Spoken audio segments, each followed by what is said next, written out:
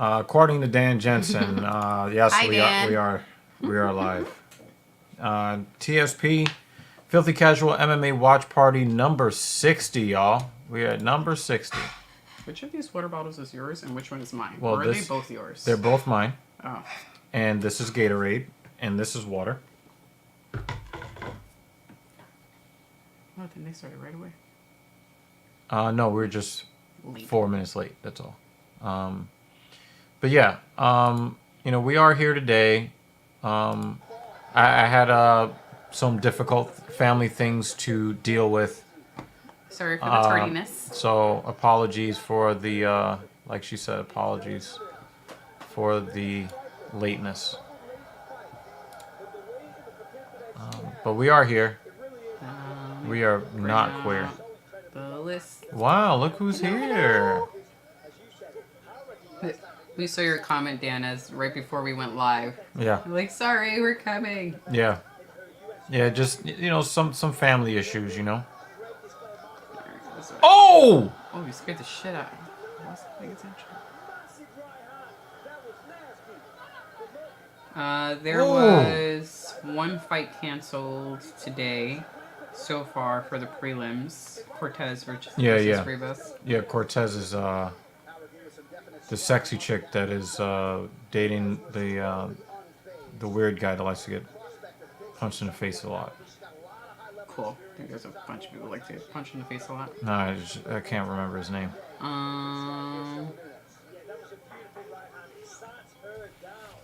What's up, Bon Boon? It is good to see you guys.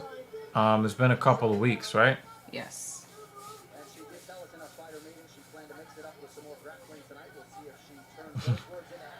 He's been editing a bunch. I just forgot about stuff. Hey, man. We get it. Just, pop into our Discord, say hello every now and again. You know what I'm saying? We would appreciate you.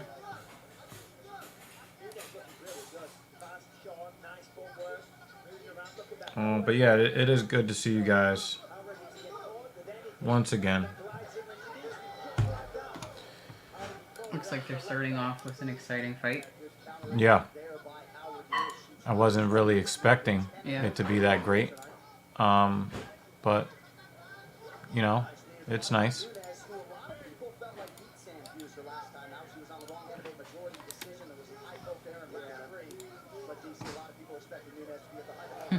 Oh, wow. Yeah, I wouldn't say so. But, Oh, you shaped it up nicely. Yeah, that needs work. You shaped it up. It definitely needs a little bit of work. Yeah, she's got that right hand. And we've got Vex. How you doing, Vex? Dude, hi. I'm saying hi to Vex like I just wasn't talking to him like 15 minutes ago. Well, I wasn't. I can say hi. Yeah. Hey.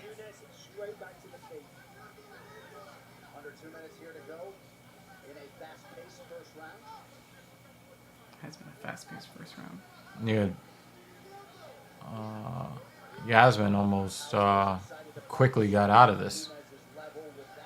Why is she acting like, she's all that right now in the cage? You got sat down by a chick that looks better than you, which usually doesn't happen.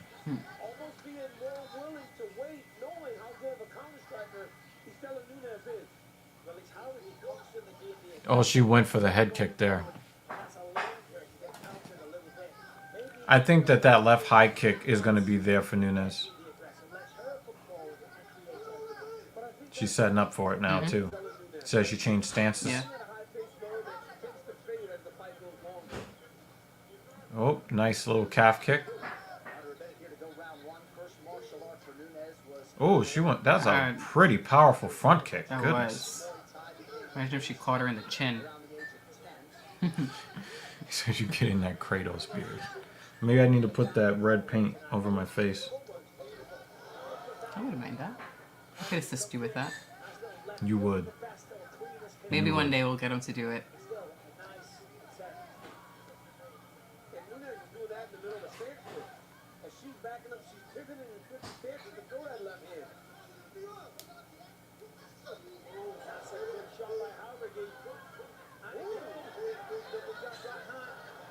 Oh, nice little Like, while she's skating backwards, she gets a tie clinch knee.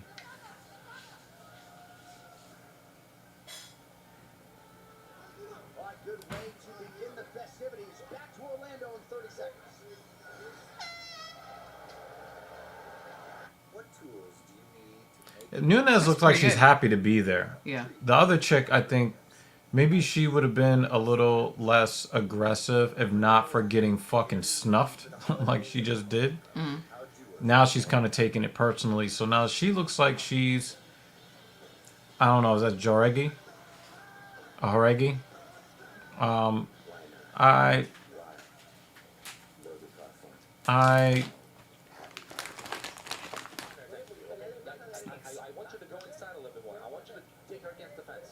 I think that she kind of took that personally, and now she's all business.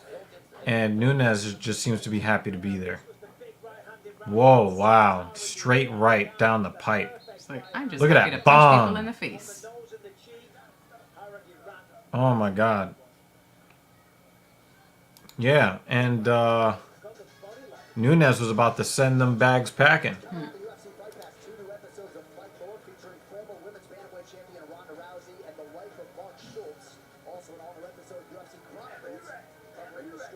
Yeah, I completely agree with this. Good assessment. Good to see you, David. Sort of an interesting situation there between rounds. The Florida commissioner was preventing a second corner person from going to greet Jasmine Howricky, and Raul Arvizu looked across. He said, "There are two American top team guys in the other corner." The commissioner said, "All right, I can go in." Howregi is how the name is pronounced.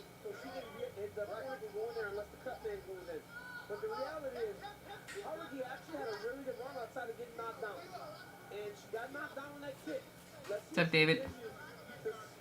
It's good to see you, man. It's been a couple of weeks. Feels like longer than 2 weeks. It does.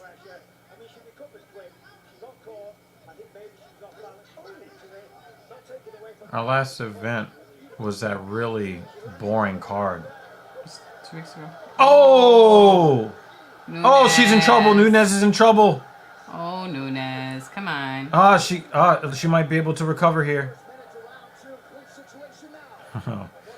Wow, Vex, you are funny as hell, man. See you when you pop up again.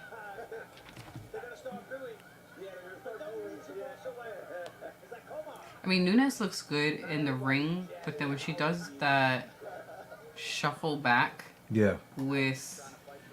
It seems it's not like Amanda Nunes, it's Estella Nunes. with no intent to do anything else. So she just gets caught with a bunch of punches and is about to fall on her ass.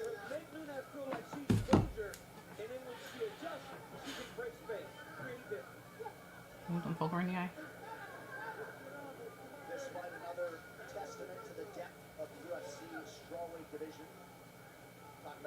Yeah, so she's recovering. I think that she might find that this is going to be a real fight now. Yeah, not every woman with the last name Nunes. Oh, another knockdown.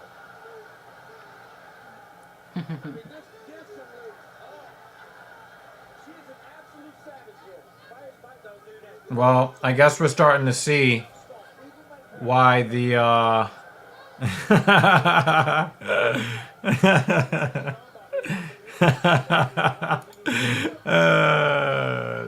was too good. We're finding out why Nunes was such a big underdog. And the thing is, I think maybe Nunes got a little bit too happy With the initial with that initial knockdown. Yeah. She started feeling herself a little bit. Yeah. Did you see what I mean by that shuffle back that she does, where the arms are down and she's like, "I'm just trying to back away, but not, putting up any sort of guard." I was. Oh,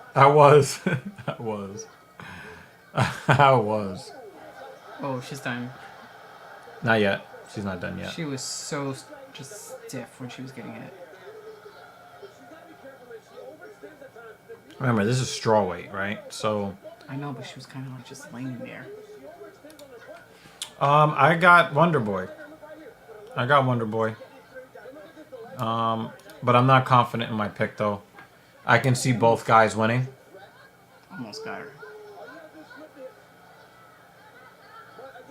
Oh, Nunes Yeah, is she's just not a really. punching bag Yeah, right now. yeah, she's not really defending anymore.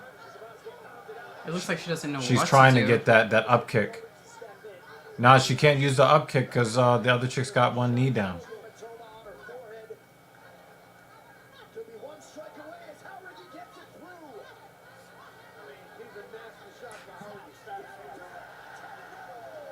Yeah, you weren't doing anything. Yeah. You know, I think the rules for women's MMA is different, where, you know, not being knocked out cold is not enough to stay in the fight. If you're not fighting back, they're gonna call it. Yeah, it seems like she was just laying there waiting for her to stop hitting her with Now- a few kicks. Now remember, let's not forget about that first London card earlier in the year. Bong, she's just getting bonged up. There it is. Yeah. Bong. Yep. Yep. Yep. Yeah. She almost hurt her arm going down. Yeah. Sometimes planting, you can get that hyperextended elbow. You can mess up your shoulder. There's a lot that can happen there. See how the arms are just open. Yeah. Her legs are Taking- open too. She's not really doing anything. Not really blocking. I mean, trying to grab the hand, yes, but not Yeah. enough. Yeah. Yeah, yeah. Oof, she is lumped up. Yeah, she's lumpy. Not as bad as Joanna, but still not great. That was a big ass lump. Yeah. Actually, you know who she looks like now? Oh. The chick that just lost the belt to Zhang Wei Li. What was her name? Carla Esparza. Mm. You lump up Estela Nunes and she turns into Carla Esparza. I'm such an asshole. That's what you guys come here for, right?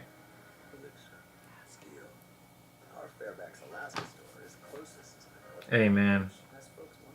All I'm looking for is safe Oh passage. God. Just like John Wick. Nope. Gandalf, you shall not pass.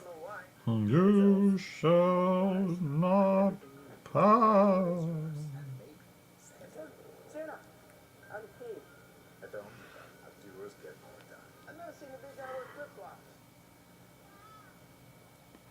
Oh, did you make the stimulant? Oh no, I forgot and started doing. Other stuff. I think I started doing my hair. Oh, she's really upset. Poor Yeah. Nunes. Yeah, but her head is a Better. different shape now. Ladies and gentlemen, referee Keith Peterson has called a stop to this contest at 4 minutes, 6 seconds of round number 2. Declaring the I mean, hopefully she gets better. I wouldn't mind seeing her in the cage again. Yeah. Yeah. She's got a nice right hand. It'd be nice to see her again. Yeah, you see what I mean? And that was like right after this became live. Not right after. But, you know, not long Yeah. after. But as soon as one goes up, I mean, Yeah. it's too consistent for it to really be, you know, one person going, nope. Yeah. Be right back. I'm going to get him a drink.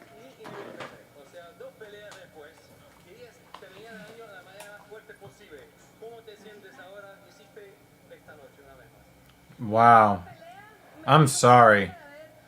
People wonder why people, and when I say people, I mean men, are not really interested in women's MMA. She's only the second female fighter in her division to ever get 2 knockdowns in a fight.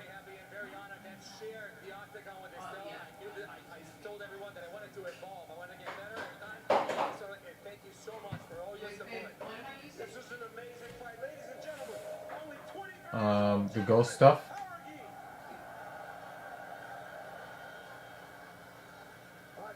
It's at the top, so. Yep. I have to go be tall.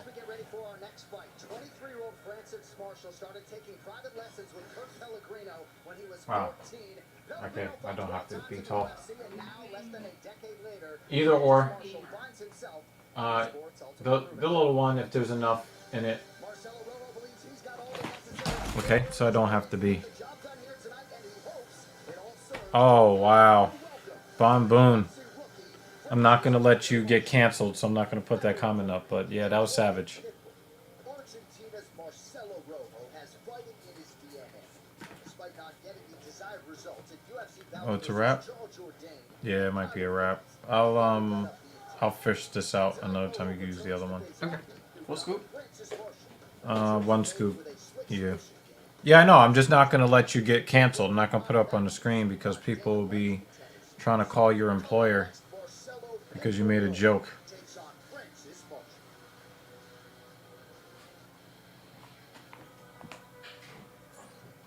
At just 14 years old, the Garden State's Francis Marshall set his sights on MMA.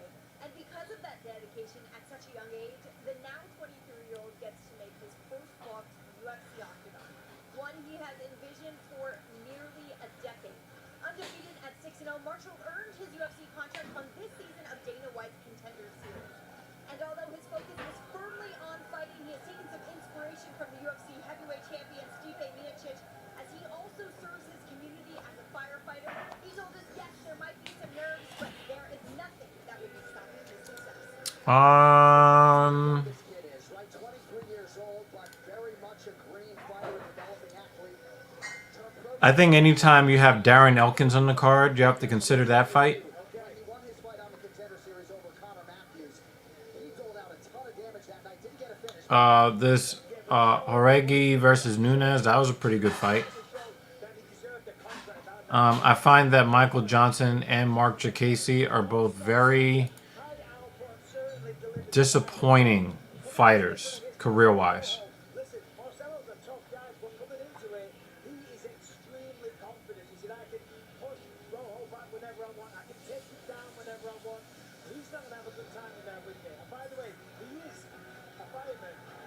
Guess you gave him that nickname, Francis Fire Marshall.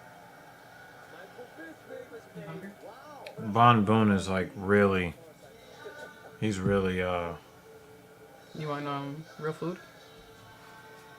Or Not at the you okay moment. with the- After this fight, I need to get a plate. yeah, Nico Price is fighting a guy who did not make weight. So that kind of ruins that matchup for me. Yeah, Von Boone is really catching up on his trolling a little bit.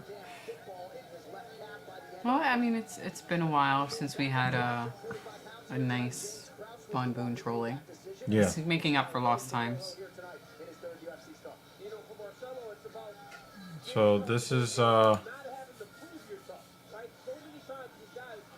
what Von Boone has to say about Michael Johnson. You guys just take that in. Okay. I know he's going to try to take me out, but I'm ready to do everything inside the octagon tonight in order to get my hand raised. He said he doesn't care. Oh wait, there are 2 fights canceled tonight.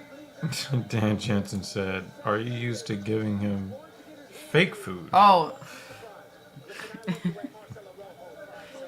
I'm just gonna sit back and Yes. let this conversation Why do we do that? unfold. Real food versus fake food. I don't know why we say that in this house. I'm sorry, Dan. But yes, I feed him Sometimes you offer in a snack. fake food because I'm a terrible wife. Pre-workout. So I don't sit here and fall asleep in front of you guys. But what I mean is dinner. Does he want dinner? Which tonight, one of the options for dinner is breakfast. My appetite is really up today. I want to eat all the things.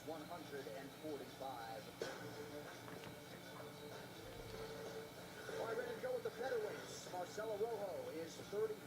Francis Marshall is just 23 as he arrives at the UFC debut. 1 inch the gap in height. No issues on the scale for either man. Marshall will have a 1 inch advantage in reach as well. All right, now for the intro, the veteran voice, Bruce Buffer.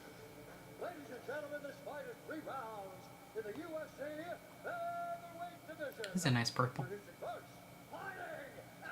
Bruce's jacket. I think he's just happy to be back in the cage. Joyzy.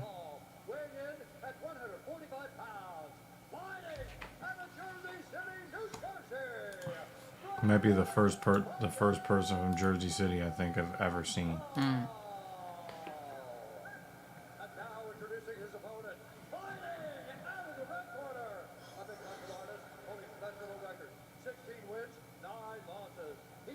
Wait, so he's from Argentina, living in Tijuana. That dude is hardcore.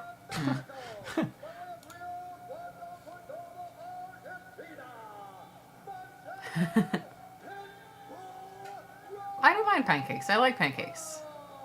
My favorite is French toast, though. Oh, look at that beard. The classy Larry Folsom, our referee. Congratulations to Argentina for the World Cup win today over Australia. So we mentioned Marcelo Rojo. Thank you, Brooklyn. Moving back up to featherweight tonight. You ready? You ready? Underwent the testing at the UFC. Wow, Bon Boone is really going with that Michael Johnson thing. I feel like David is similar to me, where we don't like our stuff drenched in syrup. I just don't. Just a little bit. Enough to taste it. But Yeah, not I've soaked. cut down on my syrup intake.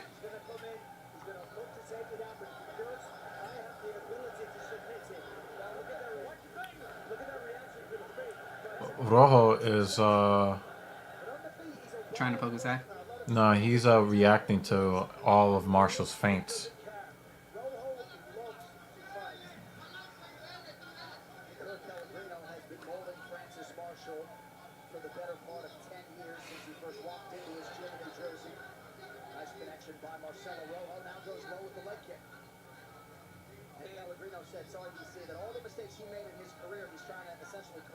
Oh, yeah. It's much better tonight, David.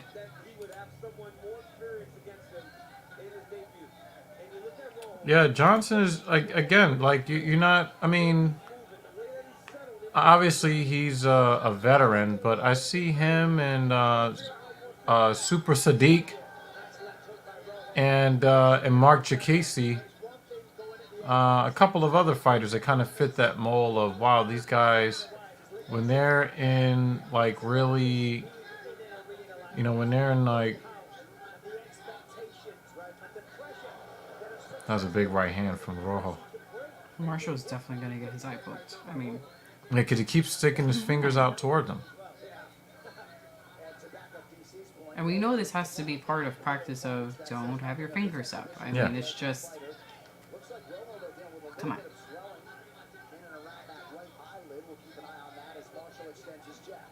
I don't know anything about Johnson being robbed in his last fight. I don't remember.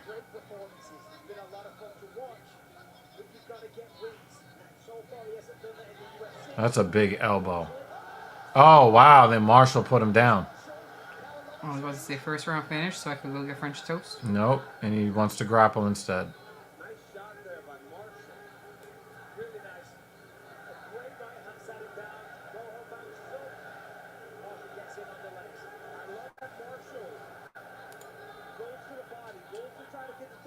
Yeah. I mean, the way the swagger he has in the cage, he looks like he's already won a championship. And he hasn't.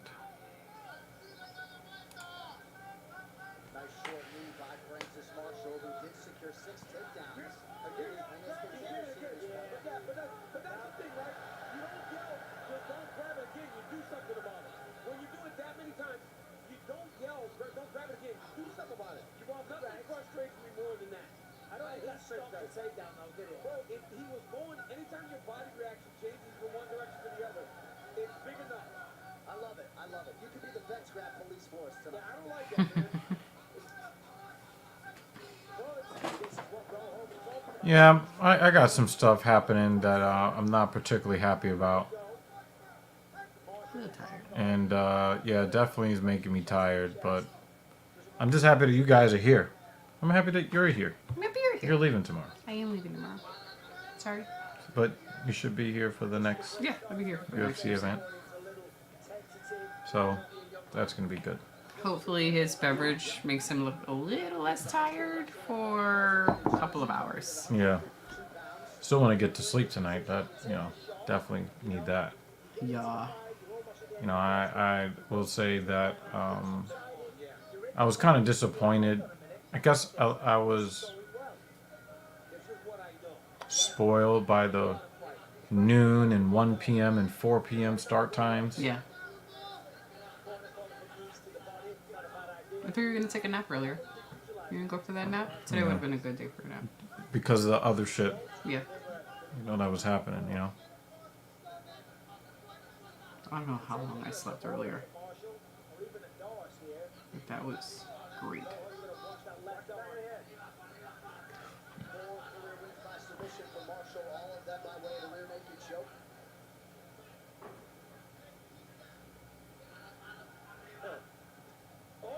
Ooh, That's a weird up elbow.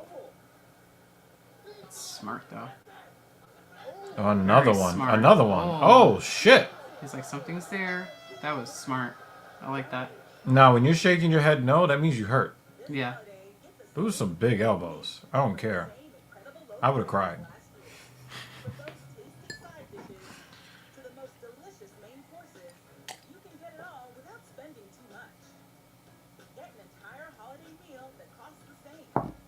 Think of it as this year's spread at last year's price. It's our way of helping you celebrate. Trying to get Captain Paul to record some videos. And he hit me up. He's like, yo, I've been so messed up. Been sleeping.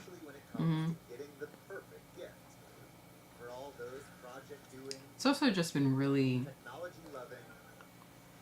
cloudy and overcast Yeah. most of this week here in New York. Yeah. And then today was just rain nonstop. So Dark clouds, too. Sometimes when it's just one of those cloudy, days. that the sky is like a light gray. Yeah. And there's like a lot of light. No. No, not today. It was almost like the mothership, like was hovering over New York in Independence Day. Yeah, it's one of those days to just stay in bed. Yeah. Especially if there's an alien ship above. I'm staying in bed. Yeah. Oh, wow. Big overhand right from Rojo.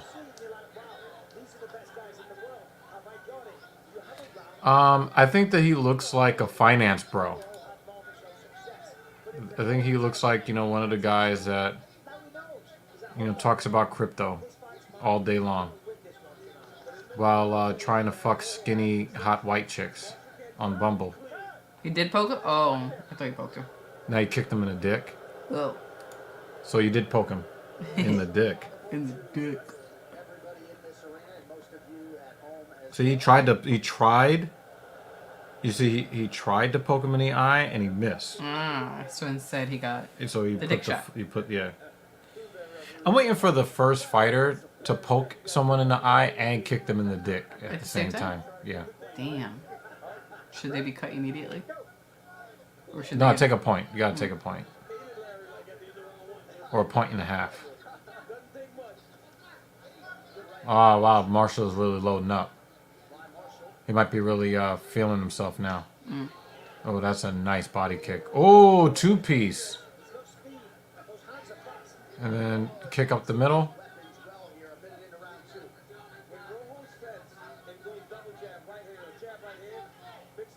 Oh, wow. That was a nice shot by Marshall. Oh, he's done! I need a replay of that. Nuketown! Left hand! Victory to grocery store worker.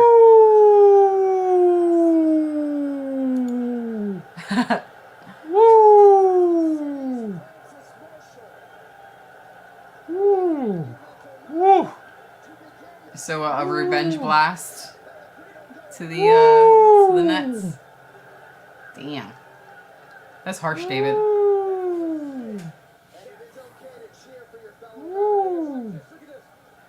Hit him with the right. Oh, it was the right that put him down. But it was the It looks left like earlier that had him in trouble. That was It was just a perfect. check. It was just a check right hook. He sat outside of the fight meeting until somebody told him to come in. He goes, "Do I just go in there?" He was, I mean, he's just Damn, he left Rojo laying there like how I normally look when I'm done. said, but he just came over and screamed something at us three. He's fired up now, and I'm not surprised. Yep. And there is the reaction. Pretty accurate. We'll give you guys that one for free. The rest on Patreon. Now, what I was saying, Dave, is Rojo seemed to be one of the fighters that would kick you in the dick and poke you in the eye at the same time. No, but then I was saying that if someone did that, would they just get cut? You were like, no, they just take a point. Or a point and a half. But David instead would like the revenge. Yeah, but why? dick But why shot. would you just take a revenge dick shot when you can get a revenge dick shot and eye poke? You know what would be even funnier? Huh. Okay. Oh boy. So guys, He's follow setting me. this up. Follow me on Apologies this one. in Right? advance. Follow me on this one, guys. Right? My brain hurts already. Referee warns the guy, put your fingers up. Doesn't do it, right? Mm-hmm. Fighter ends up poking the other guy in the eye. Time! Referee goes up to the guy that did the poking Breaks his fingers? and just pokes him in the eye. Oh, I thought we were gonna get broken fingers. You get like an official eye poke. So if you know, if he warns you and you poke him in the right eye, time! Referee stands in front of you and just digs his finger in your right eye. No, wait. Are we getting like poke or are we getting a dig? Those are two different things. How gruesome are we getting right now? No, like we're looking to incapacitate one guy the way he incapacitated the other, but instead of letting the other fighter do it, let the referee do it. How about An we official go- eye poke. And then an official dick punch. I would or dick hit. rather a John Wick under the table punishment, where like Oh, a so few ditches get sliced off. so no, but you make him We've been slice watching his a lot own. of John Wick. Sorry. So he slices his own finger off. Make Me? him He's his own either finger. gonna slice his own, or the ref is like, let me just see your hands real quick. Queen. That's it. Ting, ting. Then would you have to have somebody already there with the cauterizer, Yeah. right? So... But this is the UFC, and they like to just let blood flow. No, but you can't let the dude get infected and like die all over a fight. So you got to give him the. Okay, fine. I mean, even a consortium of fucking elite assassins, they'll at least like Okay, cauterize. you're the right. shit. You're right. Yeah. Oh, we'll be a little humane. This is the kind of conversation we might be having tonight. So just bear with us. This is what we're doing. What do you think the Wow, look at punishment that should be? check right hook. There was really no power behind it.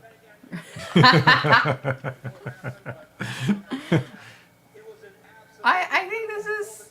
So No, that's some saw shit. no. So the ref has head trimmers, right? And they make him wear steel toe boots.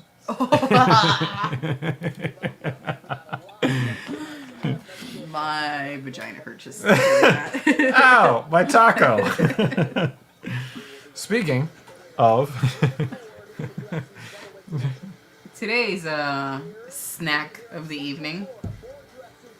And we got that one with the chips. We'll be hearing a lot of crunching later. And I don't know. way more. Was that a disappointed? Yeah. No, I'm saying like I wouldn't like really sit here and eat that during. Normally You I asked put for snacks. right. I'm saying normally I would just put that in a bowl, off stream, and eat it like cereal. So then you do it later. Yeah, that's what I'm saying. But for the stream, We got Like this. it's disappointed, like, no, I'm aw, saying I'm not gonna cookies. eat that during the stream. Anyway, we have way more chocolate chip cookies. This is the way. Figured Whey that protein. She could be cool, round tortillas. Tortilla. Tortillas. Tortillas. Yeah, tortillas. In the shape of Godzilla. Yeah. Yeah, pretty Yes, yes. The noisiest snack will instead be for the stream. much. Yeah, I don't even know what the fuck this is. Oh, this is corn dippers. This one I will be having.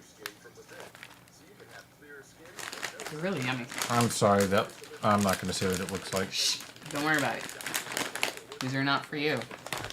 You have the other tortillas. You have your own. Yeah. Yeah. Mm-hmm. Yeah. I'm ready for French toast. I think I'm going to put up the Rangers game on the iPad. Even though they're a super disappointing team to watch right now. So you guys are going to get a 2-for-1 tonight. And a play-by-play for the Rangers game. Oh, hell no. You know how difficult it is to do play-by-play in hockey, especially watching from, the far camera? Like, you can bear, like you have to, like, really know hockey. I do not. And know, like, because you can barely see the puck from the camera angles they give you.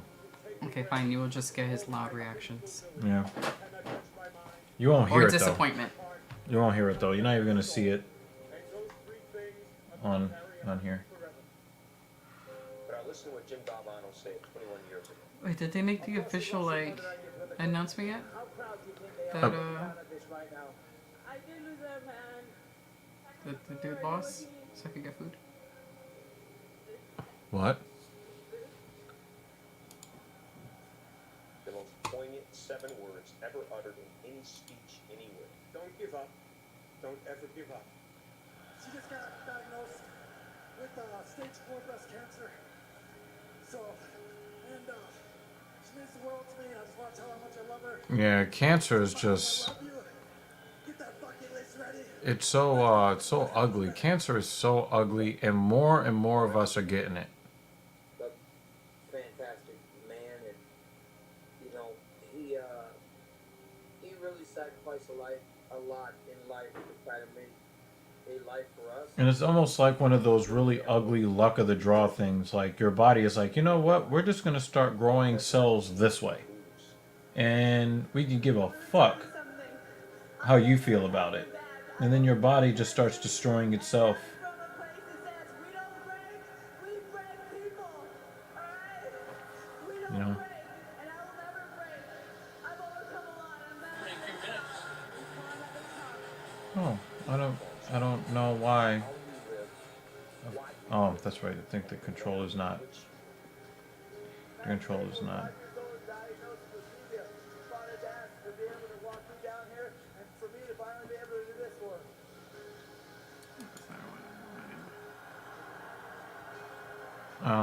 You know how Tuivasa almost did a speed run of the heavyweight division? I think Sergey is getting that Dana White jetpack boost when he wins tonight. There's no guarantee he's. I mean, you say when. I think it's more of an if. Tuivasa can just nuke you.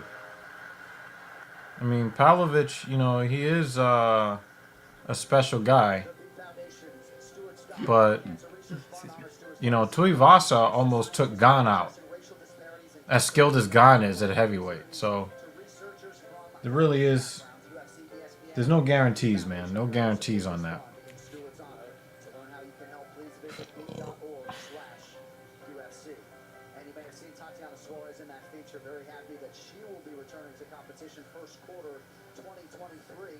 I will be back so I can get my food. Tommy is yelling at me. Yeah, I'm usually one that tries to give the microphone back. He was wanting to say that he dedicated the performance to Uncle Greg, who passed away on Thursday. So I wanted to make sure that, Francis, we got that word out for you. His Uncle Greg Marshall passed away earlier this week, and Francis wanted to dedicate that performance. So, Francis, nobody that your uncle's looking down on you, very proud of what you just accomplished. Wow. Man, that win's going to... Oh, we don't have Shesterkin in goal. We will get back to the action now at lightweight. Very early goal for the Chicago Blackhawks. Womp womp. Alright, so we have Natan Levy versus Genaro Valdez. Finishing all 10 of his pro MMA wins. Genaro Valdez surprised no one when he came out guns blazing in his UFC debut against Matt Frivola back in January. And while the result did not go his way, fight fans stamped the Mexico native's name as one to watch in the future. For Valdez, the future is now, as he makes the walk for the second time here against Natan Levy. Like Valdez, Levy introduced himself on Dana White's Contender Series, his first octagon win over White Green in April. He's got momentum on his side heading into this important clash at 155 pounds. Coming up next, now Tom Levy squares off against Genaro Rayadito Valdez.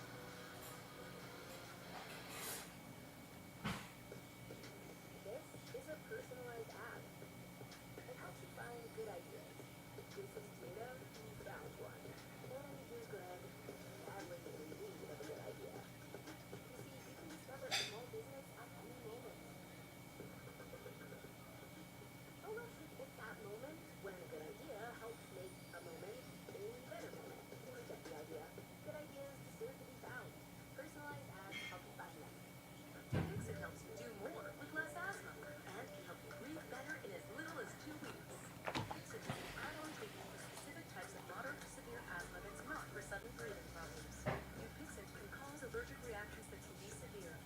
Get help right away if you have rash, chest pain, worsening shortness of breath, tingling or numbness in your limbs. Tell your doctor about new or worsening joint aches and pain or a parasitic infection. Don't change or stop asthma medicines, including steroids, without talking to your doctor. Ask your specialist about New Fix-It. Santa Claus was here.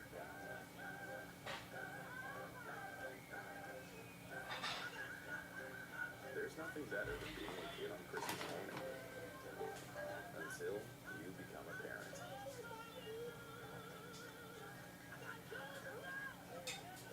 The hell is that? Even if these moments don't last forever, So, there are seven oh, to make them okay. last longer. All right, we're doing something else.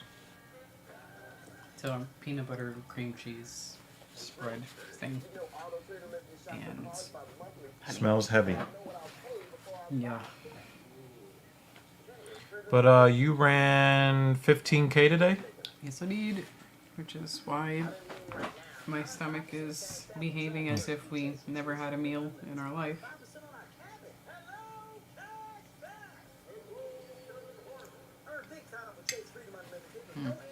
Try not to overeat tonight. So I feel like I can eat everything. Mm-hmm. Just it's a little difficult getting satiated today.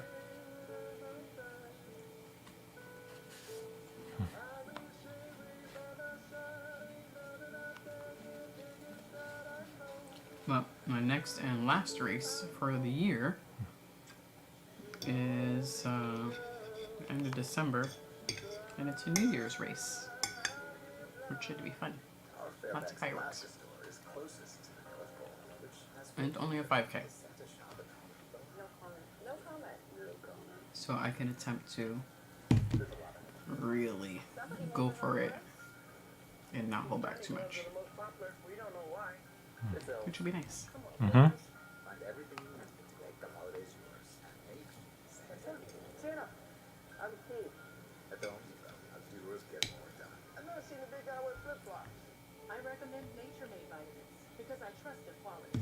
They were the first to be verified by USP, an So is that a organization that sets strict quality and purity standards. first round finish, second round finish? The number one pharmacist Is that recommended first? vitamin and supplement. That was a first round finish, yeah. Damn it.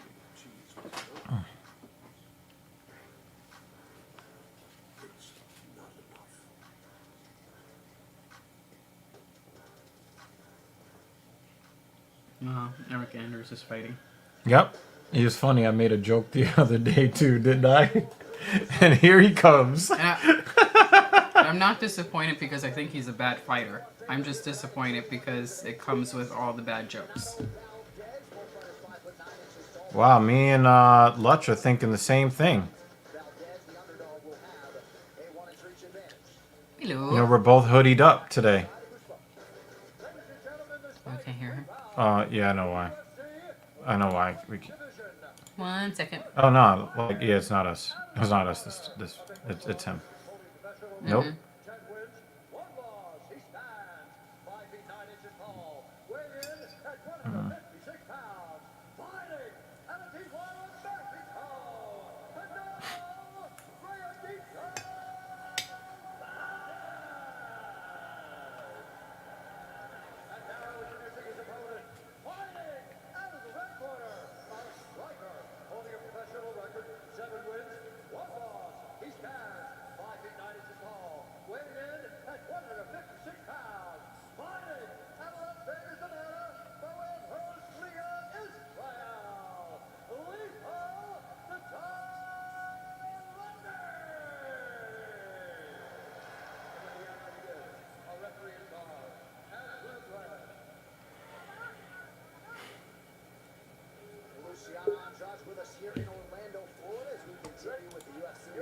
Hello? All right. There we go. Good. It was Maybe we punk- should have told them that we can hear him, so we wouldn't have to hear him. It was. It had my shit as the stream deck. Oh, wait, can you hear? Can you hear? No, okay. So it was No, using. I've been trying to work. I've been trying to work the settings on mine as well. So I'm looking at. I'm not even sure if mine is set up properly. These nuts. Got him! You can hear it? Yeah. Got him! Oh yeah, I can hear it. We actually can't hear it. Yeah, But then if we mess around with, or if he messes around with it too much, yeah. then the next stream is just. Well, yeah. As long as you see the button saying that it's playing it, and they could hear it. Yeah, that's good enough. How you guys been? Good. Having snacks, dinner. He's got hockey going on over there. Yep. Nice. So if he looks distracted, it's hockey. My ultra wide monitor came in. I haven't even opened it. I just brought it by What? the stairs. So I You thought, should well, be enjoying this fight on the ultra wide. What are you doing? Well, it's not gonna be. I mean, that much bigger. It's still. I mean, it's still gigantic right in front of my face. The only thing, Enjoy like, it, the man. window itself, No. or the window itself, is not gonna be any longer. If I make it bigger, It's just gonna be have. so much better having everything together. Yeah, but it's just gonna have the bars on there. But That's okay. well, because it's gonna be a whole thing. Because I'm gonna have to figure out where to put this monitor. I think I'm just gonna wait until I get everything and then do it all at once. Alright. But the box is so fucking huge. Can we see it? That's what she The said. box? It's over. Okay. It's like on the other side of the room. When you finally have it set up, do I guess a walkthrough of your setup, the new setup. Yeah, I'm gonna wait for the computer to come in and then just do everything at once. And I'm using the Stream Deck, but even that, because it's going through a USB hub, there's like a slight delay. So it's Oh, nice inside leg kick there for Natan. it's on a slight delay. And it's not Another perfect. inside leg kick. Ooh. So I mainly only use it like when people. Oh, nice little right cross from Valdez. When people are first coming in, I'll just be like, "Oh, hey, what's going on?" Hmm. That's pretty much all I'm using it for. I also see that you got a new chair. Yup. It was new to him. Yes. Yeah. Somebody's throwing it out, so I was like, "I'll take that." Did you make sure it didn't have like any stowaways in it? Did you make sure of that? Yeah. I mean, it's leather. You know, I looked through it. Good. Oh, nice body kick. I saw And then the return for Valdez. Very I saw nice. him wheeling it out to the garbage too. So it's not like Did he it was- just check that leg kick? That it looked like he checked an inside leg kick. Natan checked it, and it looked like Valdez really felt it. I wonder if he's gonna try to throw that kick again. Not with the same leg though. Dumpster chair. What up, yo? Dumpster diver. Oh, that's why I was like, Lawrence. That was for you. Thank you. I appreciate it. You're probably not going to be able to unhear that when we listen to that song now. Dumpster chair. Dumpster diver. I'm not. I already sung it in my head once. Oh! Natan! Oh! Oh! Oh! Nice comeback. Oh, look at his body. Good choice. Good choice. His I body. knew you were gonna do that. Oh, another kick to the body. He's hurting. But he keeps sticking that left hand out there and hurting Levy. I just don't want to see him barf in the ring. You know you want to see that. I Come know, on, because come on. I'm eating. Come on. Stop lying to the Part people. of what I'm eating is, mushy. Well, see, I did say I was not going to say what I thought it looked like. What is the what UFC event is this? Another body kick. He claims it was a low blow. Yeah. It didn't what- look like a low blow to me. What's the event? And the crowd, it didn't look like a low blow to the crowd either. It just says Fight Night Thompson. You know what happens? Versus He got Holland. kicked in the body and he felt it in the balls. No. the That was a chest cup of the shot. It was a leg. cup Fuck. shot. It was a cup shot. Can't kick the belt line? I'm just asking. You can't kick the belt line? It touched the cup, DC. Come on, man. Oh, nice little spinning back fist for Levy. DC seems a little grouchy tonight. What are you doing, Morty? Go lay down. First with the ref not taking or no consequences for grabbing the cage. He got pissed off at that. And now for the belt line. Yeah. Yeah. Respiratory syncytial virus is the Little leading crank. cause of infant hospitalization. 2 out of 3 babies will get RSV by age 1. Yeah, I'm talking to a friend right now. You know, I really don't like to talk about stuff that is not MMA with Lutch on the stream, but I feel compelled to bring this up. You know what? Forget it. Forget it. What is it? Really? You're gonna say that and then not bring it up? The suspense is killing us now. Yeah. I have a friend, friend of the channel. I'm not going to mention him because I'm not sure he would want me to reveal this, but this is a common issue between men and women. We'll get your opinion on this as well. Okay. So he's in the gym, and there is a woman performing the barbell bench press, and she's performing the barbell bench press with no spotter. Do you know what my policy is for my clients when it comes to the barbell bench press? I don't remember, but I'm going to assume it's that they need a spotter. Okay, Well, I so don't. I'm going to elaborate on that. Okay.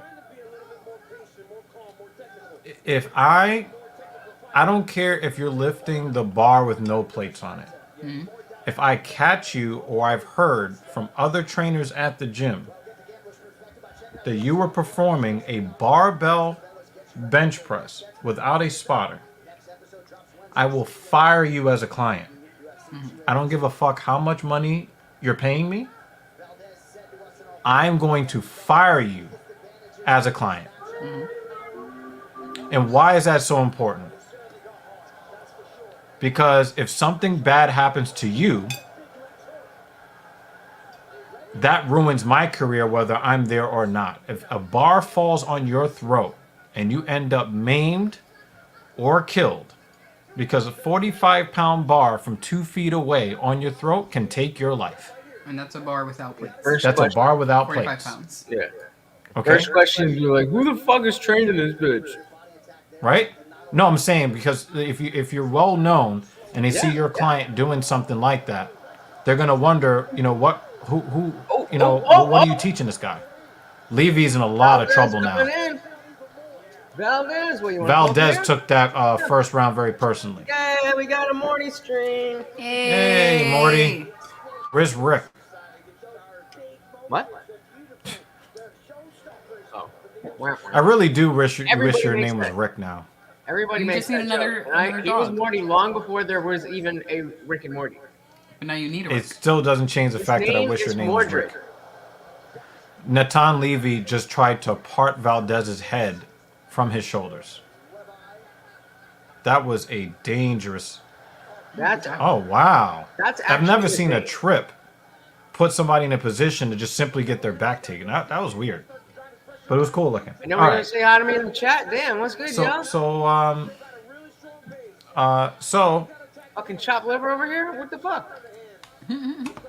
I think they're really into the fight. That's how They you lost a spell couple his of name. people too. yeah, Mordred. it's been a while since we've had one of these. Anyway, so he's in the gym, and there is a woman who is bench pressing 95 pounds, and she's really struggling. Okay.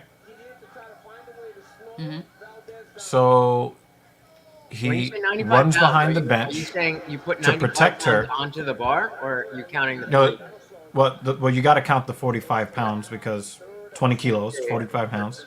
So I just didn't know the nomenclature. Is that like, Yes, 95. Yes, a 95-pound bench press. That would be the bar plus 25s, Yeah, right? But the thing is, how much weight on the bar is immaterial. If you're struggling with it, it's dangerous. right. No, I was Okay. just asking because I never heard what that meant. Yeah. You'll get a sample of that. We'll talk about the plans that we talked about on Discord. We'll talk about that a little bit later. But so he runs behind there to protect her. Does not touch the bar. Does not touch her. Right. When she was finished, she very nastily snarled, "Get away from me."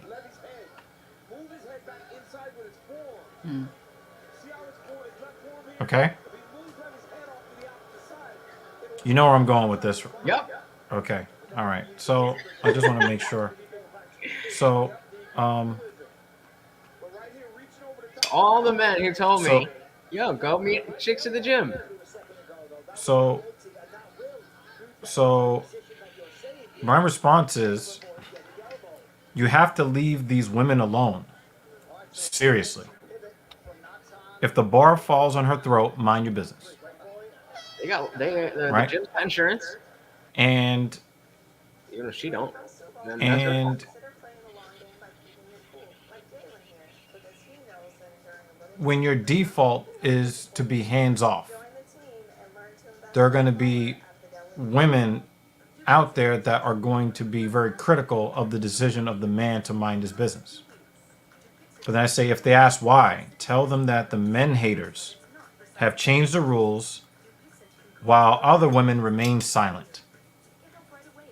Okay? So it has taken me a long time, even with some of the issues that I've had dealing with women's nasty attitudes, false accusations, etc. Right? But I believe that I have finally reached the point in my life where if a woman is about to get hit by a bus, oh well, final destination.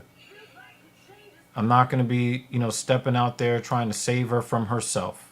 She's strong and independent. Pick up her head from her phone. And That's probably going to be the reason or why pick she up her gets head off the floor. Right? And walk it off. This is the Because you're next strong and iteration of the independent. trolley You don't problem. need no man. I'm going to advocate for women to build their own houses, take care of their own sewage, grow their own food, make their own babies from their own DNA. Don't go to any doctors. Oh, they're checking out his foot. Oh, shit. He's got a boot on. He's got a boot on. He's like, I'm He's good. letting I'm them good. fight. Damn. All right, word up. When's the last time we were happy with the doctor's decision? That was crazy. They're not allowed to wear shoes in the cage. Why is he allowed? He just grew a shoe. Right? So I want to know. We're I going to wonder get. if he's going to throw. I can't stop looking at it now. Is he going to throw a kick? Please don't throw a kick. Oh my God. It Look looks at disgusting. it looks like a cartoon foot. So I'm going to get the opinion of the lady first before we go to you, and then, of course, to the comments section. When it comes to, men holding open doors, Ooh, nice or, elbow. holding open doors, or, assisting or wanting to assist, what's your opinion on that? And then the second question would be, knowing what you know about how he said Again. right on the stones. What is your opinion of men that see the environment that we're in and then just opt out of not just chivalry, but just baseline human decency to protect themselves? It sucks. It sucks for both, I believe. I think for that woman, let that shit fall on her neck. She'll be alright. Oh, Let it she fall. no! I'm so hungry. I'm finishing my dinner. You saying let the barbells hit the throat? Let the barbells hit the Yes. throat? Yes, I am. Good one. Good one. Good one. Oh man, he jingled his bells 3 weeks early. And then for just to use Yo, is this Valdez guy the toughest guy on the card? He's got his body kicked to death. He's got his nuts kicked to death. yeah. And he's wearing a shoe in the cage. Okay, you were saying? Sorry. And just to use your door holding open specific example, Oh! Oh, my body. He said my body. Oh, he's still in there though. What were you saying about the door analogy? for that one or for something like that, it's hard for me to say that's just something that a man should do, because I see women. Should do in the affirmative or in the negative? It's I don't want to. It's hard for you to see that's what. Are you saying that the men should or should not try to help? Let me complete my sentence. Okay. Or my thought, so you could see where I'm going with this. Why I'm not going to take a stance of saying men should do X Okay. or men should not do X, because my interaction with men or how I respond to men who attempt to help, where it doesn't look creepy, I think is different than the woman who should have the barbell drop on her throat. So there's that. So are you saying Just there? for the door opening, for example, just to use that as a blanket example, where I don't even see women doing something like that, where it should just be being a good human. Like, check behind yourself. And this happened with the other Mrs. and I the other day. When you're going through the door, no matter if you have a penis or vagina, I think the right thing to do is just to peek behind you really fast. Yeah. Just to see if there's someone else, so that you don't close the door on someone's face. Yeah. Or sometimes I'll forget to peek behind me and then let go of the door and look back and realize there's somebody there. Grab it real quick. My bad. I didn't mean to do that. But we see that happen pretty often, where no one will peek behind them to see if someone's there and just allow the door to close. slam in the other person's face. And then pretty recently we saw that happen where a gentleman was coming out of Target with a stroller with his baby. And the person in front of him did not check back to see if Stomps on the foot. someone was coming out, and almost closed the door on him and his baby.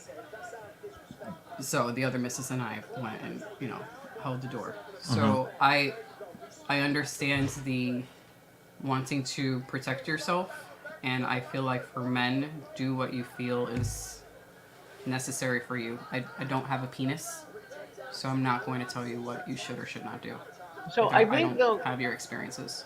But so Dr. Evil though, you kind of changed the question as she was answering, because the original question was, do you think that men shouldn't have this mentality that this is the environment and that we're in and we should opt out? And then you changed it to, should we do it or not?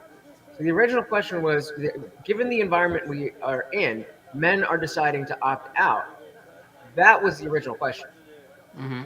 Do you Right, think but that I'm saying, but that when I asked the question, I was saying, given like the story you just heard, and you're hearing more and more reports of guys saying, when I go to hold the door open for a woman, they're snapping anger at them. I can hold my own door open and things of that nature. Knowing that.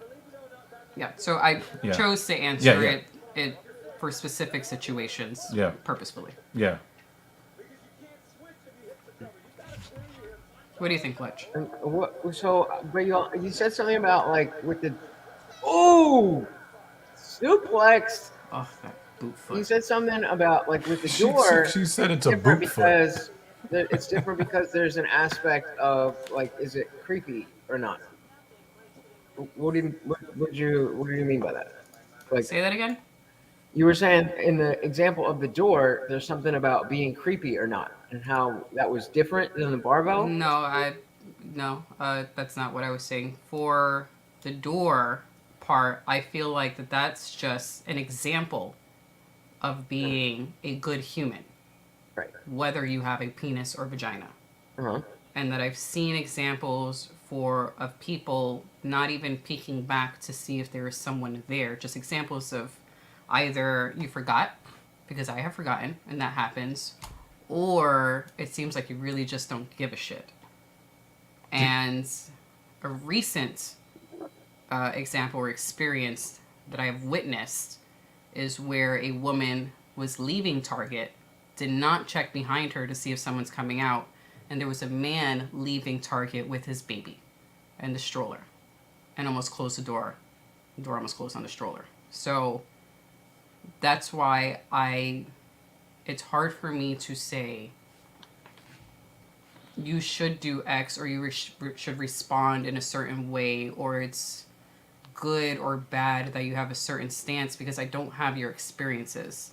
I see them and they fucking suck, but yeah, I just wasn't sure because I'm, whenever we have these conversations, I have the notepad open. So the first thing, when you were saying, I'm not going to say you should or you should not, you said something about there's something, an aspect of being creepy. Hold that thought. I don't know what that was. I don't. We would have to play back the video. Yeah, Natan Levy won the fight.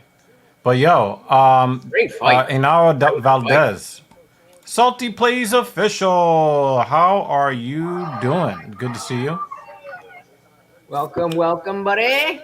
Salty Plays. I recognize him from the Indian Jesus Discord. Yes, sir. That's how. So welcome. And shout out to Salty. He won. So we do monthly. Oh, he's the one that boosted. He took the prize money that he won. Yeah. And then put it back into your Discord server. That's some gangsta awesome. Shit, man. Yeah. That's some gangsta shit, man. So every month in the Discord server, we do a monthly competition. And so for November, Salty Plays won $25. And when it was time for him to collect, he's like, hey, you could just put that back into the community. And we really appreciate that. That's awesome. Still a small server, so we don't necessarily need all the bells and whistles at this point. But having the best place, have the best place to hang out that we can really makes it more fun. Yeah, because it's about the community, not necessarily the content producer, right? And look at that, being humble. He was just live earlier today doing, he was playing, what was that game? Death Standing?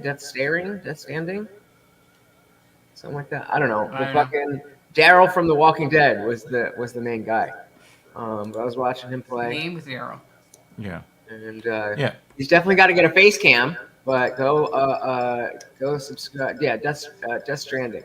So go subscribe to Salty Plays official if you're into that kind of thing. He's getting a face cam, but he's got funny reactions too. All right, that's what's up. Death Stranding. I think I've heard of that game. I'm waiting for X Defiant to come out to replace COD as a good first-person shooter. But anyway, real quick, if I could. This month, though, we are doing a different contest where there is a $100 prize and a free Indian Jesus T-shirt available to whoever wins. And it's just a participation-based competition.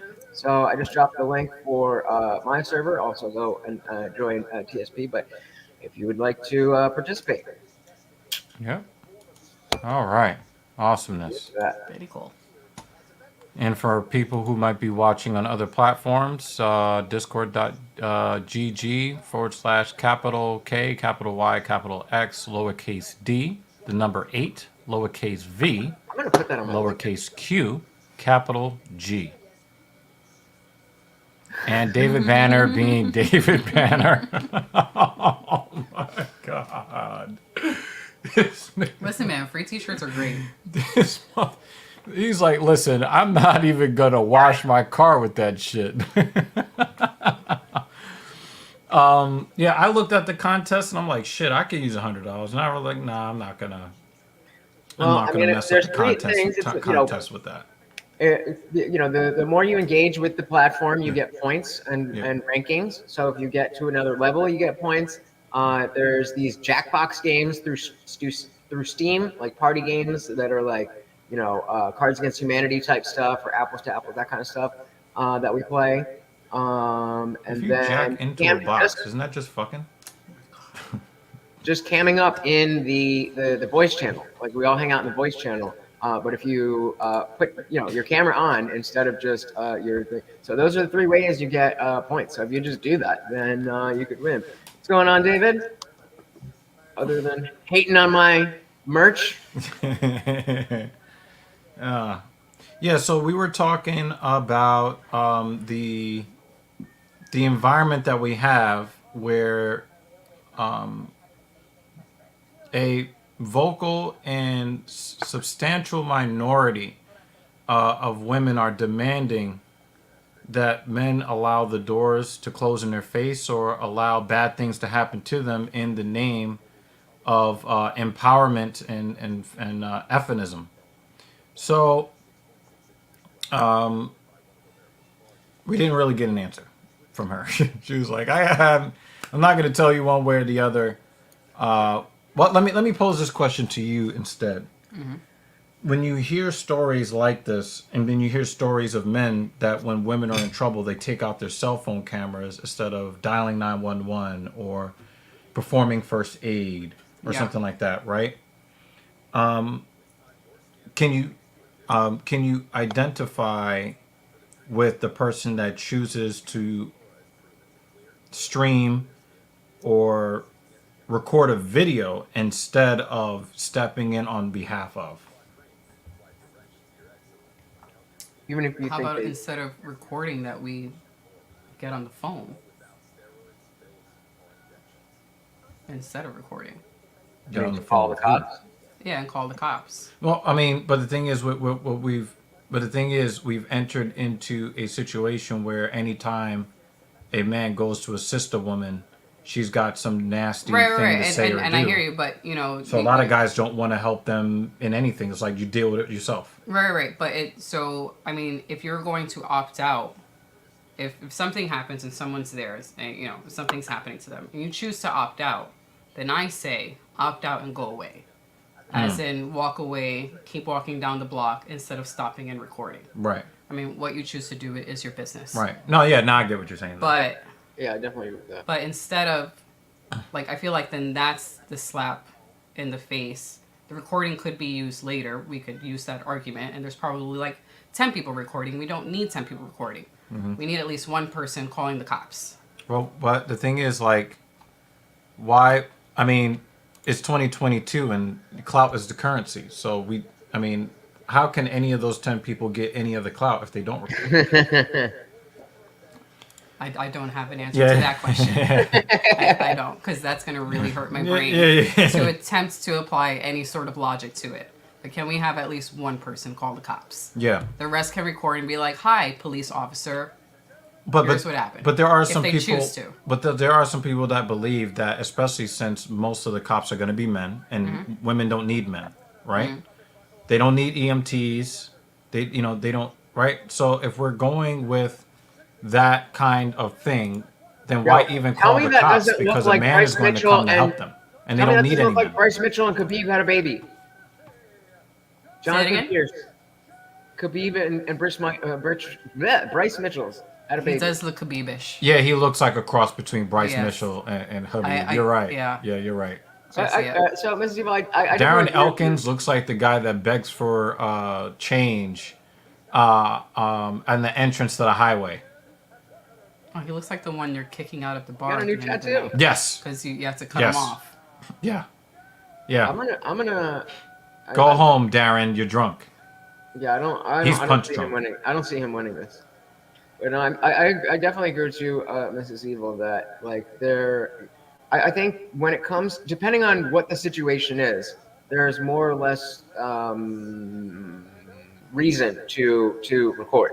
So like if somebody's getting like gang paid on the street, then like you might want to record that to be like, okay, I'm not getting involved, but I want to document this because I want to call the cops and have this for them. You know, obviously that's an extreme situation. But like, let's say you see, Oh, Pierce is giving Darren the business.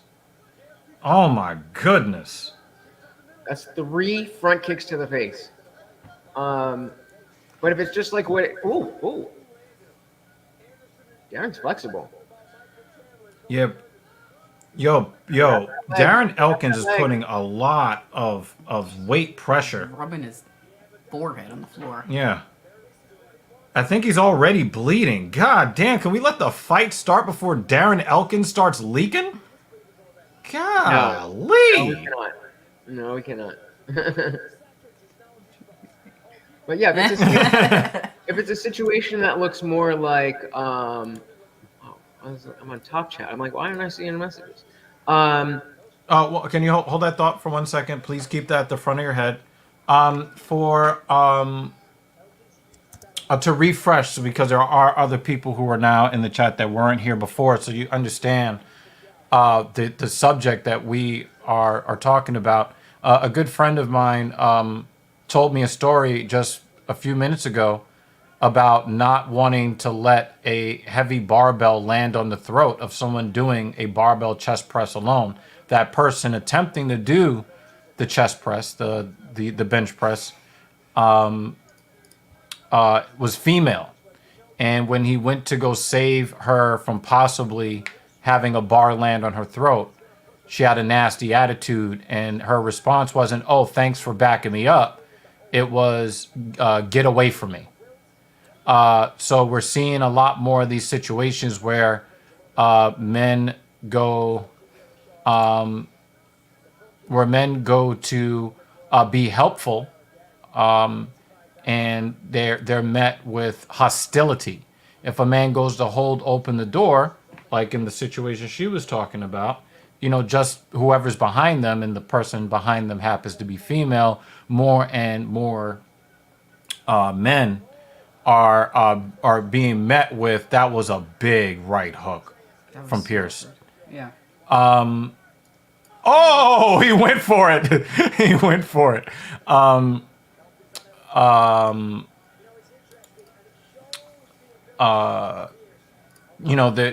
can hold my own door. Don't hold the door open for me. I'm strong, independent. I don't need no man. I hate men. Blah blah blah. So the question is, what we're discussing here is, should men abandon, being courteous, or some people would say chivalrous, because your courtesy goes toward a member of the opposite sex. Should men just opt out completely from trying to be helpful, no matter the situation? So you were gonna answer, Lutch.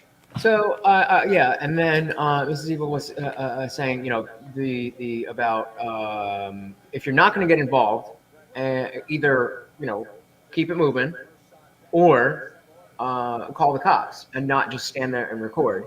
And then Salty Boys made a good point in the comments about if you want to pull that up, about things in the streets being Oh, that was a hard leg kick. And this is absolutely true. So I was making the comparison that, like, if it's a super serious situation, you have to keep this in mind. But if it's something that seems like more that it's just like a boyfriend and girlfriend arguing, and it's getting kind of maybe verbally abusive, but nothing more than that, then there's much more reason to just keep pushing, much less reason to record anything. But arguably, this is still the same level of, should morally someone get involved in coming in conflict with, should practically, does it make sense for me to get involved? And I think a lot of guys would want to get involved for ethical reasons. But Right. what we're seeing is what you're talking about, is that we now have to think about this extra layer of, oh, okay, how is she going to perceive this? That was never a problem before. Like, how is somebody that I'm coming to save their life or coming to help them? Is this nearing the end of Darren Elkins? It was the David. You are funny. This nigga, yo. Yo.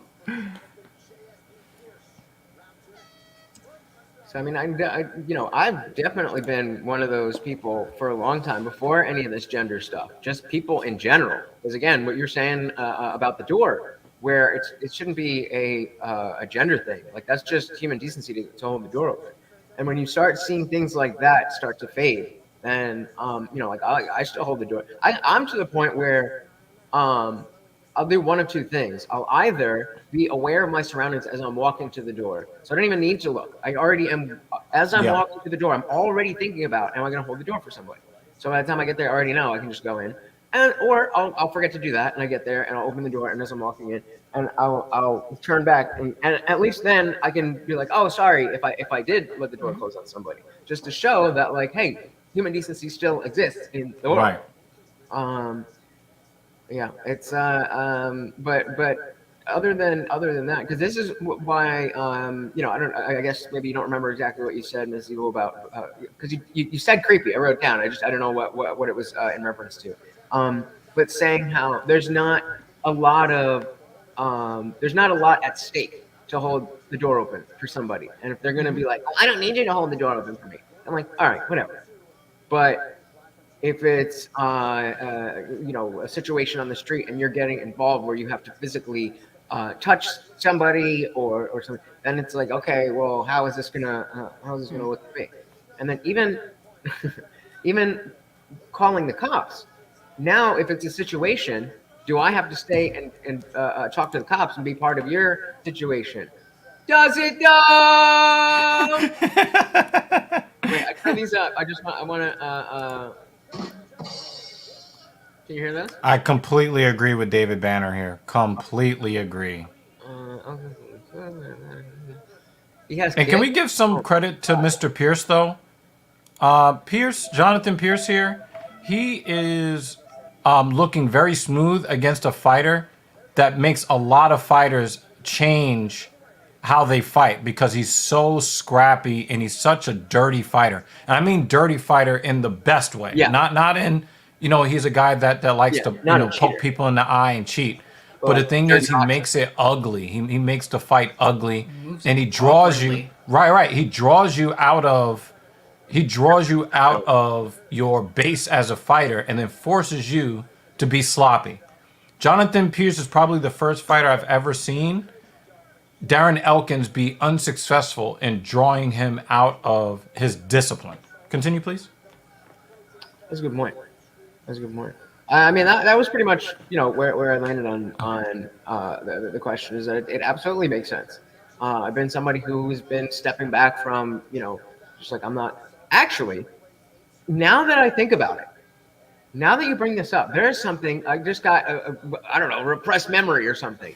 Something from when I was a little kid, maybe somewhere between 8 and 10 or something. There was this place when my parents would take us to get our haircuts when we were kids.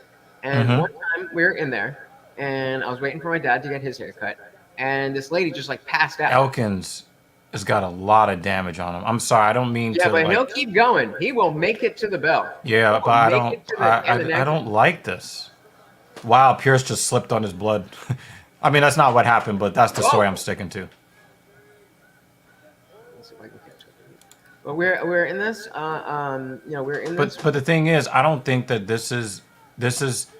I don't think that this is David's. I don't think that this is his first inclination. I think that this is years of being conditioned to be apathetic.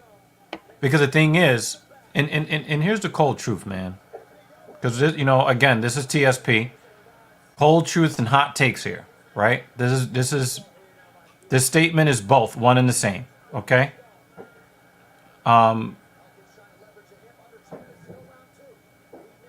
The apathy is being brought on by what we've been seeing in society.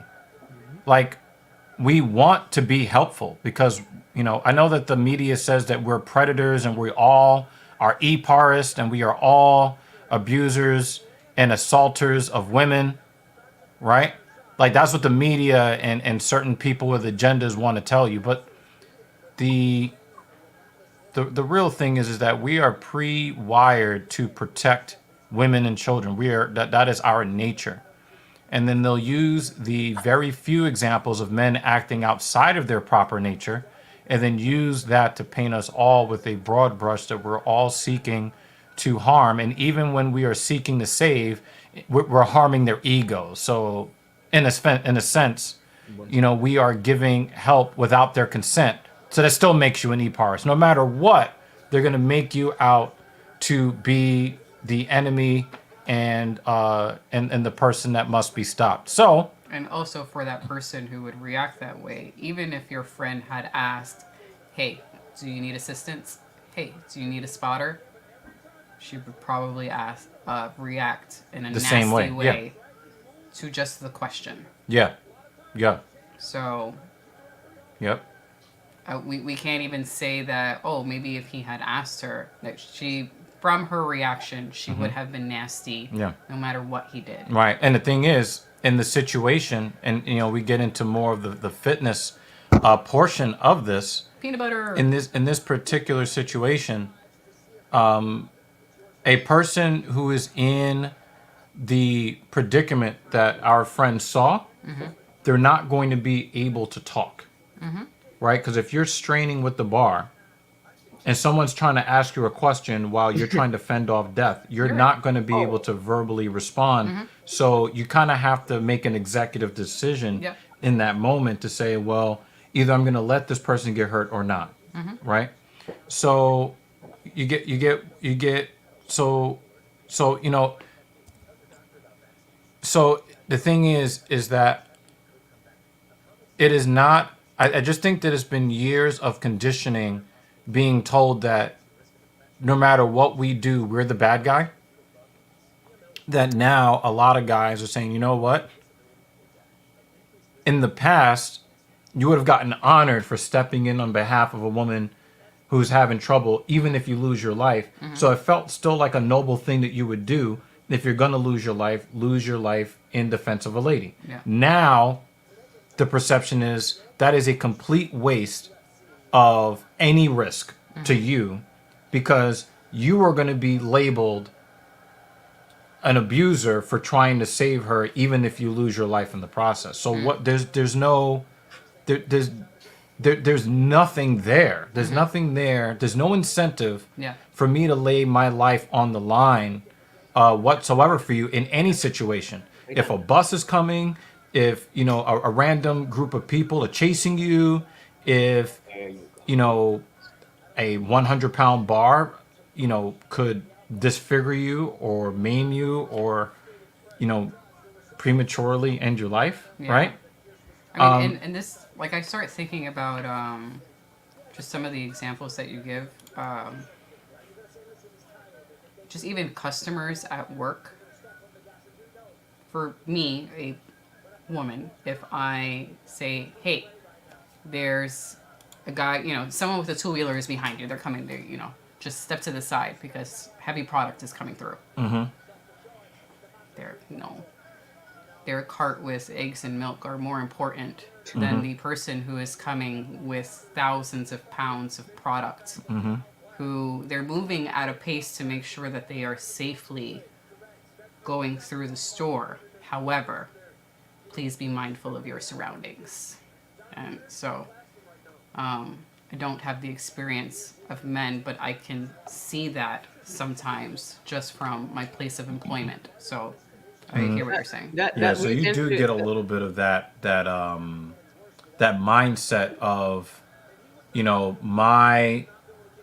my agenda is more important than everything. It's more important than your life. It's more important than, There goes your blood. Wow, Dan. The floor is red now, Dan. Oh my God, his face.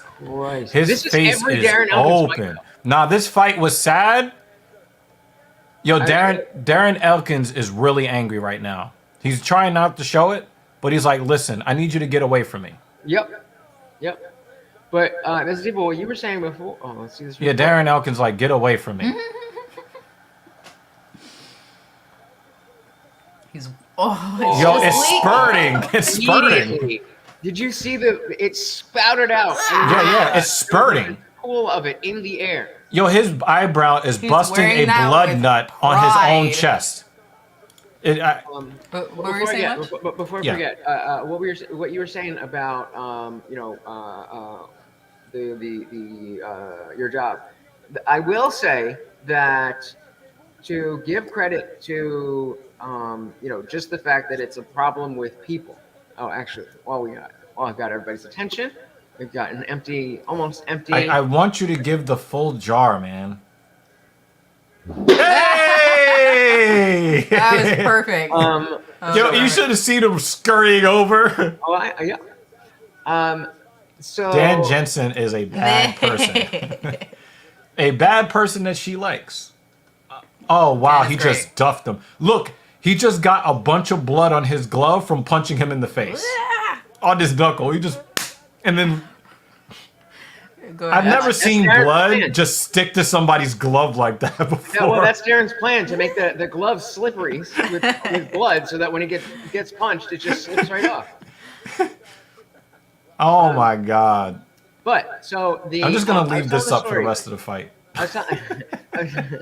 was telling the story about we were in the hair salon, cuttery, whatever, and sitting waiting, and this old lady passes out. So everybody's like crowding around. My dad's a doctor, so he went and helped until the EMTs arrived. And the owner, who was a woman, and again, I was 8 or 9 years old, so and I just turned 33, so do the math on that. And she pulled my dad aside and she was like, "Thank you so much. The fact that somebody was here, I didn't have to get involved. Something like this happened previously. Somebody was walking with a cane and fell, and I went to help them up, and they sued me. So I now keep my hands off of everything." Wow. So, that's still a bad thing. Maybe even worse that that's humanity-wide and not just gender-specific. But it absolutely is getting exacerbated by the feminist mentality. But to give credit to the fact that it's not just women who will have to worry about this. It's everyone. People suck. Yeah. Right. Yeah, I definitely I agree with you. I think that men are known for not really wanting other people's help because that's who we are, right? Oh wow, he just threw an elbow into a Damn. we are looking at CTE, folks. This is what we're looking at. Yeah, that's Damn. there we go. Yeah, we're talking about brain damage in real time. Yeah. Yeah, brain real damage time. in real time. Yeah. I told you you'd make it to the bell. I told you. This is actually a pretty stacked card for a fight night. Yeah, I think so. Granted, we didn't have a card last week, so that you usually will do that when The UFC's got a lot of laundry to do with all that blood that Darren Elkins. Speaking of dirty laundry with the UFC. Yeah, we're going to be talking about James Krause. We're going to be talking... Well, here's the thing. Because this is my 6th straight day on stream. This is my 6th straight day. So I have not had a lot of time to watch YouTube. So I don't really... the last... When I was keeping up with stuff... Chase Hooper is very low in the rankings. I know, his skin busts open pretty easy, but he doesn't really get get walloped in the face like that. Not like Darren Elkins and Calvin Kattar. Well, the thing is that Chase Hooper's going to get knocked out. So you're not going to get any more punishment. It's the guys who can Korean zombie that shit and just walk through it like Darren Elkins that get more damage because they're not just getting the knockout punch. They're getting the knockout punch, taking it, and getting more punches. Yeah. And that punch drunk, Darren Elkins is shaving off years of his life every single time he steps in the cage. His natural form looks punch drunk. Yeah. Just in his... Yeah, I mean, you just see him, going into the cage. So what is... Yeah, Tony Ferguson. Yeah, Tony Ferguson is definitely... After that fight that he had with Gaethje, it's... But remember, Tony Ferguson, in that 12-fight winning streak, had been knocked down like 6 or 7 times. So what is the? I know you're gonna like that one. So pull that one up. The latest on because I heard that Kraus was Minner was released and that nobody. What's the latest? Like just So, the. all right. So I'm going to explain to you what the situation Well, is, actually, real quick. do you want to just pull an article up since this fight just ended? No, I'm just going to explain it. So Minner went into a fight with Yelan Nerdenbeka, and there was a lot of wild betting that went on right before betting closed. So Nerdenbeka was a minus 220 favorite, and then right before it closed, there was so much action that the odds went from minus 220 to minus 420. Damn. So it turns out that Minner had a leg injury that he failed to disclose prior to the fight. And that information had gotten out to some place where people were putting a lot of heavy money on Nerdenbeka because they pretty much figured that Minner was not going to get out of the first round because they knew the extent of the injury. But the Nevada Athletic Commission and the UFC and nobody that needed to know actually knew about this. And so an investigation started about 3 or 4 weeks ago. And in the results of that investigation, Derek Minner was released from the UFC. I mean, he had 2 wins and 4 losses, so he's probably headed that way anyway. But they did not want him in the promotion because he intentionally omitted disclosure of the injury. And with James Krause's help, so James Krause, and is the first suspension of his kind that I've ever heard of, but James Krause as a coach has been banned while under investigation for the weird betting stuff, because James Krause has already been in trouble in the state of New Jersey where they banned him from betting on fights that he was a part of, either as a coach or a fighter. So the UFC has done something, again, I've never seen before. They have suspended James Krause, meaning not only is he not allowed to corner fighters that he coaches or otherwise, James Krause's fighters cannot fight in the UFC while he is coaching them. He is not allowed to coach current UFC fighters. And if current UFC fighters, and one of them is the interim flyweight champion. Who's that? Moreno. Right? Hey, yeah. They can't fight if they are coached by James Krause. That is, I mean, you're talking about the death penalty. You're talking about championship fighters have to stop training with you in order to continue fighting. There is a James Krause fighter on this card, and that fighter was allowed to fight only because the ruling was handed down on Thursday, and the fight, obviously is tonight, right? But after tonight, until, everything is clear, if you are a James Krause fighter, you're not fighting, especially not in the state of Nevada. I've never seen anything of its kind. And the thing is, remember when he was having this feud with the dude that kicked that one guy's head off when he caught his foot? The one that also came out with the dust guy? Joaquin Buckley, thank you, right? Joaquin Buckley was the person that kind of made me very wary of James Krause, because James Krause has always been trying to present this kind of persona as being stand up and being a fighter's fighter and being a real man and being ethical, right? But when we heard Joaquin Buckley, he was like, well, James Krause said I could not train with him. And James Krause is talking shit about me to other gyms and other fighters. And I've never even met James Krause. I've never dealt with James Krause personally, but James Krause is impugning my integrity and my my reputation because of things he thinks he heard from someone else. And that's one thing about me. If, let's say, somebody says, you know what, I don't think you should fuck with Lutch anymore because I think Lutch is this, that, or the third. Actually, this actually happened about a year ago, right? We talked about this, actually. We talked about this in the past. But I'm like, listen, if you've got a problem with Lutch, you deal with that. But I am not going to make a judgment. I'm not going to make a judgment. And I'm not going to,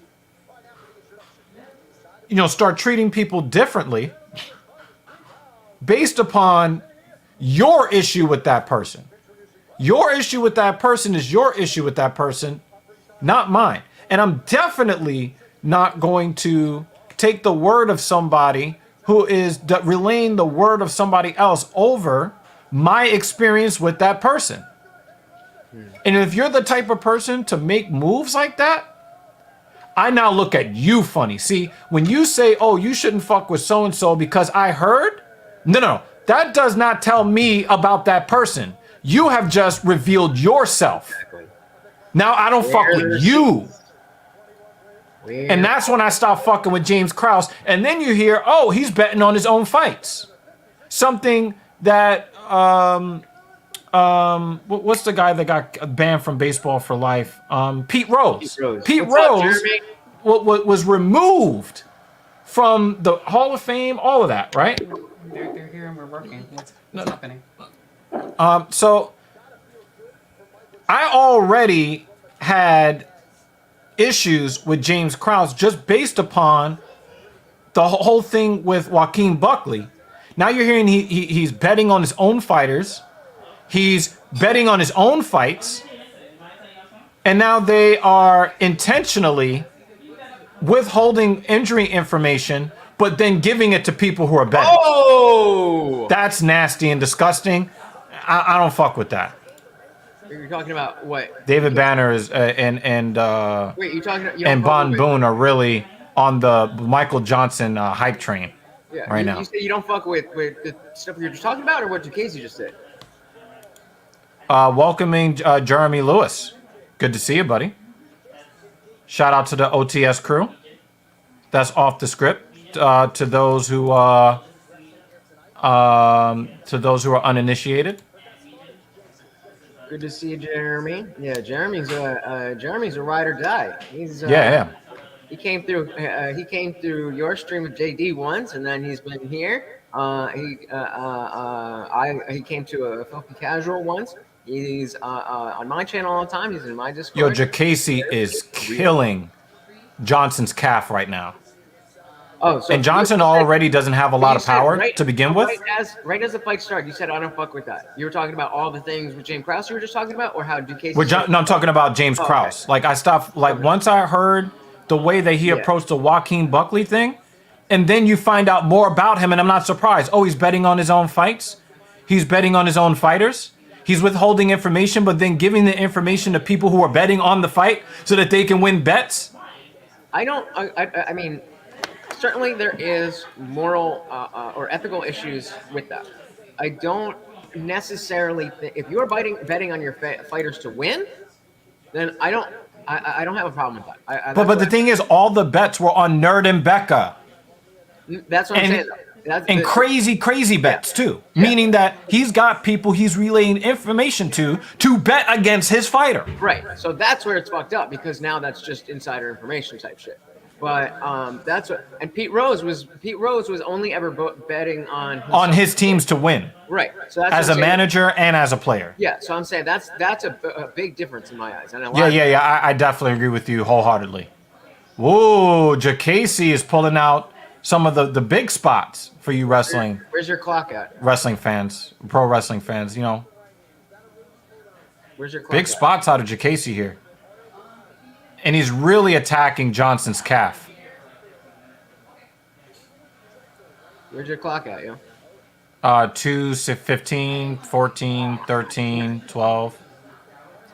Now, Johnson is doing a good job. Every single time Jacasey attacks the lead leg, he immediately counters with the opposite hand. Damn, can I get like a 3-second pause from you? You're like 10 seconds ahead of me. Hold on. So 2, 9. A refresh is not going to help you? No, I just tried 3 times. It's giving me back. And it didn't? Okay. 150, 49, 48, 47, 46. All right, so we're 6 seconds. Okay. So I'm going to hold it. 1, 1,000, 2, 1,000, 3, 1,000, 4, 1,000, 5, 1,000. Word. 36, 35, Perfect. 34. Grazie. Much appreciated. Okay. Gambling with players, coaches, never mixed. They've been doing this since the Black Sox of 1919. You will get blackballed, so don't fucking do it, even if you don't intentionally change the outcome for your bet. But I think that James Krause had people betting on Nerd and Becca against his own fucking fighter. Fucking snake ass. Oh, man. And I used to root for James Krause, too. Me too. That's it. I think he's a fantastic coach. And you know what I'll do? I'll take. Oh, he threw up that triangle super fast. Yup. Woo! If he can, Let me give you your flowers real quick, Lutch. Nice. Oh, nice. He took his back too. Let me give you your flowers on this. You know, you called me a mark once, right? You know, because you're saying, yo, a lot of the ways that these fighters portray themselves, a lot of the times they're not really that way. Even when they go to portray themselves as bad people. You want to say hi to the stream? Yeah. All right, my sister taking the stage. I meet ya. Oh, you remember Lutch? He was here last time. I was here. Yeah. He's usually here. Yeah. I remember that. Good to see you again. Good to see you again. Who's that guy who missed weight? Is that one of these guys? Nah. The guy that missed weight is the featured prelim. Actually, that is. Oh, my bad. I didn't put the banner up for this. My bad, y'all. Philip Rowe missed weight by 3.5 pounds, or 2.5 pounds, because you're allowed 1 pound over if you're not fighting for a belt. Did he play yet or fight? No. We're in this fight, and then next is Clay Guida versus Scott Holtzman, then Angela Hill versus Emily Ducote, and then the featured prelim is Nico Price versus Philip Rowe. No, that is mine. I put my slobbers all over it Why did you already. bring that over here then? No, it's yours. It makes no sense. David Banner says, "Hello, evil sister." Oh, evil sister. Oh, there you go. And you just evil graced sister. with your The evil sister. We got Dr. No, Evil evils. Genius, we I got know. This is Evil, No, and we just got Evil Sister. Sister I'm Evil. evil sister. I'm Dr. Evil sister. yes, evil sister. You know, apostrophe S, but you were also just The other one disowned Yes, me. Evil sister. We know. Okay. Which one? I have another sister. She looks kind of like Indian Jesus, actually. No, much lighter. Much lighter. Did you like the? Did you guys like the Sister Evil? Now we're getting pretty religious with it. Let's go. Sister Evil. Perfect. I like Sister Evil better. I like Sister Evil better. Oh, you guys could actually do a show together. The Indian Jesus and Sister Evil. Gang. Both of y'all have a love for certain substances that make you feel good. You know. What you mean? Her in the past tense, though. Her in the past tense. In the past tense. Not so much these days.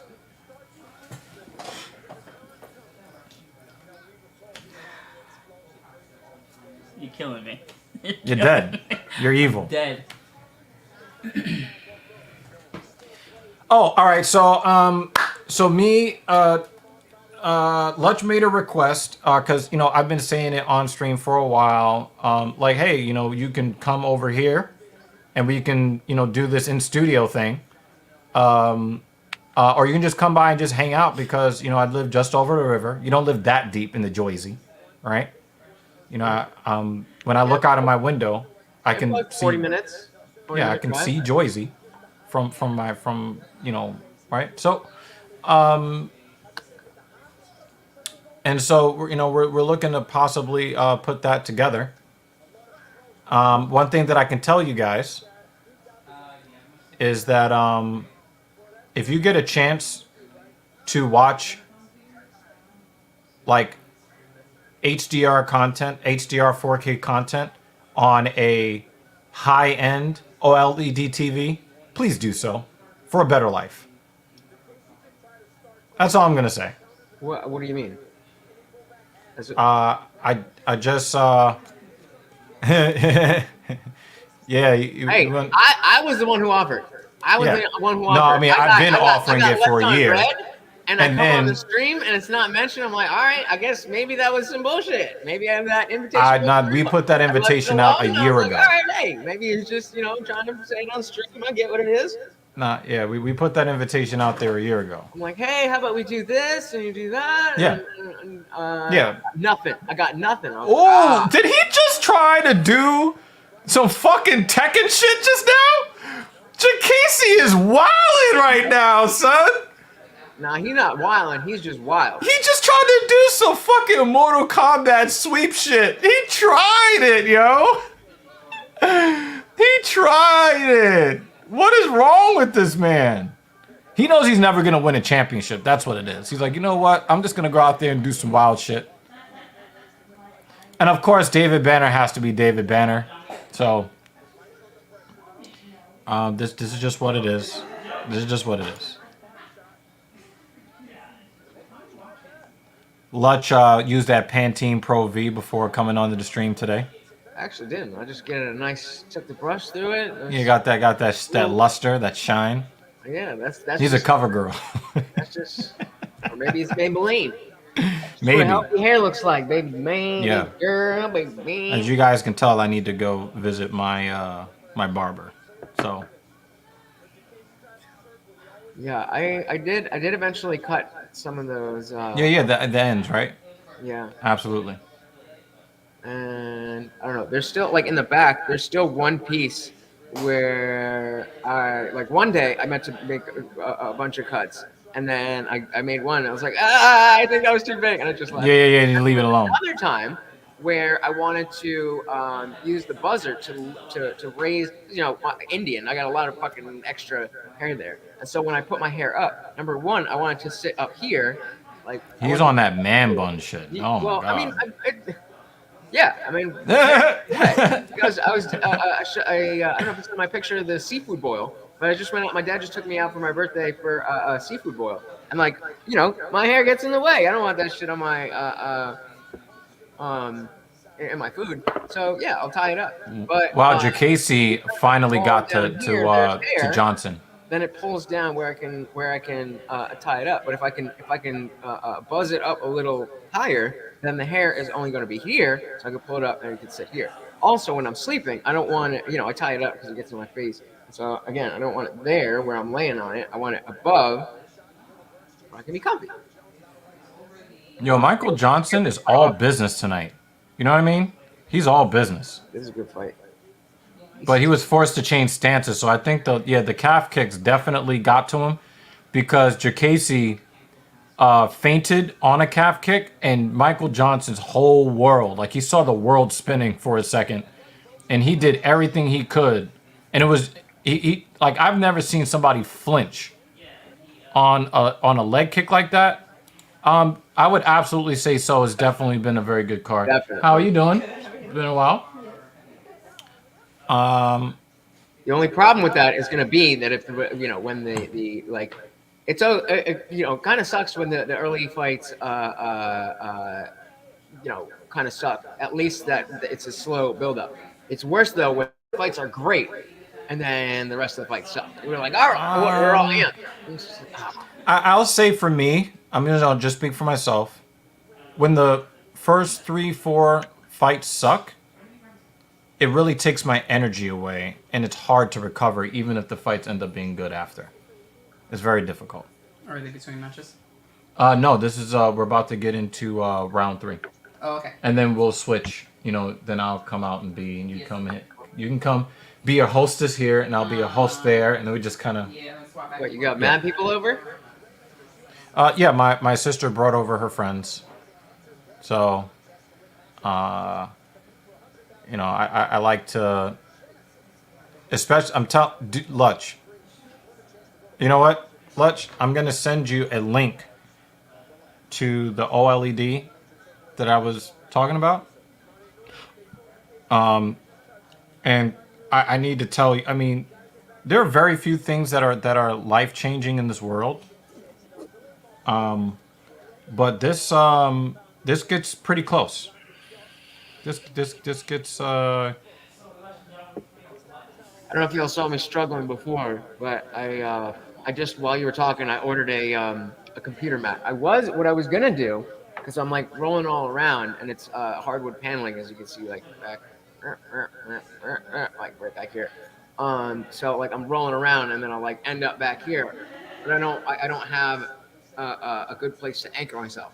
And then this desk has a support bar going across the middle. So like when I'm sitting where I want to sit, like my shins are against a fucking piece of wood. I would cut it and just like saw it off, but I don't know.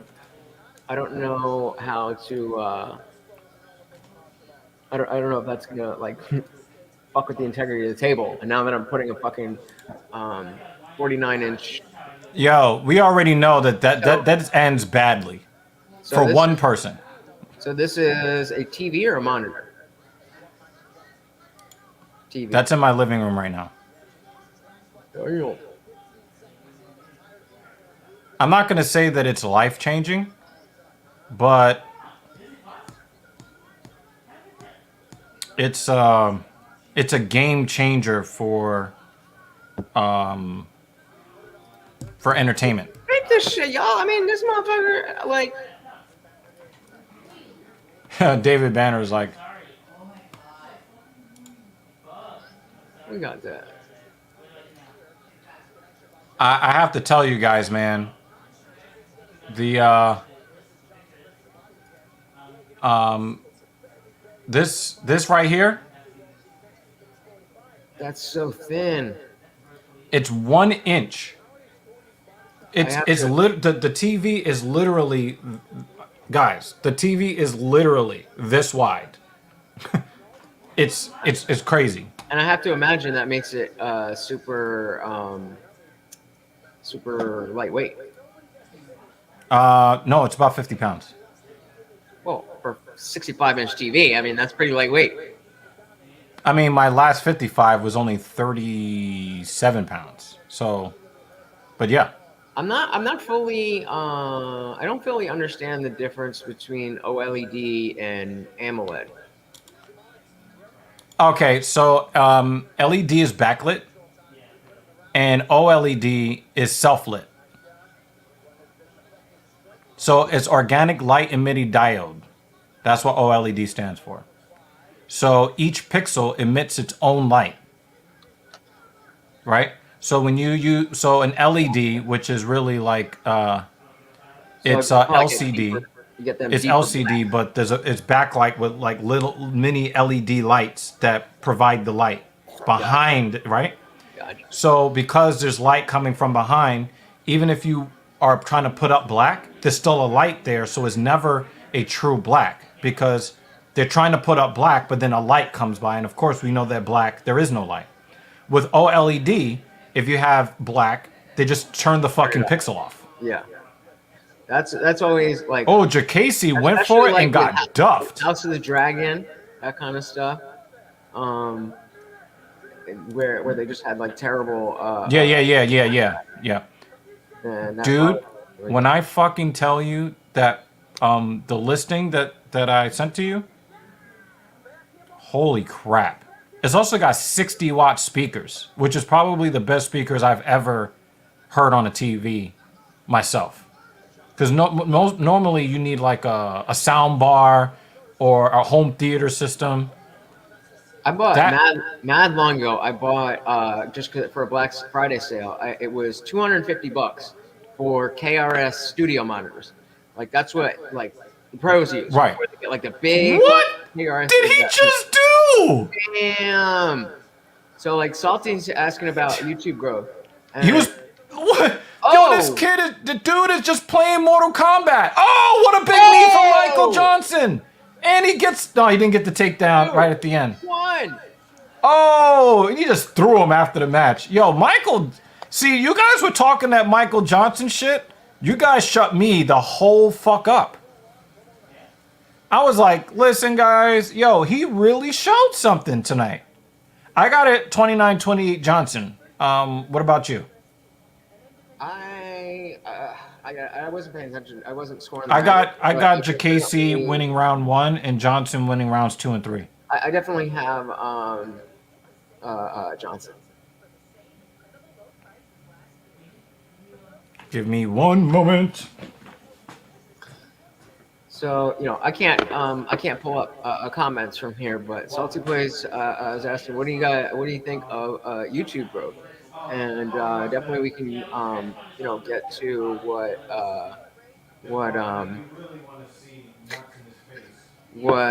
Dr. Evil thinks about that. But I was watching Salty do his thing earlier, and the biggest thing is just about engagement. What YouTube wants from you as a creator, by providing you a platform, is, hey, keep people on our website so that we can show them ads. So whatever it is that you're doing, you want to give every reason from the start where you're looking at. Fucking loser. I'm gonna tell him to mute his fucking mic when maybe you want to mute your mic the next time you leave the room.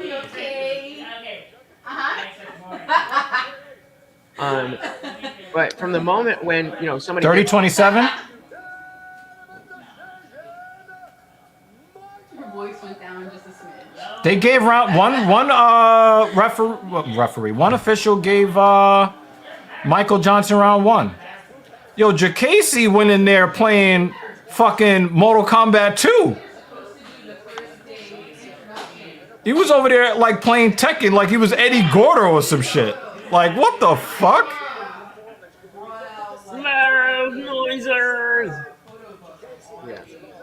No, but so I was saying, from the moment you get on. I don't know technical terms. I just go to the store and the guys, which makes the TV, makes the twerk videos HD ass, and buy the.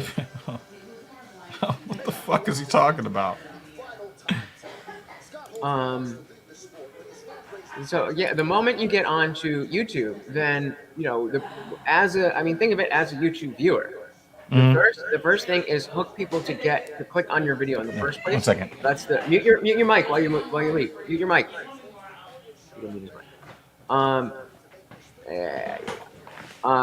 So thumbnails and titles are extremely important.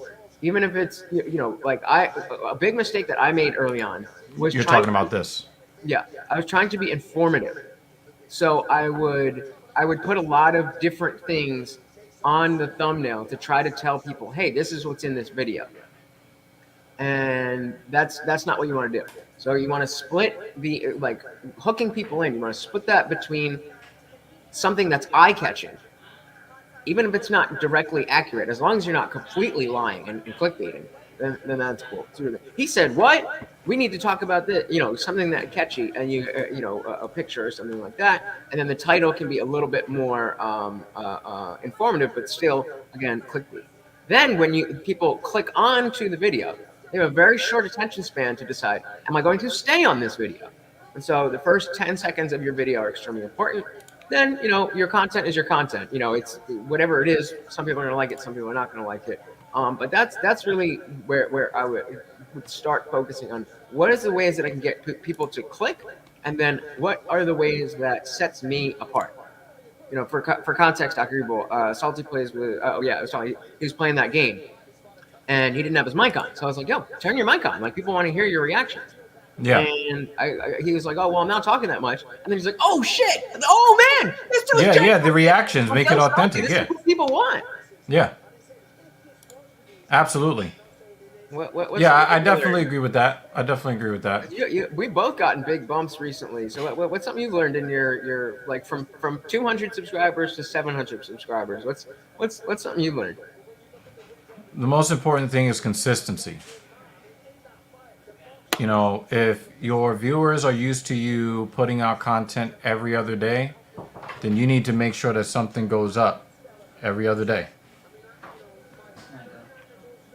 Yeah, like this Right? week, I, If they're used to seeing you every day, you need to put up something every day. which is Because important that's because what the Never mind. that's what the algorithm, um, algorithm. yeah, that's what the algorithm demands. So, you know, being consistent, and it's hard because sometimes he may not want to play. I was about to say Dead Space. Well, what was the game he was talking about? It was some game he was talking You about. said Dead Stranding, Dead Standing. Death Stranding, right? There are going to be some days you don't want to play. I think a lot of times when we think about streaming, we think that streaming is great because, you know, Lutch likes to argue with people a lot. So he thinks, oh, wow, I get to get random people to argue with. But, you know, there may be some days where you just don't want to put out that kind of energy. For myself, you know, I like to do content. There are times I don't want to be here.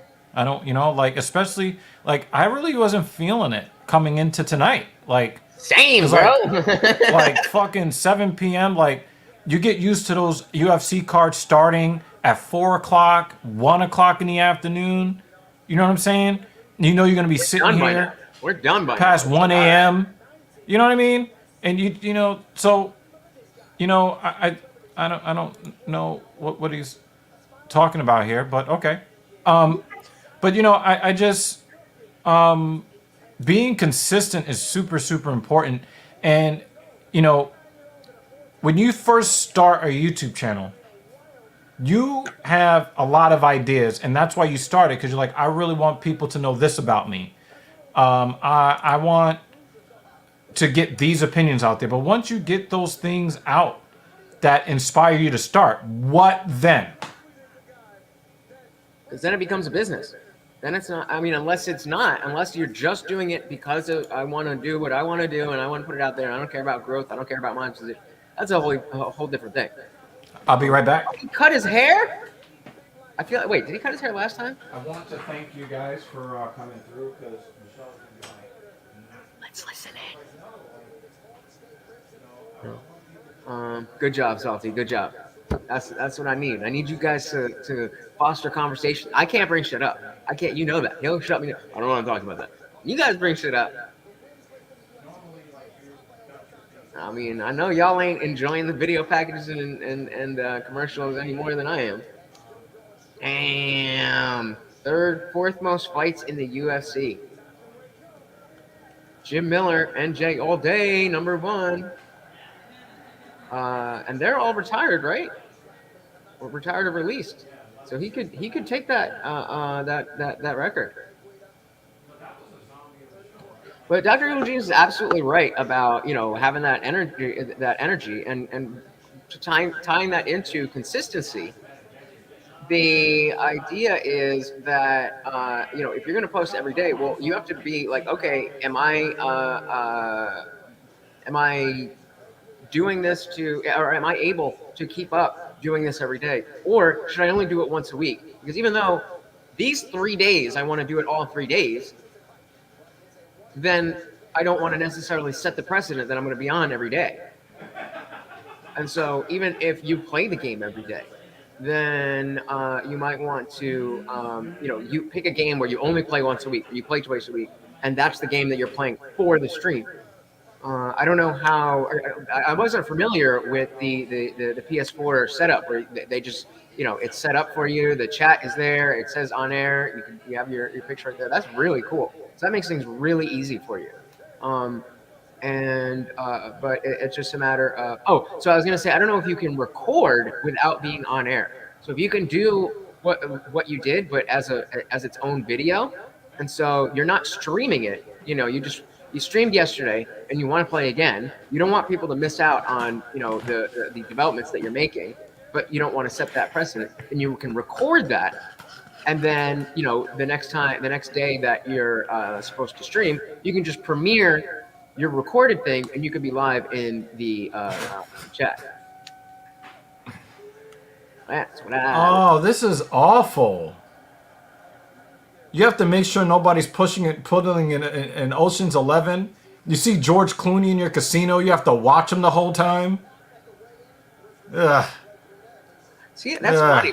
That's funny per usual. I never heard of Elgato until we were in my server talking about cams, and Dr. Evil Genius, you brought up your face cam. I got a bunch of Elgato shit. I never even heard of them before. Yeah, no, they were purchased by was it Logitech that purchased them or Corsair? Corsair purchased them. Because I got my I got the Logitech Brio. Yeah, it's just 4K. Yep. I've got the Brio as well over here. Nice. Yeah, so if you look over here, see that one up there? That's a Logitech Brio. Nice. What do you? I mean, well, which one do you like better? Obviously, the face cam, which is why I use the face cam. I see. What about it do you like? Or like, do you well, the thing is, the sensor is more sophisticated. Sorry, I just want to get this back to where it's supposed to be. Okay. The sensor is better. It has a Sony sensor in here.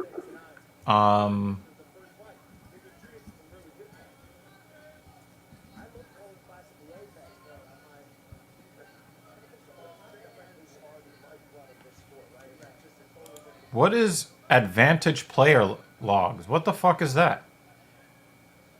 Yeah, you're in the business, bro. You know these things. What are you talking about?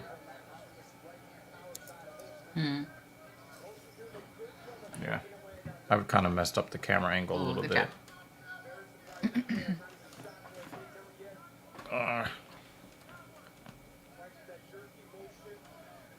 Oh, I realize I don't have to keep switching everything around when I go from full screen and I have the YouTube chat on top. Mm-hmm. I can just go to the other screen and click the window and it pops back where it was. So usually I would pull it back over and then go full screen and then pull it over again and then I'd have to move that and move that. It's gonna be great once you have that the ultra wide set up. I'm gonna have y'all here. I'm gonna have card counting here. I mean, I think when it comes to like Jeremy, we're gonna talk about this real quick because I've never really quite. I understand that the house is always supposed to win. I get this, okay. But if somebody is smart enough to be paying attention when cards are in play, why is it considered cheating to pay attention? Because that's really what card counting is. It's I'm paying attention to what's in front of me. Why is it so bad for somebody to literally just pay attention? Because that's what card counting is. It's paying attention. Please, definitely answer that for us if you can, please. Or do you believe that that's just your job to notice it, but you don't think it should be illegal? I'm not really paying attention to this fight. Do you remember in Clay Guida's last fight? Did he have his hair cut? It was longer than this. He's balding. Yeah, but it was longer than this. He had long hair. Yeah, it was longer than this. Because I seem to remember, as I was saying, oh, he cut his hair. I seem to remember saying that. What a high kick! Oh, why we got so many punch-drunk people? Oh, no, that wasn't bad. Well, no, it wasn't. That's a good point because Clay Guida is exactly the type of fighter that Darren Elkins is, and I think body kick for Holtzman. That was a lazy body kick, though. Continue. Where they will just go and go and go and go.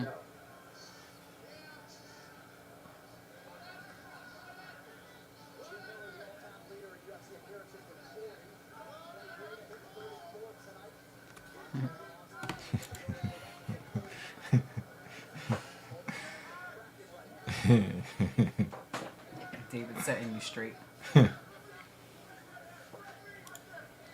So basically, you're saying a casino is like a modern woman. Your money is hers, and her money is hers. Good one. Good one. You gotta Wait, practice. but are you gonna do one that is of your voice? Yeah, well, yeah, I'm gonna You're gonna record one and then make a Yes. yeah. Well, I an actually I was MP3 out of looking it. for a like an echoed bass, but I couldn't find it on the site I was on, and I want to use that. But Mm.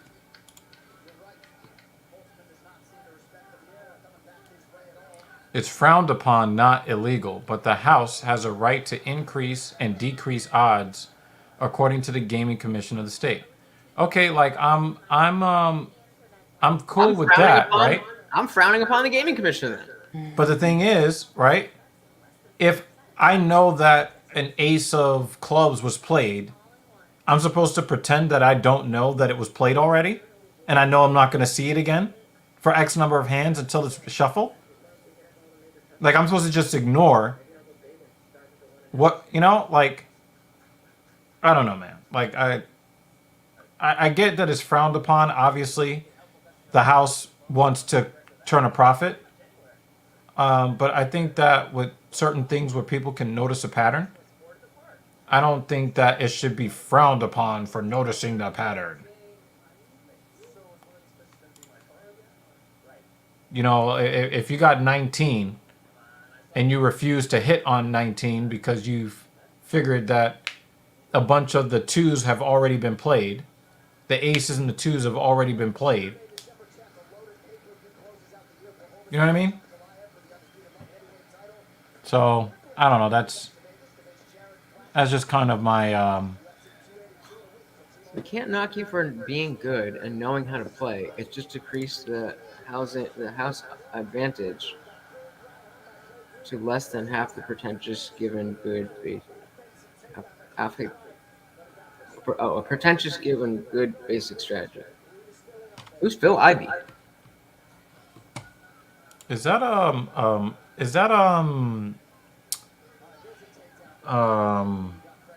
poker player?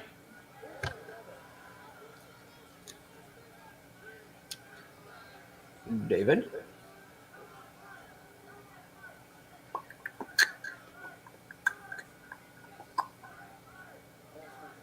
This has just been Rock'em Sock'em Robots. Oh, percent. Yeah, he meant left. Oh, half a percent. Yeah. Right.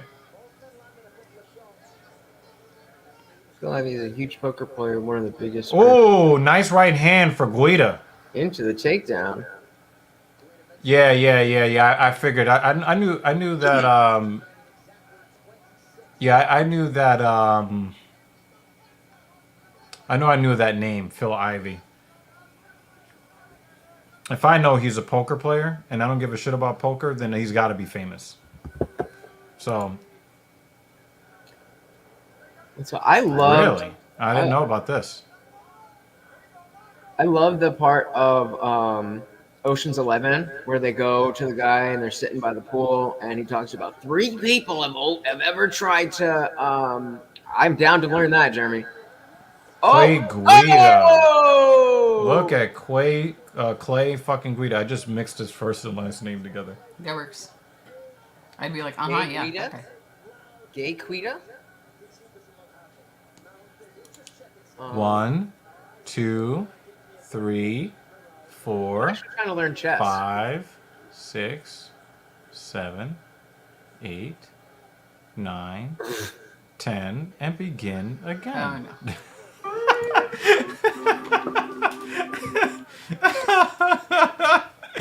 I've got problems. Demolished that peanut butter already? No, he's still. He's just coming back around, so I'm thinking he just finished. No, there's I still a see him shit ton of wiggling peanut around butter in in the there. background. There's still a shit ton of peanut butter in there. I don't know if you could. He'll be back. He's just taking a break. Yeah, he's never done that. It's like there was a little bit more in there than I usually will give him, but because you know it gets that fucking water goopy shit at the top when you first open it. So I store them upside down. So when it gets near the left, end, straight right. all so that I don't get that. It's more creamy when you open it than the end. So just I'll give it to him, and he's probably gonna fucking have diarrhea or some shit, but he'll eat anything. Oh my goodness. You know what it is with a lot of these fighters coming up? When you have to fight a Darren Elkins or a Clay Guida, You think, you know what? I'm gonna be the guy to just put this guy out of here real quick.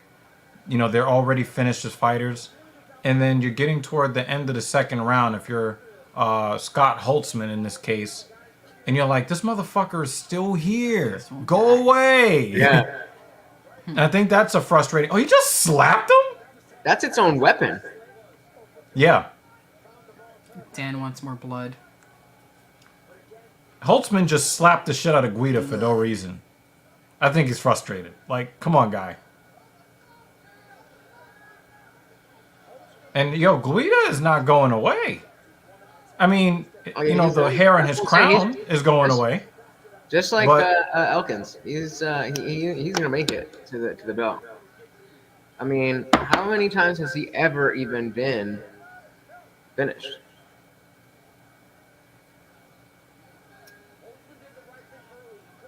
I forgot I was gonna look up.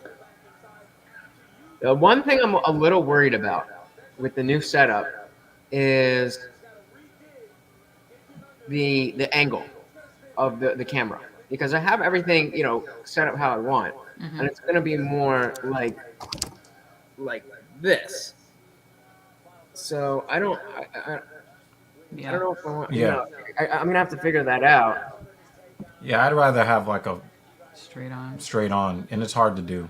Well, because that was the other thing I was thinking, is just putting a tripod right in front of the screen. The screen's so fucking wide that if I have one little thing, and I have it, you know, just covering. My up OCD won't allow for it. That's so yeah. If it's up here, it's gonna be weird. But, Our ultra wide, it is on arm. It's on an arm, but it's actually sitting on the desk, so it's at the lowest we can get it while it's on the arm. So the only thing you could like fit between the screen and the desk is like a piece of paper. It's like basically touching the desk. So the and Dr. Evil set it up this way, so that the camera is as low as he could possibly get it. Yeah. How low can you go? But we haven't needed to raise the ultra wide, you know, the screen using the arm at all since he set it up. well, that's. I mean, the other thing is that the monitor that I have now is going to be above. So if we're like this, then a lot of the time I am going to be looking. Yeah, it's not going to be good. Camera. So I'm going to be, you know, that's the. Yeah. That's you have the to figure angle that out. we'll be taking. I don't know. It's I'll also figure going to it out. make you look smaller. That's what Dan was saying. Which Or David they're was- already getting in. Yo, Holtzman does not look like a happy person right now. The other choice is to put the camera further back. And then zoom in, but then you would need like a high level DSLR, and that's why I think that that we're gonna go eventually. We're going to go that way, but obviously with budgets being what it is, right? Yeah. You're going to have to. Oh, nice kind of- sprawl. Yeah, that was a great sprawl. Put the you know, camera just- under it. I'll just be like, hey guys. So it'll just be like, I mean, if the screen is really, yeah. hey guys.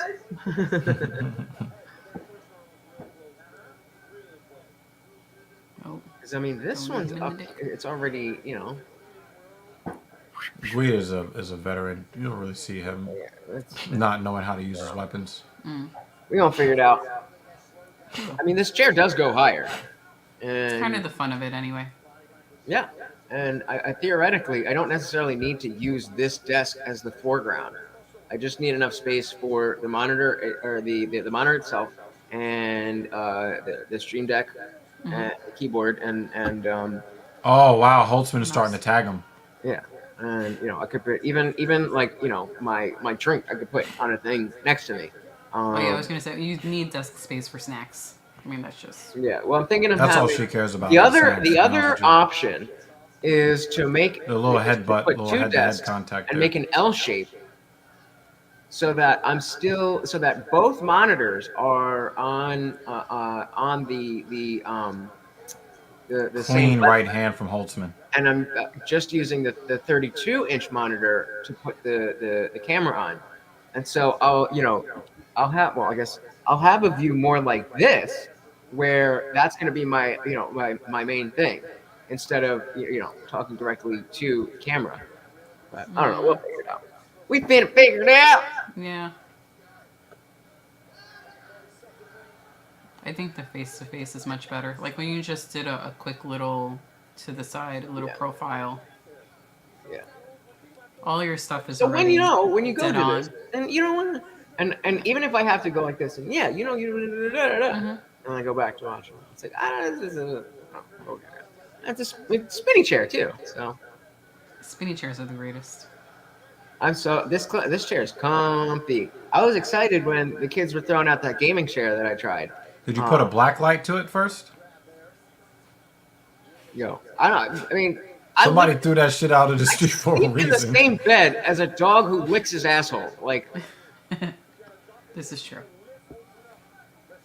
I think it's not so much that Holtzman is giving this fight away. I think he's frustrated because he expected that Clay Guida was going to go quietly into this good night.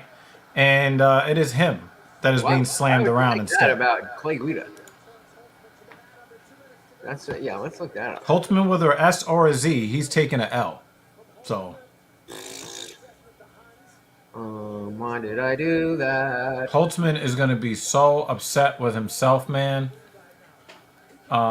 He's going to be really, really upset with himself after this fight.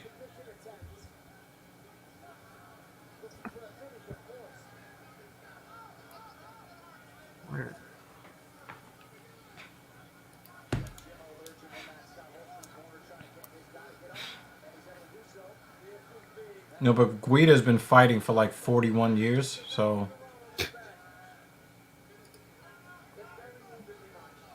Sometimes, the experience. You get beat by the experience, Let's see. He's wow. He lost his last fight. Holtzman, see that look on his face? That is the look of a man who knows it's a wrap. He just wants it to be over. Now, I think he's annoyed with himself. So we're going to see He's this. annoyed with himself. We're going to see this in real time. Whether or not Clay Guida has ever been knocked out. He's been submitted. Actually, just don't put this up yet. Obviously. He keeps grabbing the fence, man. No. He said, not yet. Remove Not yet. it. We're still watching the fight. There you go. Yeah. I'm about to say, like you said, right in real time. Well, yeah, but we're going to do it in real time as we watch it. After this fight, we're going to go through the Wikipedia. I feel like after this fight, DC is going to have a conversation with this ref. He got slammed again. Because DC got upset. Okay. The earlier Look at the look on his face. He's really pissed off with himself. Okay, now you can pull it up. He's really pissed off with Now himself. it's safe. It ain't safe out here in these streets. His last loss was submission, knee bar. Made it to the bell. Split decision. Made it to the bell. Unanimous decision. Technical submission again, guillotine. Submission. Another guillotine. Oh, but that's Charlie Brian Olives. Ortega. Okay, so we got one. Submission. And that was a flat KO as well. Yeah. Submission. KO. We got a TKO, Chad Mendes. Chad Mendes. That was back in 2013. Some split decisions. Decision. Unanimous. Benson Henderson. Submission. Decision. Submission.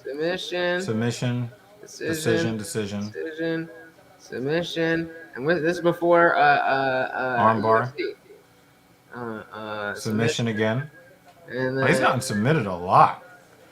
So he has arm bars and knee bars. And guillotines. What's his face? Ortega is the only person who has ever knocked out Clay Guida. I told you. And it wasn't a TKO either.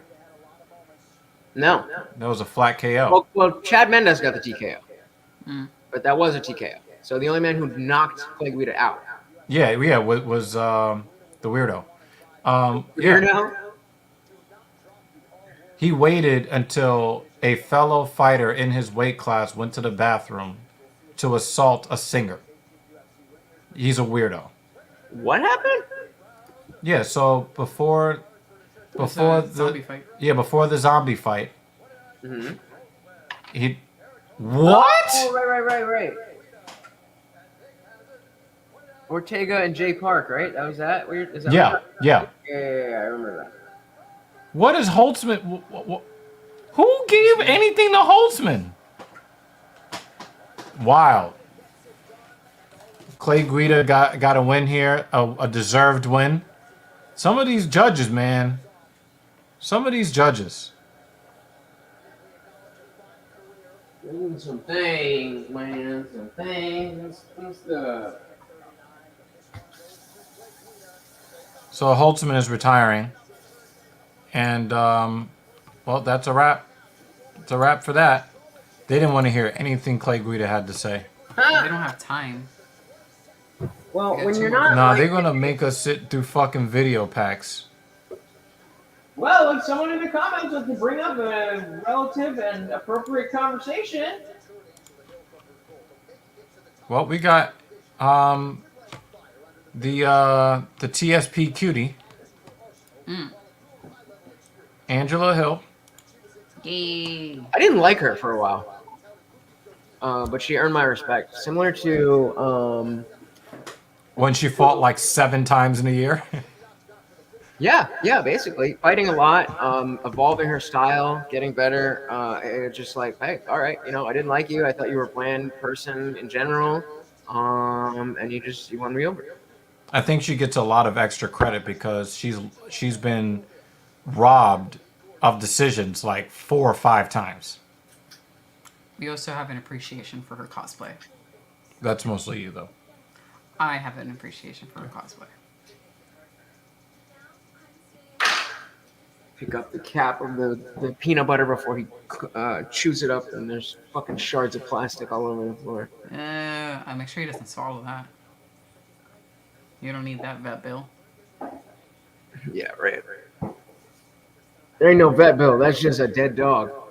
Oh. Terrible. Gotta He'd practice. be like, Gotta "You practice already the timing, the right usage.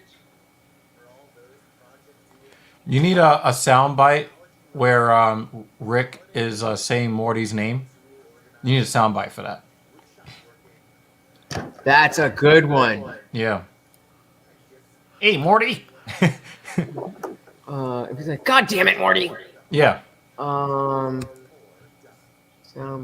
files.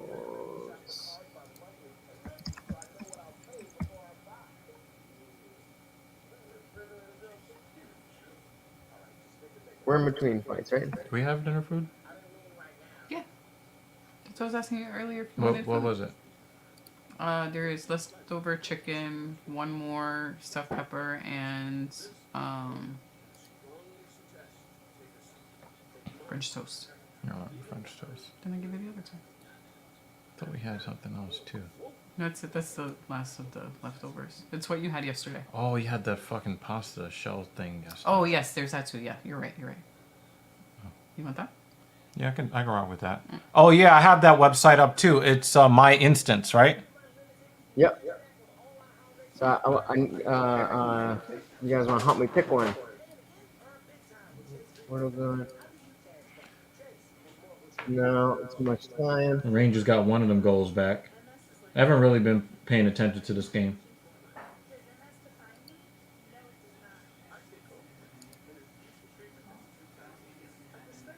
Wow, and then as soon as I look over there, the Blackhawks score a power play goal. And it is now 4-1. The Knicks and the Rangers are like the same team playing 2 different sports in the same arena. All that young talent, and they just suck.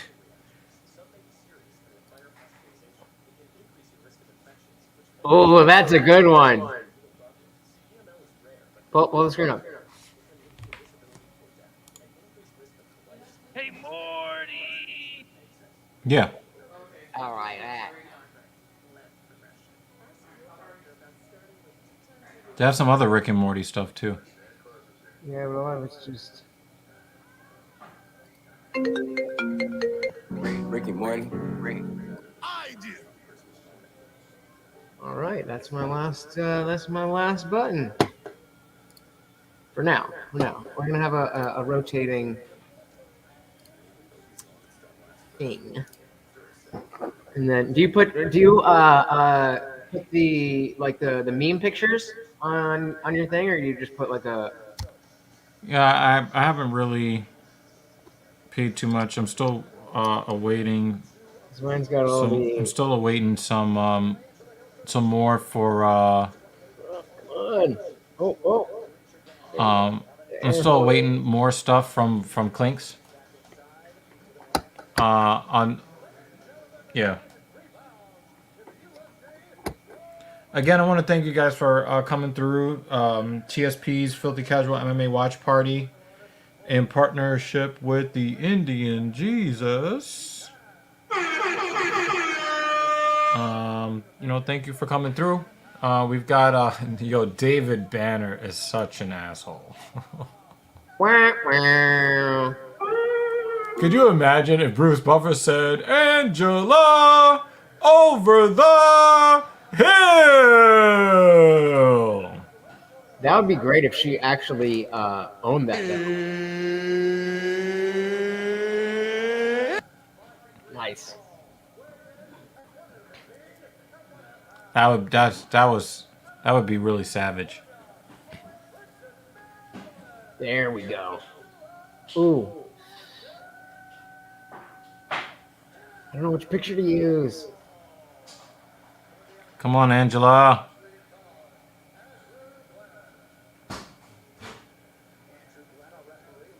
Come on, Angela. Let's go. Please don't be Pillow Hands Hill. That one's better. Boom. She left something? Your sister left her food. I just called her. She's coming back. What a doof. Yep. It's on the counter. Wait, how far does she get away?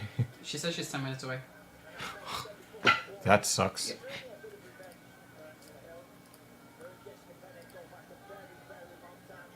Please don't be Pillow Hands.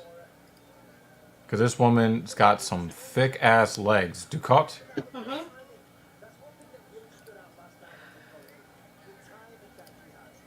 They don't look like they're in the same weight class. It looks like Ducat is outweighing her by like 10 pounds. At least.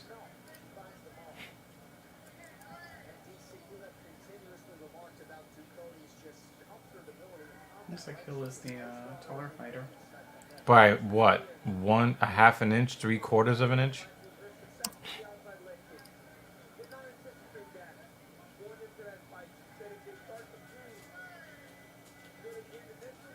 Where? I just fucking downloaded this fucking picture.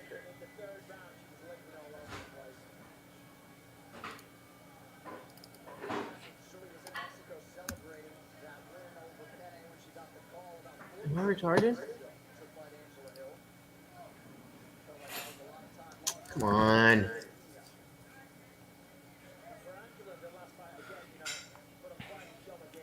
Ducat is very defensively sound.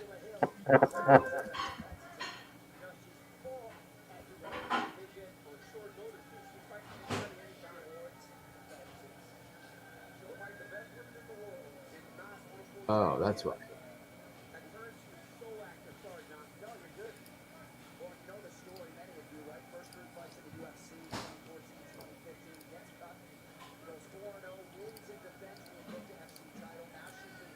Wow, nice left hook from Hill there.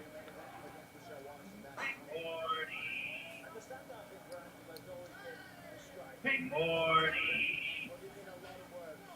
Nice. I got the. Hill is definitely trying to work that calf kick.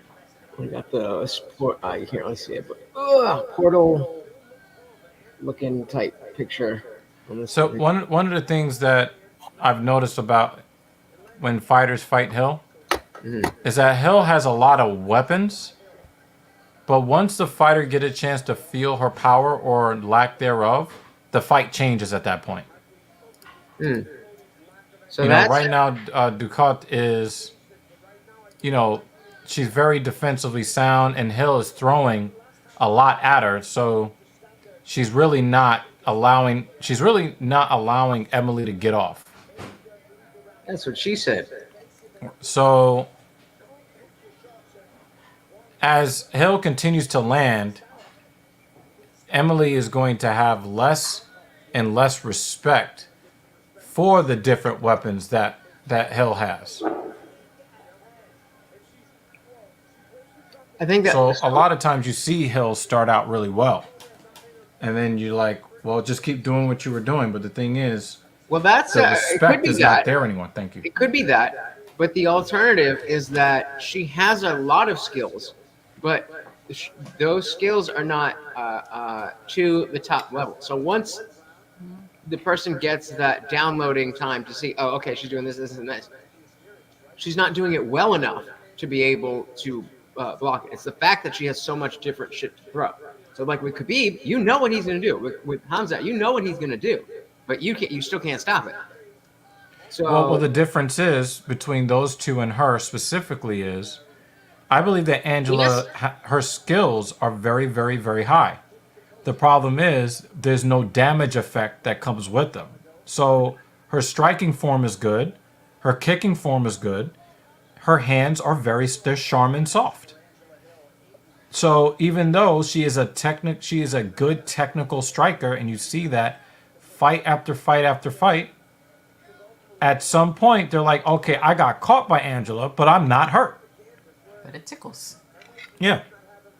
So when you're saying that she doesn't do it well, I think that we're kind of saying the same thing in a different way, because the technique is great, right. but it must not be great if it's not having the desired effect. Well, then this begs the question: do you think if they had an atomweight division, and I don't know what she did in Invicta, I assume she came from Invicta, do you think she would choose to fight at atomweight?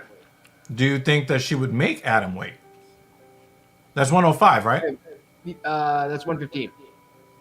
No, no, 115 is strawweight. Yeah, 105. That's really low. So she's is this flyweight or is this strawweight?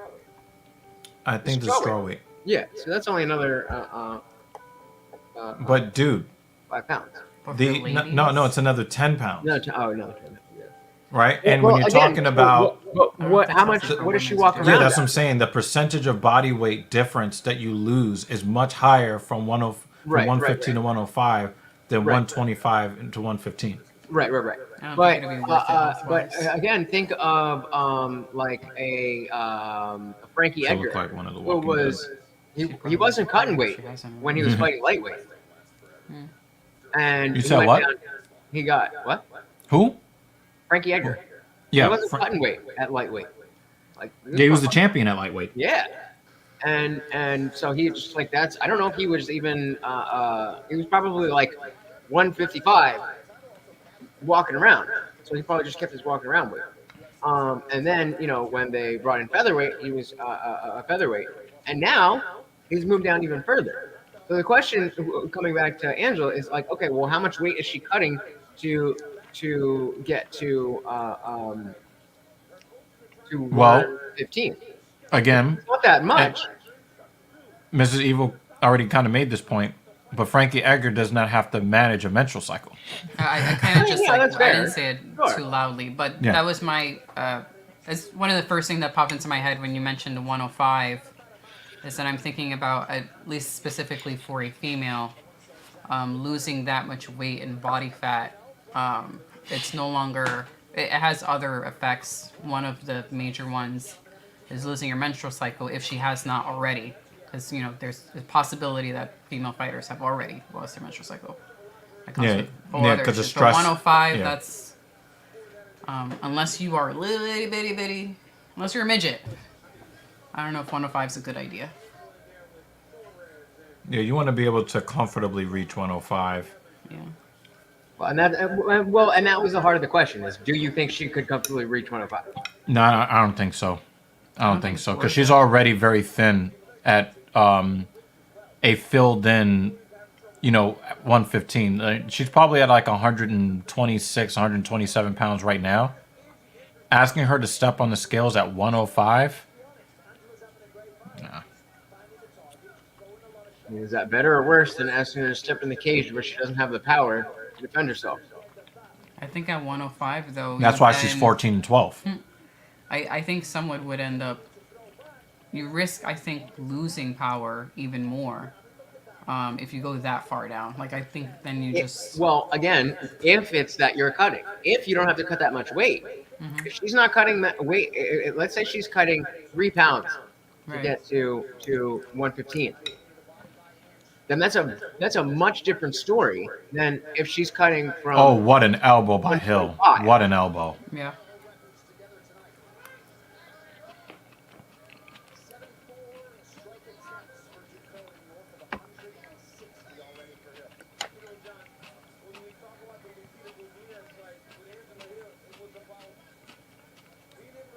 I think Hill is winning on experience. Because I think coming into this fight, Ducote really saw a target, an easy win. But the thing is that Angela's cardio was very good for one. She's always moving. She's always doing something. And then you know that she's not afraid to throw strikes. So she's going to catch you with the feints too. So you're doing a lot more thinking in the cage fighting her than you really want to. If you're Emily Ducote right now. Yes, more knees, more knees. Oh, good job. And she's controlling her with tie clinch. Wow, nice knee to the body. And then a big elbow on the break. God damn. Good job. But I don't know. That might give Emily more health. That's what seems like what happens when Angela hits somebody. They get more health. I've told you guys before about this one girl that when we were in middle school, I was obsessed with her and whatever. Who she specifically isn't really relevant to this story, but I've been trying to get her to just watch my shit, like in general. And I was like, hey, come through. Like, she's a dancer, or she was a dancer. And like year after year after year, I go to her recitals and whatever. I'm like, yeah, I wanted her like that, but she friend zoned me, but we were good friends, despite that. And it's just like, I mean, mad times I've come out for you and whatever. Didn't for her birthday, I drove way far to go just hang out, like, and have a picnic with her and some of her friends, and then like for my birthday was on Monday, 11:45. She's like, "Happy birthday!" Little text. All right, are we really friends then? Like, I'm down to be like, if you're not like even trying to fuck with me, that's cool. Yeah, I don't take that position anymore. Like that since I was a kid. So if you want to fuck and she doesn't want to fuck, there is no being friends. That's what I'm saying. It's not even like that anymore. Like, can we get a happy birthday for Lutch? Dr. Evil doesn't celebrate birthdays, but so that you're on your own on that one. From me, happy birthday. Thank you. You're welcome. Yeah. How was your? I saw your notification that you were having. What was it? A Ask Me Anything B-Day edition. One second before we jump into that. The reason why I say that, regardless of whether you're still into her or not, thank you, Jeremy, is because the currency that the modern woman trades in is in attention, and it doesn't matter. The attention that you give her that is non-sexual is even more valuable to her. I understand that. Right? So for me, it's like, and I talked about this on the channel, and I got a lot of great advice from you on that particular woman that I've known for 2 decades. Oh yeah. Right? Yeah. That being friends shit, it just doesn't work. Well, if I hadn't met her in fucking 6th grade, then I wouldn't be trying to be friends with her. It's like, right. When you're that age, then like you are like yo, hey, whoa. I'm 33. All right, I am still in my early 30s. Chill the fuck out. But how dare you? If she was there's 2, maybe 3 girls who are grandfathered in. Who, like, legitimately, I got rid of one of them that was grandfathered in because I realized she did not value me the way that I needed to be valued. That's exactly what this test is tonight. She said she's in the shower. She's gonna come through. You got it? Okay. 2 judges are gonna find 30-27 for Ducat. Bye.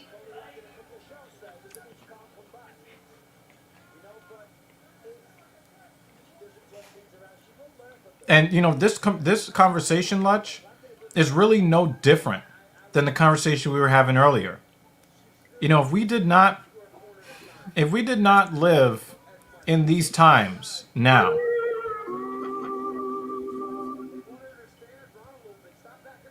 Yeah. What does that even mean?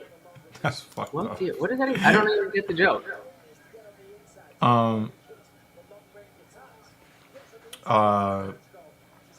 My thing is that if we lived in a society where it was customary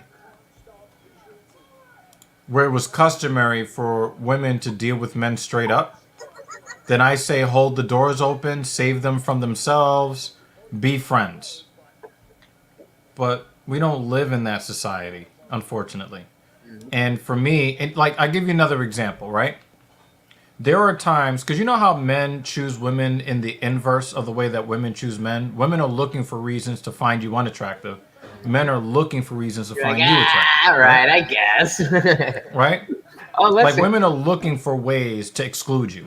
Men are looking for ways to include them, right? Yeah. So I used to give more chances to overweight chicks. Now they get 0. Yep. Even And if I think that they're a nice person and I feel like I can deal with their aesthetic, you know, or whatever, right? My thing is if I give a fat chick attention, You're gonna think. I'm actually devaluing myself, and all the other men are now gonna have a rougher time because I gave somebody attention who was not in a position to receive that attention. Mm-hmm. Angela's doing so And much so, better do you this time. agree? So, do you agree or disagree with the statement that, like, the thing that you just said? Do you think that because of our different SMVs, that is more acceptable for me to engage in that behavior than you? Yes or no? No, Why not? because the thing is that they don't really care about SMV. Women don't care about that. And that's why they were so angry at Kevin Samuels. They don't care about SMV. They care about the currency that they deal in, and that is attention. So women will do negative things on purpose to get what they want. Attention. They From will guys that keep they men have around a that they're not value in. attracted to. For Are what we- reason? are we saying Attention. As this- long as this- they get the attention. That's what they You're care saying about. the six sixes aren't a thing? No, what I'm saying is that they don't care who they get the attention from as long I as they're understand getting it. that part. So I'm taking it away from now the women's perspective, and we agree that if you lower your own standards and give your attention, sexual or not, especially non-sexual attention, to a woman who doesn't deserve it in this context, then you are making it harder for every other man because now you're raising in her mind what her standard is and creating a bigger gap between her actual. If a 1 out of 10 guy gives that woman attention, he is still inflating her ego. And Right. that's why SMV doesn't matter. So I'm saying that if I am, so if Yo, I have a Angela lower is giving her the SMV business. yep. Sorry that she's going to She's been lose her throwing those 13th knees fight. all night. So but I'm saying that if I have a lower SMV, then number one, I don't have as many options to begin with. Number two, the degree of delusion that woman is getting is much lower. Why is that? Because the thing is that the vast majority of men do not have sexual access. You and I know this, right? But the women build their egos off the guys that get no access. Oh, good job, That's where Angela. their egos are built. So a woman who is 300 pounds, right? If you say, Dan is coming in. wow, why? I thought it was David at first. Yeah. I was like, no, it is Dan. David, what have you done to Dan? That was a good one. Dan. You guys been hanging out He's too in cahoots with David Banner. So the thing is, if an ugly guy gives Hey, Carbon! If you guys really like Need for Speed, that's your guy. Any Need for Speed game, if you want to watch it, he's very, very skilled. Definitely go check him out. Yeah. So the thing is that I'm going to pose a scenario to you, right? There is a woman who has gone viral 3 times this year. She calls herself a plus size model, and she keeps talking about how men can't afford her and how she's making all these demands, right? But man, her lips are crustier than mine. Like, the crust on her lips, I mean, we're talking about Betty Crocker levels of crust. No, not cross here. Stop. I want to have snacks after Right? this. Oh, wait, hold on. Wait. Oh. Dirty 27 for Ducote? I'm sorry. It better be Angela Hill. Yeah. Thank you. Yeah. Okay, sorry. Again. I thought there was. My thing is, I will not believe. Yeah, I was not ever gonna believe that an official would give her the win until I actually hear it, because she can outstrike a bitch 100-0, and they'll still give the win to the other chick. Anyway, so this chick is talking all this and that. She's huge on TikTok, right? She calls herself a plus size model, right? Mm-hmm. And she, talks about how, you have to pay for her to do this and you have to pay for her to do that. She just recently went viral for talking about, and she literally said this phrase: "I believe in paying for nothing when I'm dating a man. His money is mine and my money is mine." She recently just went viral again, right? This bitch tried to match with me on Hinge like 4 months ago. So I did not flick it away because I'm gonna make content out of her. I've just been kind of like backed up with other things. Yeah, didn't this happen a while ago? What happened? I remember you telling me that. Right. Well, the thing is, I thought I missed my window because she had her 15 seconds of delusional infamy and getting roasted in the manosphere already, right? But now she's back. Oh, okay. So now I'm going to. I'm gonna give her the business. What is up, Carbon? Chillin'. So the thing is, if a single guy gives that woman attention, she is going to base her entire SMV in her mind off the fact that somebody paid her attention. Not so who paid her. So it doesn't matter who. So it doesn't matter who. So let me write that down. You're saying then that we agree that regardless of the degree to which it is happening, that if you give you give attention to a lower woman, then that is making it worse for other guys because that inflates her perceived SMV. Right.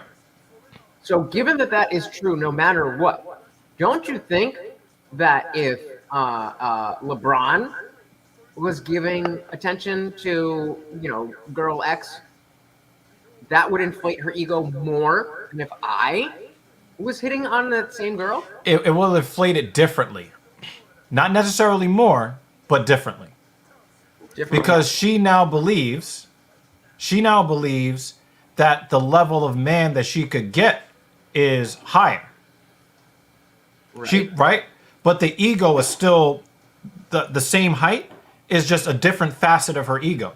So the women, this is why when women post the pictures on social media, they pay attention to the number of likes, because it's how much attention you're getting rather than the top level. I hear that, but I think that's very specific to the fact that you don't get to see. And first of all, there is the number because that's what other people see. No, but these chicks will still call themselves a 10. They believe what about you guys that they're a 10 no matter what they look like. You don't think that there is a greater disparity created if LeBron hits on a 2 versus if I hit on a 2? What do you guys in the chat? Logically speaking, Yes. So that's what. But when we're talking about delusion, there is no logic applied. Hey, Jeremy. So then let me put it this way, because now we're talking about conceptual versus practicality. Right. So can I flesh it out for you real quick? Sure. Right. So if 3,000 guys put a like on a 400-pound chick's bikini photo, right? Because she got 3,000 or 4,000 likes, she is going to think that she can get Dwayne Johnson. If Dwayne Johnson was the only person to put a like on the photo, she's going to think she can get Dwayne Johnson. And you know what's the perfect example of this? But that's good. Lizzo. Wait. But that goes exactly. Lizzo's the perfect example. Well, wait. Use the example that you used. Some random girl, right? She gets 3,000 likes. She believes she Is a 10. Is a 10. Right. What was the last thing you said? If the only like she got was Dwayne Wade Or Dwayne Johnson. or whatever, Yeah. Dwayne Johnson, then Right. then that would have a much bigger impact on her perception than if the only like she got was from me. That's the point that I'm making. I see the logic that you're applying, and it's not bad logic. It's good logic. And in a world where women were logical, I would agree with you, and I would concede that point, because what you're saying, according to the way that we look at SMV, is 1,000,000% correct. So, well, But the problem is that the women who are delusional are not really applying that level of logic, and we see it in So then when let's say a 6 gets her back blown out by an NBA player, right? She now believes that the only guy that she can date and marry is an NBA player. right. But go back to what you said. The part that I'm focusing on is that who is giving the attention matters. And so the original question was, is it less of a bad thing for someone with the lower end, even though it's still No, it's not. bad in concept? No, it's not. In practice, it has a lesser effect. You just admitted that. You just said No. Because like the thing is, you're a great. One second, I got to answer this. The UFC is not doing Holland this favor. Stephen Thompson is doing him this favor. Oh, I don't know. Stephen Thompson. What are the? Stephen Thompson only wants to fight strikers and guys ahead of him in the standings. If Stephen Thompson did not ask the UFC for this fight, the UFC would have left Kevin Holland in his retirement. Do we know the odds on this fight? Are the main event? No, I don't know the odds. What are they? I can look them up.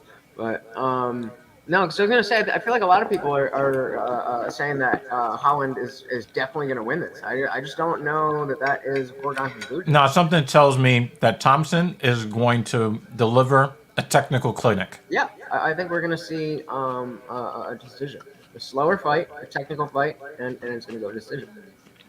And Thompson has no fear of being taken down. He's going to get into that karate stance. Zero fear to the point.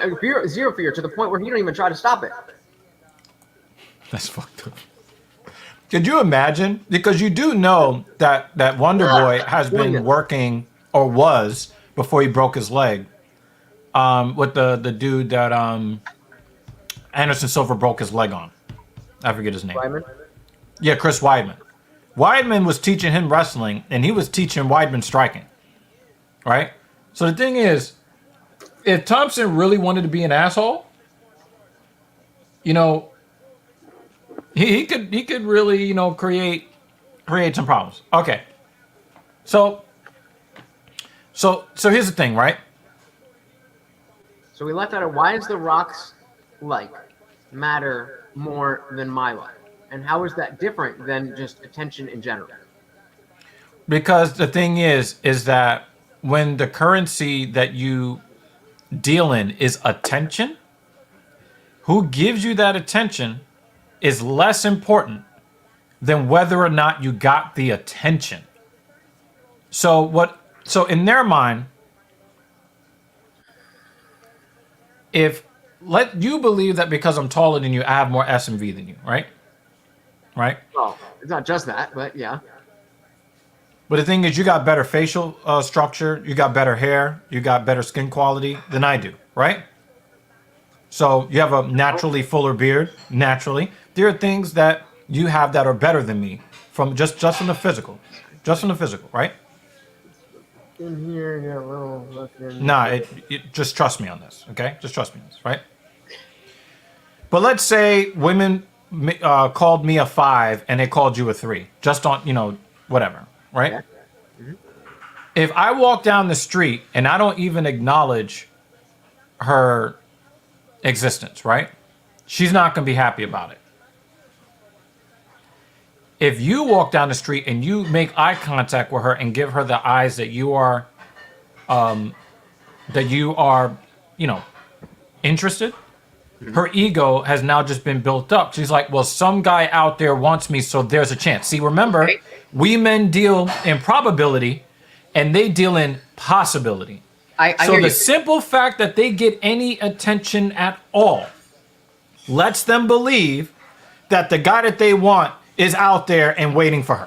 I hear that, and I'm not disagreeing with you. And this is why I'm talking about the concept that this is bad versus the practicality of which one is worse, or is one of them worse. And so the situation is, if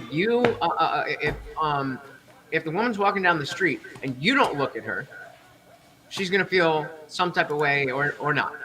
Right. What you are proposing is that if I am 2 blocks behind you and I walk by her and don't look at her, that she's going to be equally as upset that I didn't look at her. And I don't think she's going to be even more upset that you didn't look at her because she believes that a guy of a certain level should be giving her more attention, and she's not even getting that. And what you're starting to see with some of these women, in fact, Chisa Zed. Do you know Chisa Zed? Definitely check out his channel. Really great red pill YouTuber. I agree with him maybe 90% of the time. Maybe 90%, right? I think he's a little bit too red pilled, right? Because he makes... Aren't they all? Well, the thing is, like, he makes, like, these definitive statements about women that I think take it a step too far. But the principle of what he's saying is sound, okay? There was a woman who's overweight who was just saying that in her town, she gets no attention. None. And now she's on social media crying about it. Now, the bitch with the crusty lips, right? Because somebody who is employed looked in her direction. She's got these expectations that men better pay for this and men have to make this amount of money, even though men that make that amount of money don't pay her any attention at all. But a man who draws a W-2 from some company somewhere looked in her direction for about 1.7 seconds too long, and now she is an infamy star on TikTok talking about what you better do. Now, if the guys that, and you said this, not me, if you are telling me that you're in the bottom half of the bracket and you're giving these chicks attention, you're sending them the wrong message, right? Because then they think, well, at least I got that guy. That means I can get somebody else. But when you tell a woman that is not attractive, you get completely ignored. Like, you heard about the Poroskova, the one that used to be a model? She used to be a model. Like, she made waves because she was like one of the biggest models in the 80s and 90s. And I have no idea. Now she's in her mid 50s, and none of the guys are like, they look through her to go find younger women. Now, she used to be the younger woman that guys would drool all over. But now she's invisible. You see, the thing is, giving them any attention at all gives them the platform for the delusion. only when they are ignored by even the guys that they think are below them do they start to get the message. But then they start saying, oh, it's about, phobia and androgynies and all that other stuff, right? Right? Because at that point, they're resigned to their fate. They can't get anybody. So they stop with the demands and they start with the all men are blank. Yep. No, Right? I agree with all that. I think that at the end of the day, That's why I said it's different. Not more or less. I think It's different. I think that's fair. Yeah. So that does answer, because I think where it started was, if you're sitting there with you're sitting in bed with two ladies on the daily, and I'm swiping through, then it seems like I should get a little bit more of a pass. I would give you that pass. What? But the thing is, you're making it harder for yourself to date by giving unattractive women any attention, because right now their perception of what the market is skewed. I agree. Because they got attention from someone. I agree with that. If all ugly guys and all broke guys stop hitting the like button on Narsagram, it would reset the dating market to where fives would know that they're fives. Yeah. And threes would know that they're threes. Well, this is, again, going back to the practical versus conceptual, is that I completely agree with everything that you're saying. I agree with the difference. I agree with all of that. Right. It comes down to, okay, well, the practicality is, well, even though we agree on the damage that it does, you're not experiencing that lack. And so that's not an excuse. No, wait, I'm not experiencing it? Yeah. I'm still in the dating market. But the thing is, I'm still in the dating market. Okay, but and it's just as dry for me as it is for you, simply because... You want to put money down on who's had sex more recently? I'm talking about outside of this. That's what I'm saying. I understand that, but you can't say outside Hold of on this. One second. Dan Jensen. Roe missed weight. He missed weight by 3.5 pounds. That don't make him wrong. So, are you surprised? He didn't have to make weight. How much did he miss by? He missed by 3.5. Also, don't forget that, often, and again, not an excuse, but oftentimes when guys miss weight, it's because they had a hard weight cut, and it'll make them weaker. That they were trying. There's a reason why fighters that miss weight win over 60% of the time. There's I a reason. agree, and I think that has more to do with the fact that they stop cutting early on, and they say, "Oh, okay, I'm not going to make weight, so let me just stop." But there are the people that are up on the scale looking like this, like who is it? Holloway. And if those fighters still miss weight, they are at a disadvantage. Mm-hmm. But those guys are missing by a pound or less. Yeah. You know what I mean? Because they're killing themselves to make the weight. This guy missed by 3.5 pounds. He wasn't really trying. But yeah, you can't really take the fact that you have two women, I don't know how I say this, I don't mean any disrespect, but two women ready to go for you, and be like, well, But it doesn't change my perception, and it doesn't change how I'm perceived. It absolutely should, because getting more than what you already have is a very different thing than not having anything and trying to get something. And so like I said, for that reason, I give you the pass. But what I'm saying to you is you can't give you the pass. Okay, no, yeah, that's what I was asking. I was asking you. Yeah, I already said that. Oh, okay. But what I'm saying is that the reason why you cannot give yourself that pass is that every single time you give non-sexual attention, you are making your own dating prospects more difficult. No, yeah, I agree with that.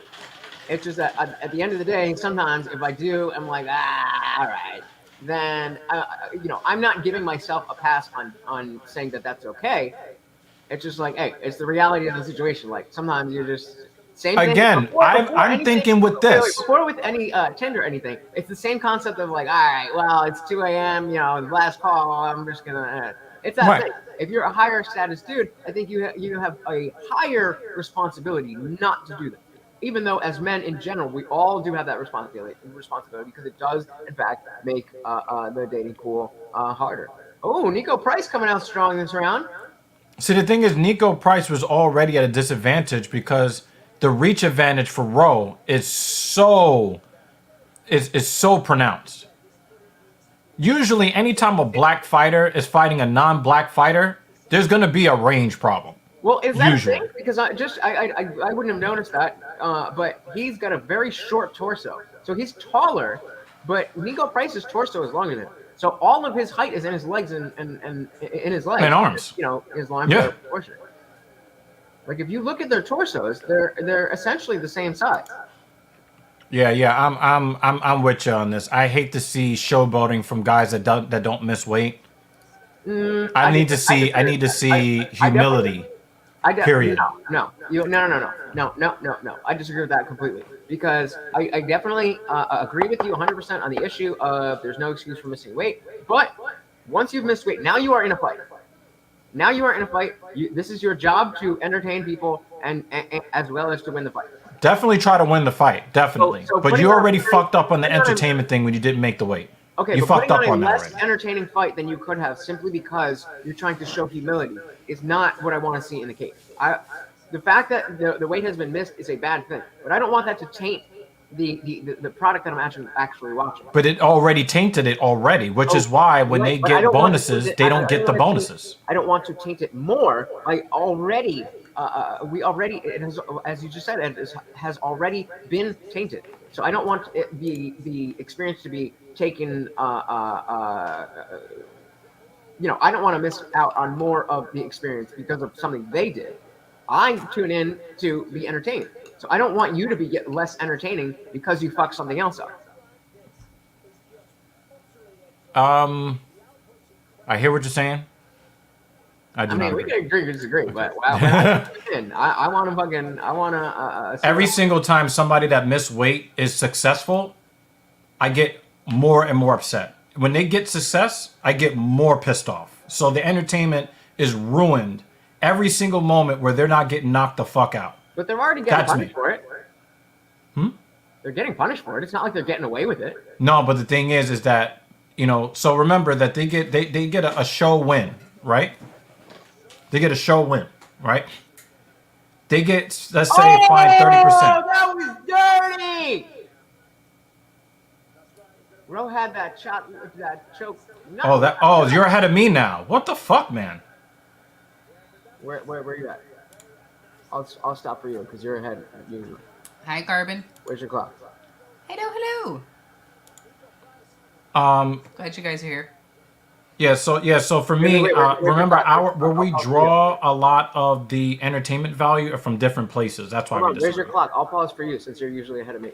No, what I'll do is after this round is over, I'll hit the reset. Yeah, but then you're gonna be ahead of me again, and then we're gonna be off. Not necessarily. We might end up because I'm behind you by at least 6 seconds.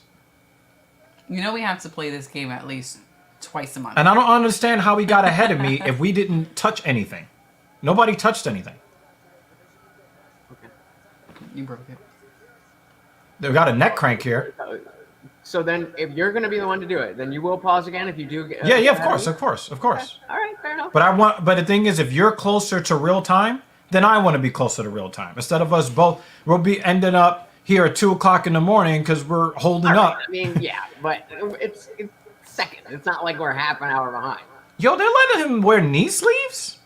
I think I don't think that's anything new. Fucking Sam Alvey does that. No, I think he's got the ankle. I think he's got the ankle sleeves. And when you see that in Muay Thai, they let them do that. I could be wrong. Didn't Nico Price get the up kick KO before? Oh, that was him, right? He got something like that. I don't know if it was that specifically. Oh no! He caught the dude.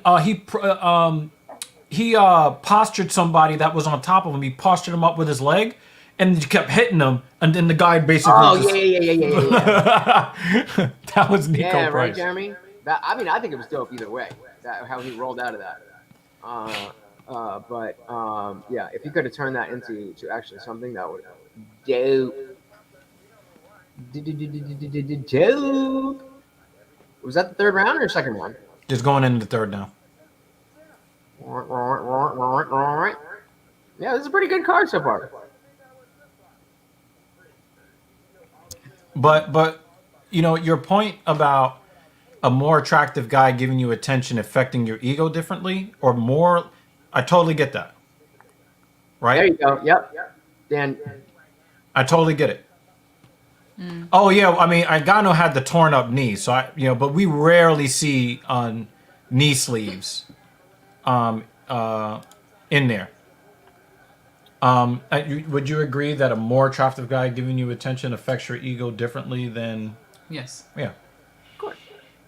But with the modern woman, I think reasonable women, your point would apply to, but in this age of modern delusion.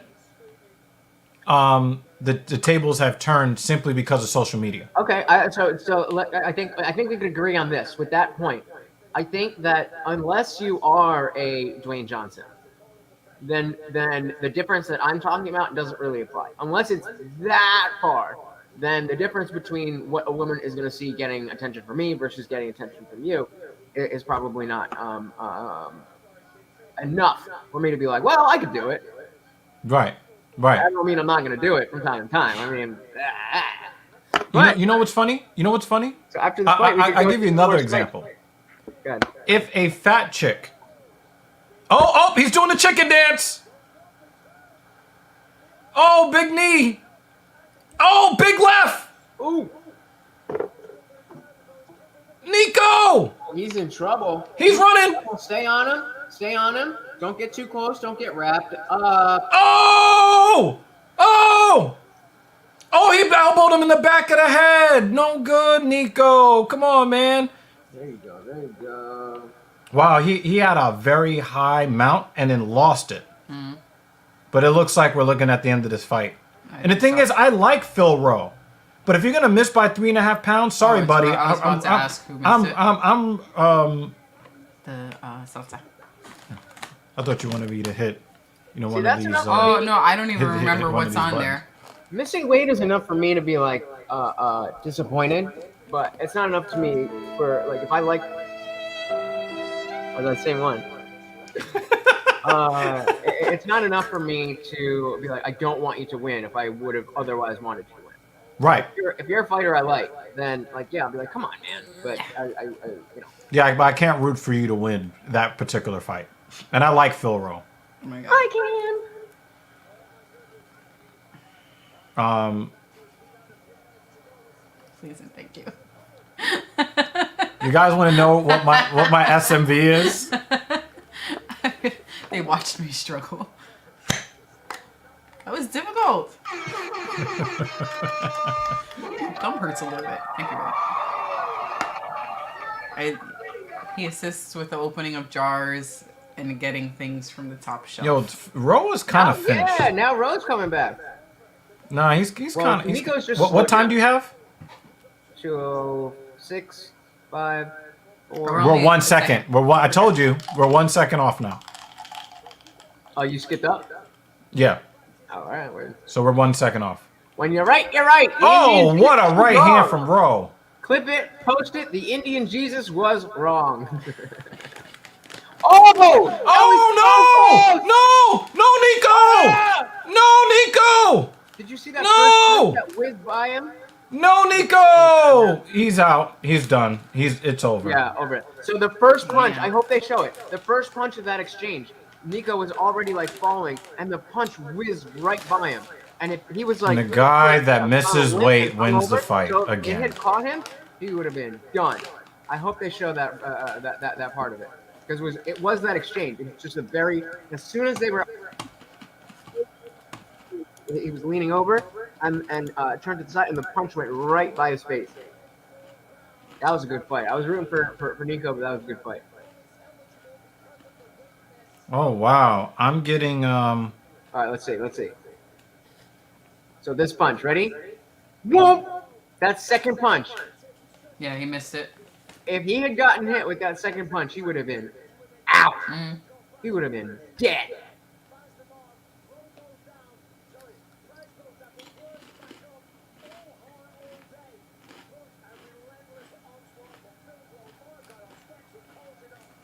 I got my. So I don't know how they. I assume it's chats per minute or whatever. How they calculate the chat rate, but my chat rate is just always at 0. But I got it up to 4. I think it was Wednesday or maybe Wednesday. I don't know. I haven't taken a day off streaming since Sunday. So they're Do all. you know run this through. guy's last name? I don't. Yeah, I was just like, am I getting like porn spam from text messages in New York City? Oh, he sends weird. And I'm just like, and he was like, oh, Sorry, you can use look. this for your show. To like, what? Did it I have answer a your friend. question From, you want oh the Jeremy comment up? Oh yes. The long one. Yeah. Oh, there we go. To answer your question before, Dr. Evil, yeah, Jeremy, I definitely do want to learn. It comes down to the game's integrity and protection. Counting cards with a perfect basic strategy can diminish the house odds completely and cause the casino to hemorrhage money. I mean, okay, but if you are saying we offer this service of playing this game and you can win money if you win this game, then them's the rules. Oh, I think. But the thing is, Jeremy, I know this. Yeah, we know this. But you basically want someone to walk into a casino and then purposefully not pay attention. Yeah, exactly. I'm gonna pass me a pen. I think I remember it. It's not it's just not a logical position. Or you can just put Or I it could in type my it, phone. yeah. I mean, yeah, that makes more sense. Like I get it from their perspective why they don't want it, but that doesn't sound just like good enough reason. I think. 100% finish rate. Yeah, if I'm Phil Rowe, I would take some of that bass out of my voice. So, but that's just what I was going to ask you. How many people who are watching him, whether they're there live or watching on TV? You're right. I already know what you're gonna say, and you're right. But for me, take that fucking bass out of your voice. You miss weight. If he would have made weight, I would have been jumping up and down too.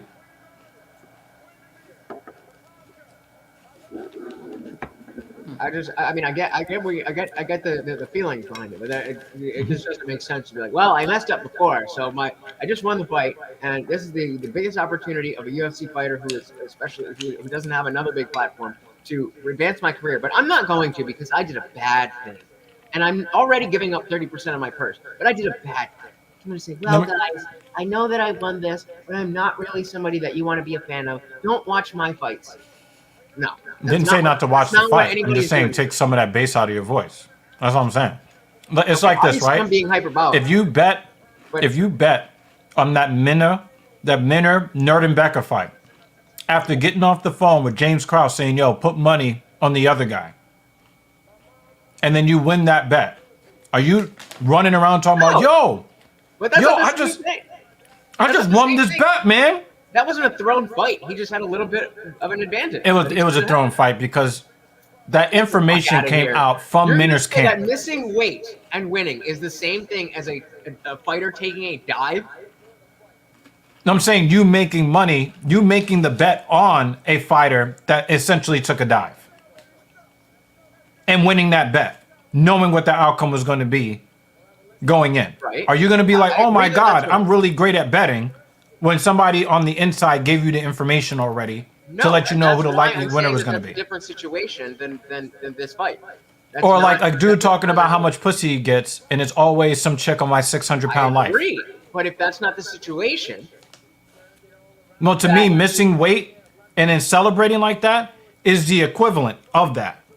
Like, yo, I get mad pussy. Well, who you fucking? Well, there's that one chick on my 600-pound life. She did lose 60 pounds, so she's only 540 pounds now. It's insane to say that missing weight is analogous to throwing a fight. No, betting on the thrown fight. and then claiming that you're a I'm great not sports talking. bettor. I keep agreeing with you. I keep agreeing That's what I'm with you on saying. that point. I'm saying you are saying that he doesn't deserve, to be happy, to celebrate, to whatever. No, you can be happy.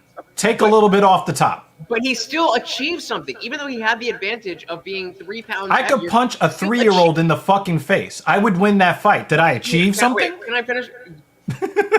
So you're calling Nico Price a 3-year-old because of 3 pounds difference? That's the analogy you're making. Well, Nico Price is not a 3-year-old.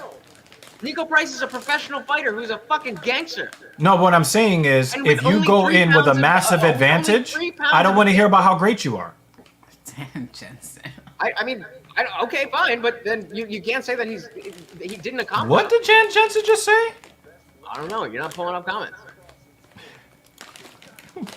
I think he's talking about the chick, the fat chick. Oh my goodness gracious. I feel like we've either corrupted Dan Jensen or we just unleashed. Yeah, we unleashed. Yeah, we they definitely. can, but there's too many ways to tell if they're counting. So you have to get it hard and get out. I mean, definitely. But I think the point that we're making is that counting cards. Oh yeah, I definitely agree with this. Get in and get the fuck out. Yeah, definitely. Don't because that's just the environment. But I'm questioning the environment. That's what I'm saying. Right. You want me to not get better at the game, so you can take my money. You might as well stand out on the street with a cup and just ask me for my money. Yep. And they're like, yep, yeah, that's exactly what we want. Oh, I thought you. I am very glad. Yeah, this one. You know, it would be like,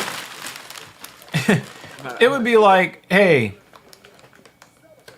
you know, the New York Knicks are playing the Dallas Mavericks. Hey, New York Knicks. I know that you want to win, but you know, we think we should win. So we would like you to just let us score the baskets. That's what the house is saying when they're like, you know what? I know that you're good at this game. Can you not be good at the game so that your money comes to us? Like, this is why I don't go to casinos. Like, what's the fucking point? I don't go to strip clubs. What's the fucking point? Well, I get to give you money for pussy I can't fuck? Well, and that's exactly the thing. You have to understand what you're going in for. There's plenty of things that we pay for, understanding that we're not. A fool and his money is easily parted. That's what you're going in for. But like, we paid for the UFC stream or the UFC cards, but that's okay because we know what we're paying for, and we're opting to pay for that. But we also know that it's a competition, and one side is not supposed to be giving the other side the victory. Mm-hmm. Right? That's why that Minner thing drew such crazy attention. Yeah, but if you understand that that is the game of the casino, that they are not only competing with you for your money, but also taking an advantage, then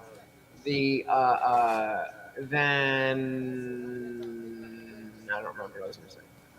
I don't know exactly what you're saying. I know you say you don't back people off, which means you don't kick people off the floor, right? We just lowered the max bet for the table. Yeah. It's your house. It's your house, though. If you want to change the rules on the fly, and you know going into a casino that they can change the rules at any time, and you still go in there and kick their ass, and they say, you know what? You took us for 1,000. Now the max you can take us for is 20. And is this going to be a great use of your time to continue betting here? No, we want you to get you out of here. I think that's the best way to go, Jeremy. It makes sense. Yeah, I think you're gonna enjoy this one way better. All right. Still not fair, but it makes sense. Right. Yeah.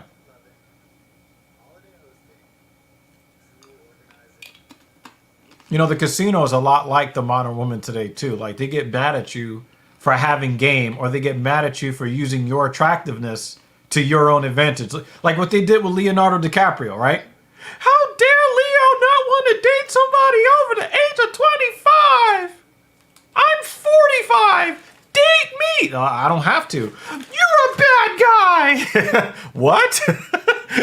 The memes that came out of that, though, were hilarious. Oh, yeah. Hell yeah. Her getting kicked out right on her 25th birthday. Yep. You wonder hear how the those birthday conversations music when go. you get up in the morning. You come outside. We've got a gift for you, and it's all of your shit packed in the foyer. Fucked up. I wonder what Leo DiCaprio girlfriend must feel the night before her 25th birthday. She didn't get any sleep that night. For two reasons. One, she's trying to give him the gawk 3500. Like, please let it be me. Keep me Yep. around for another month. You know? Do you think that you look better than you did 10 years ago? No, face or just like Just total pay. overall? Today, no. I don't think I do. Okay. Because I think, in the face-wise, I'm already seeing a dermatologist Mhm. for that. Body-wise, I'm already doing the work, but yeah, I was definitely physically better 10 years ago. Oh, okay. All right. My opinion of myself. All right. Just a question that came to my head. Doesn't mean I'm not happy with myself now, but well, I really want to pin this comment to the top. I wish I really I don't know if I could actually do something do? with that. The fuck did I do? Why are you shaking your head at me? Damn it. no, what's the one below it? No, oh look, there's a chat thing here. Go down. No, it's copyright. No, in the middle. Yes. Oh, okay, never mind. No.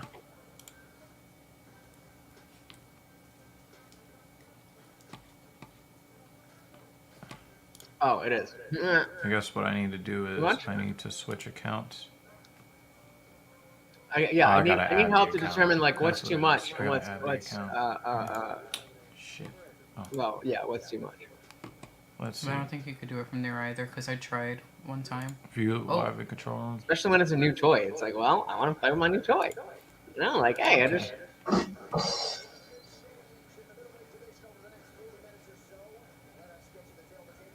Oh, unless you're just laughing at the I sound can't that find you. his comment. In which Yeah, case. you passed it. It's a semi. It's all Jeremy Lewis Right. here. Oh, we got oh no. Yeah. I can't find David Banner's comment. Hit the not now real quick. And instead of top, do live. Yeah. Oh, here we go. Yeah, we're pinning that comment. Yeah, I hate the top comment thing because you end up. David, what does the losing- next one mean? It excludes a bunch of comments. Where Also, we also need to give some respect. I know that sometimes we get shit for giving people too many mod privileges, but the thing is that this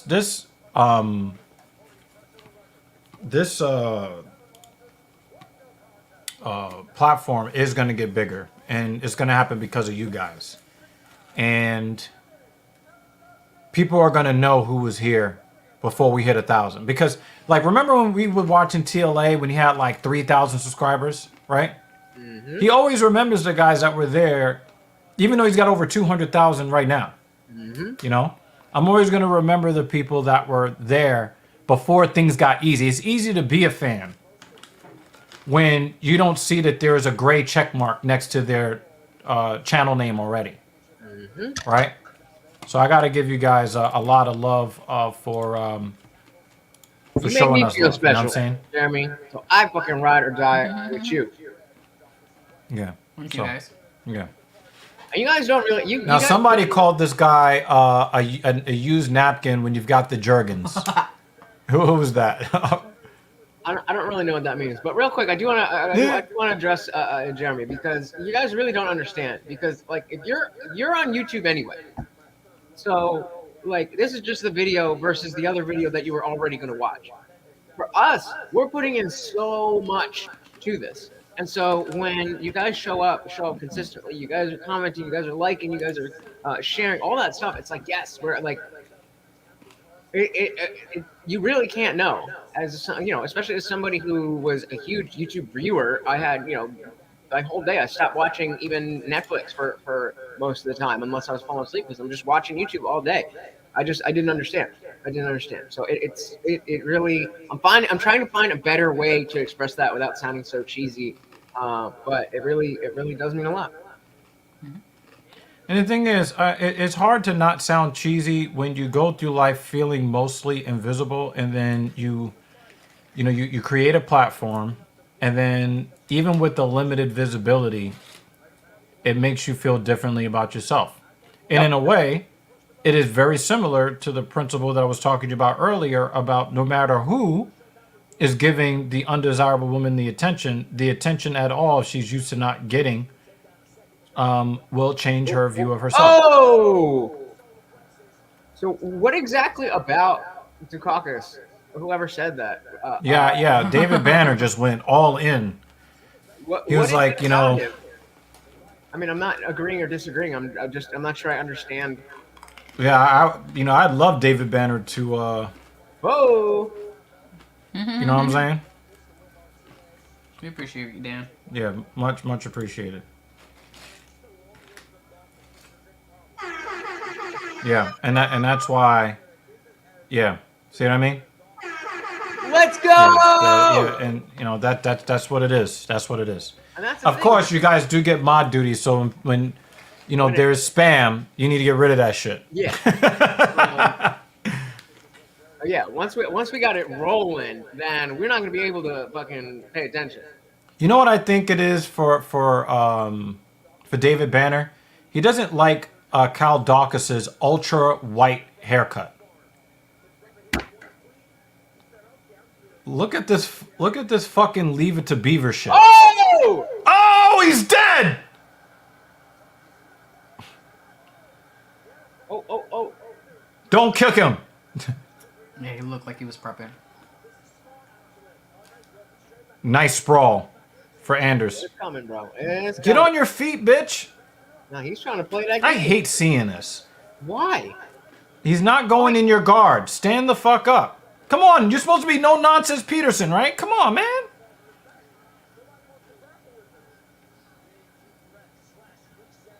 If that's your realm, why would you not try to bring it there?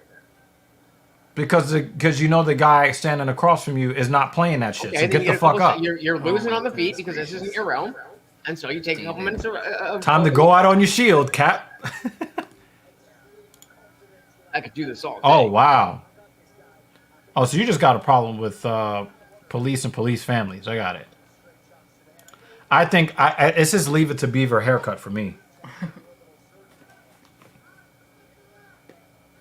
Dennis the Menace ass haircut. I haven't seen Eric Anders really perform this well against anybody. Even the fights that he's won. He's looked more like a T-Rex. Oh, nice body shot, Eric Anders. That was the ugliest kick I've ever seen. Oh my god. That was horrible. Well, I guess I'm cutting this bitch off. Oh, 10:41. Okay. Was that a nut shot? What just happened? I think it was a nut shot.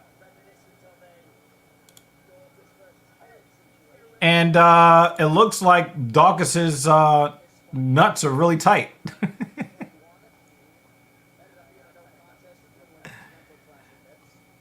Andrews is looking like more of a technical fighter. I gotta say. Yes, this is a. Oh, it's a headbutt. Oh. Christian, are you here? Ew. This is our entire. He's used to trying to tackle the quarterback. Based on whether you're here right now. He said, "Don't reproduce." Oh, but yeah. After this fight. I thought it was a nut shot. It was an inadvertent headbutt. My bad, y'all. It seemed like a pretty bad. Because the way that he went down, because I was looking at Lutch and I was like, oh shit, he doubled over. I was like, oh, more bells got jingled. Oh shit, he punched him onto his back. Yeah, we did too. See, bring him into your game. Well, now you got it. What the fuck? Oh, that was the end of the round. I was like, what the fuck are you stopping for? Because this happened. You gotta turn in the Stream Deck app. You gotta turn yours up a little bit. I have it. It's the wavelength that I have it down a little bit. But also in the Stream Deck app, you can also move the slider for how loud. Or, Yeah, so yeah, yours I know was that. a Yeah, little- yeah, but my mixer brings it down a bit. Yeah. So whichever way you do, I'm just saying it's a little bit quiet. I'm really uncomfortable with the fact that they've got girls under the age of 14 in these commercials. It just makes me uncomfortable. That what? What'd you say? I was reading They got like this Cymbalta commercial. You're probably not getting that commercial, but they got like some underage girls, you know, with some adult style clothing on or whatever, and it's like, I keep hearing about the philia stuff. Don't put that shit on TV. Stop it. Dancers at a recital. Yeah. And the way they dress them, you know, they dress them much older than in my opinion, than they should be dressed. We all know that it's ethical to not look at them certain ways. Don't make them look certain ways as well. Yeah. Well, that's why, you know, I'm surprised that like children beauty pageants haven't gotten. Yeah. And the mothers are pushing them into that shit. Oh yeah, like there was a whole show. Don't look at my little girl. Y'all see, there was a whole string of shows like that. Yeah. And remember that they went crazy on them for that one Netflix show, and they wanted to cancel Netflix for putting that one show out there. Which I, you know, again, I'm not. He's working hard for that. Whoa! Oh! His hand went outside the cage. Your hand can go out. Good balance, Eric Anders. Yeah, very well done. They're both fight players. He's hitting him in the back of the head. Your hand can go out of the cage. You just can't grab. He's trying to catch the ear. No, that's feeble. That's feeble behavior. They should stop this fight right now. Yeah, once you put your hand up. Yeah, you just see how the way. Yeah, get him out of here. Sort of the like no. What are you talking about? Wave. Dawkins fell back on his back and was like this, and he didn't stop the fight. No. That was weird. That's how you hand fight. You should just back up. Yeah, you should just back up. When you're on the ground and the guy's up here, you don't see people hand fighting. That wasn't that. It didn't look like that. He was trying to do like a wave off. Yeah, it looked like he was waving it off. I gotta look at that. Keith. Come on, man. I keep hearing this dude with no neck also gives no fuck. Stand these niggas up.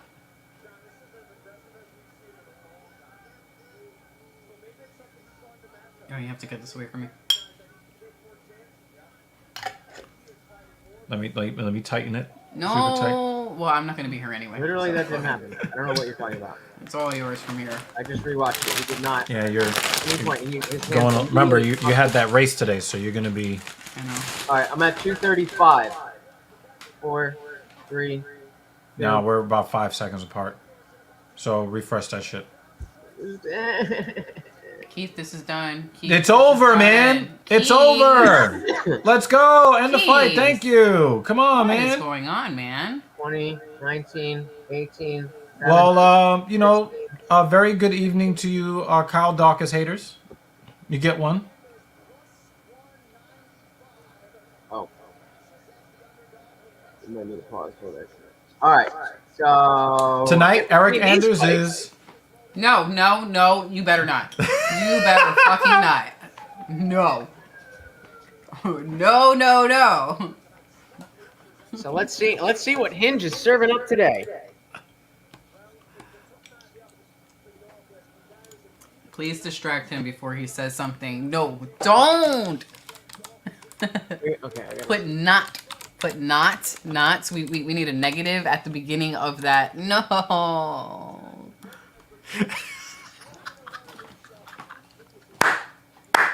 Such a douche. I don't get it. We hate his nickname. Oh.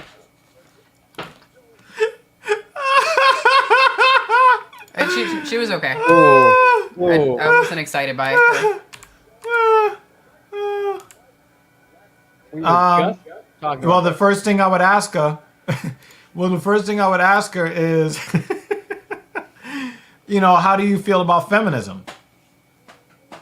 That'd be the first thing. Of course she's looking for chivalry. I don't know. Well, how tall is she? She's 5'2". It doesn't matter how tall she is. If that's what she looks like, that's a wrap. Yeah. Sorry, honey. Sorry, honey. All right, next. My thing is, women another who are actor. chubby. What? Nope. That's a hell no. You know, the thing is, even women that are chubby, I've decided, nope. What the fuck is that? Let's see. I'm weirdly attracted to. These nuts?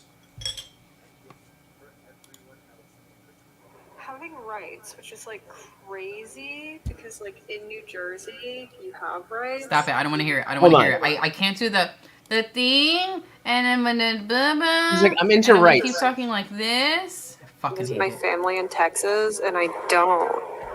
And that's just crazy. I'm just, I'm so attracted to having the rights, though. It really turns me on. Are you though? Are you attracted? What did she say? She said, I'm so attracted to having rights. I'm weirdly attracted to. Having rights, which is like crazy because like in New Jersey. Can you get her the fuck off my channel, please? You're I gonna go make into me my vomit family the in chips and salsa that I just enjoyed. Gross. What?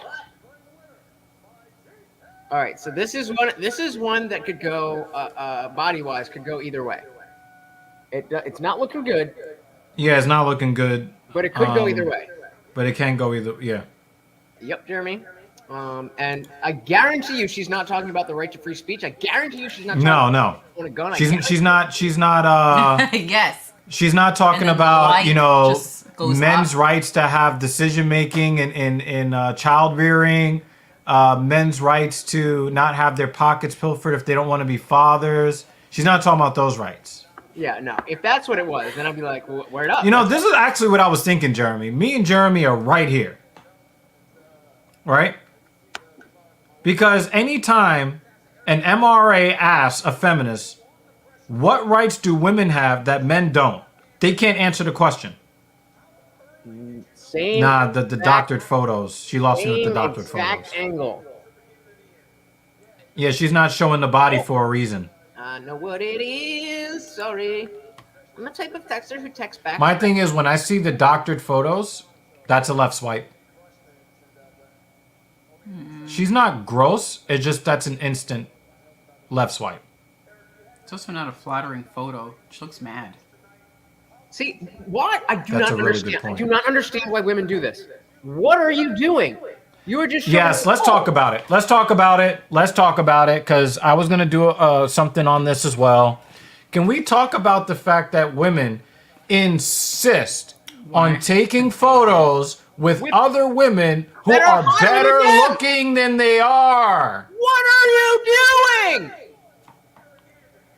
It's like, all right, I want a hot guy that is going to fuck my best friend so that I can complain about how horrible men are. See, I have hot friends that are better looking than me. Whew. It's crazy. But If you were on the market, Yes. are you trying to put up pictures of you with your hottest female friend? How does that help you? common. It's so common. Because then I'm just getting her somebody. Exactly, Jeremy. Are you getting somebody for both of you? Because he's trying to smash both of y'all's.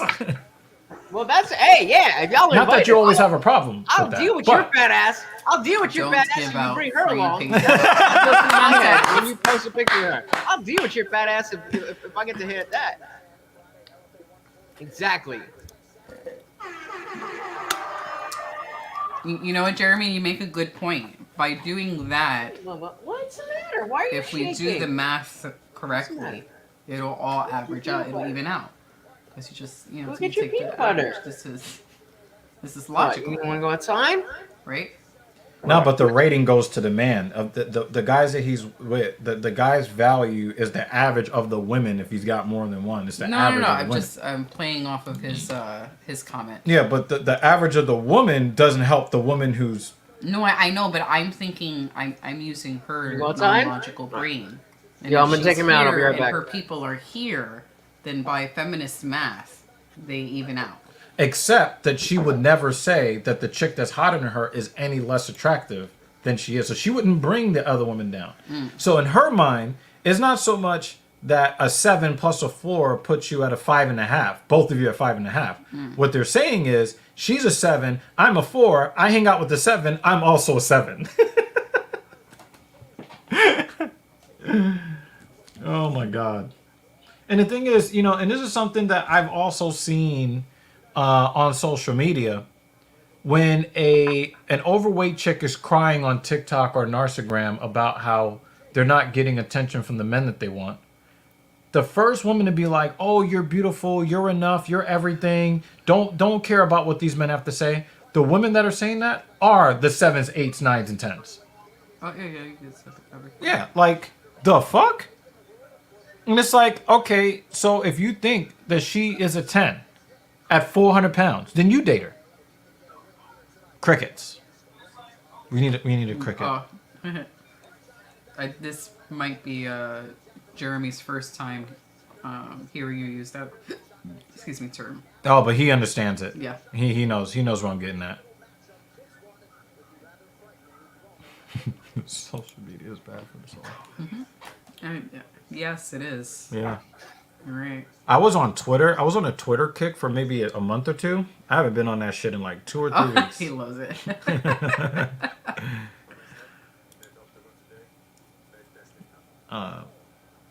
And the hot chicks would be like, "No, you're attractive." But who are you attracting? Because the guys that you want are not going towards you. What the fuck happened to this blown out nipple? What the fuck is that about? That nigga's lactating in the cage?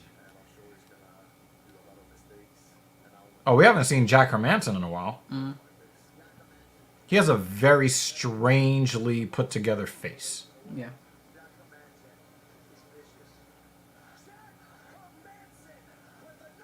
I know I took a big ass nap earlier, but I'm ready to go back to bed. Well, that's good. And Lutch is still Lutch, even off screen. Okay. Yeah, I want to ask Lutch about that logic. Oh, the photo with friends logic? No, the if I'm a 4 and she's a 7 and we go out to the club together, that makes us both 7s.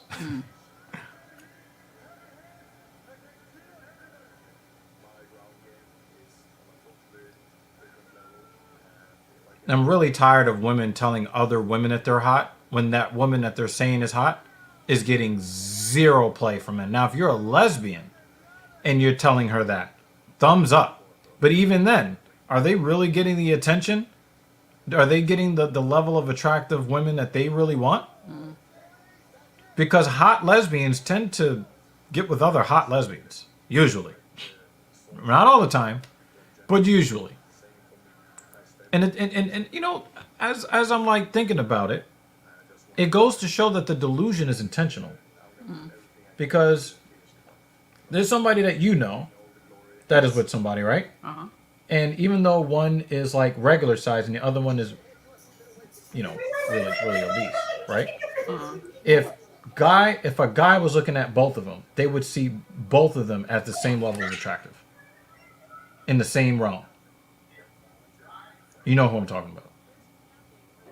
Wait, no, I'm lost.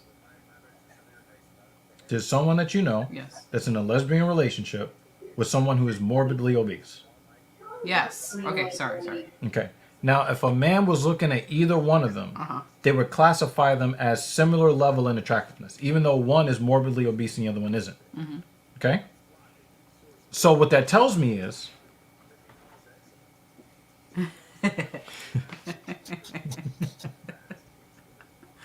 It's not the fucking point, Jeremy. It is to him. I said, So shit, what it tells me is, too.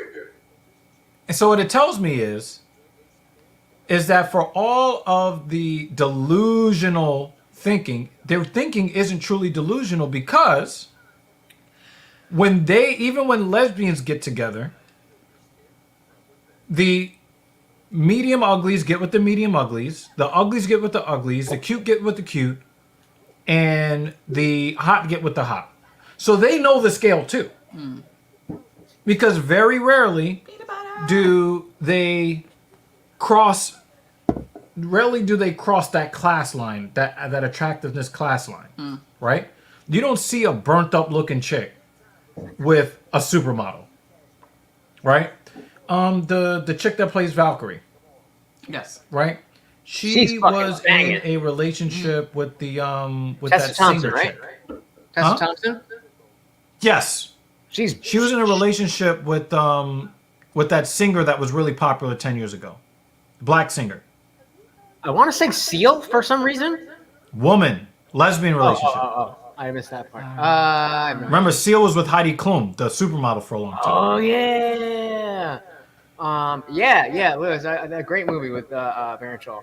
But there was a singer that was really a black singer who was really popular, very pretty, right? My phone is Her and charging Tessa fucking- Thompson were together, right? You didn't see one of them getting with a Lizzo type chick, Hell no. right? So what that tells me is that lesbian women who you would think ugly chicks would get with hot chicks because they're all 10s, right? They don't do that. It's, fuck, I forgot what I was going to say. Fuck. I just had it. I'm not going to make a pick on this fight, Dan, because Jack Hermanson has surprised me too many times. He's just surprised me too many times, so I'm not comfortable. I will, though. I'll pick Dolidze. I'm not comfortable picking either fighter. I think they're both very dangerous. But you were saying. So the one thing is that I wanted to. As soon as Jeremy said the thing about they're out with they're out with a 7. I think they're a 7. Oh yeah. So I wanted to ask you this question, right? So the delusion is that you're an asshole, Jeremy. Oh my god. So the delusion is if a 4 and a 7 go out to the club, right? They're both 10s. But okay, let me be real, okay? The 4 is out with a 7. So the male logic is when he laughs at them, oh, they both come out like a 5 or a 5.5 because that's directly in the middle, right? But the actual delusional thinking is if she's a 4 and her friend is a 7, they're both 7s. Yeah. What do you think about that? I think that's on point. That is absolutely what they think. It doesn't make sense otherwise because there's so many women that do it, and usually it's the main profile pic. It's the first picture you see. You're like, oh, they got the hot friend there. You're like, oh, all right. But all that does is set up disappointment. Like even if you're a 5, I'm probably a 5, a 4, somewhere around there. I'm average. So if you're average, like whatever, we can be average together. But don't show me a fucking 7 and then be like, well, not really. Because I'm going to match with you and say, yo, what's good with your friend? Exactly. Actually, you know what? If Hinge didn't have a limit on how many likes you could send per day, I would do that. Because on Tinder, you just swipe and sort it out later. But Hinge, you have to pick who you're going to choose because you only get 10 likes. Hey, did you hear about the 2 fat chicks that wanted to get into this exclusive club in Hollywood? Which ones? And they did this PSA talking about how the bouncer looked her up and down and said, "Not tonight." I think so. What do you think of that situation? They're mad because they wanted to get into an exclusive club where they were not wanted. Private company can do whatever they want. See, the thing is, which I actually believe, but people say that in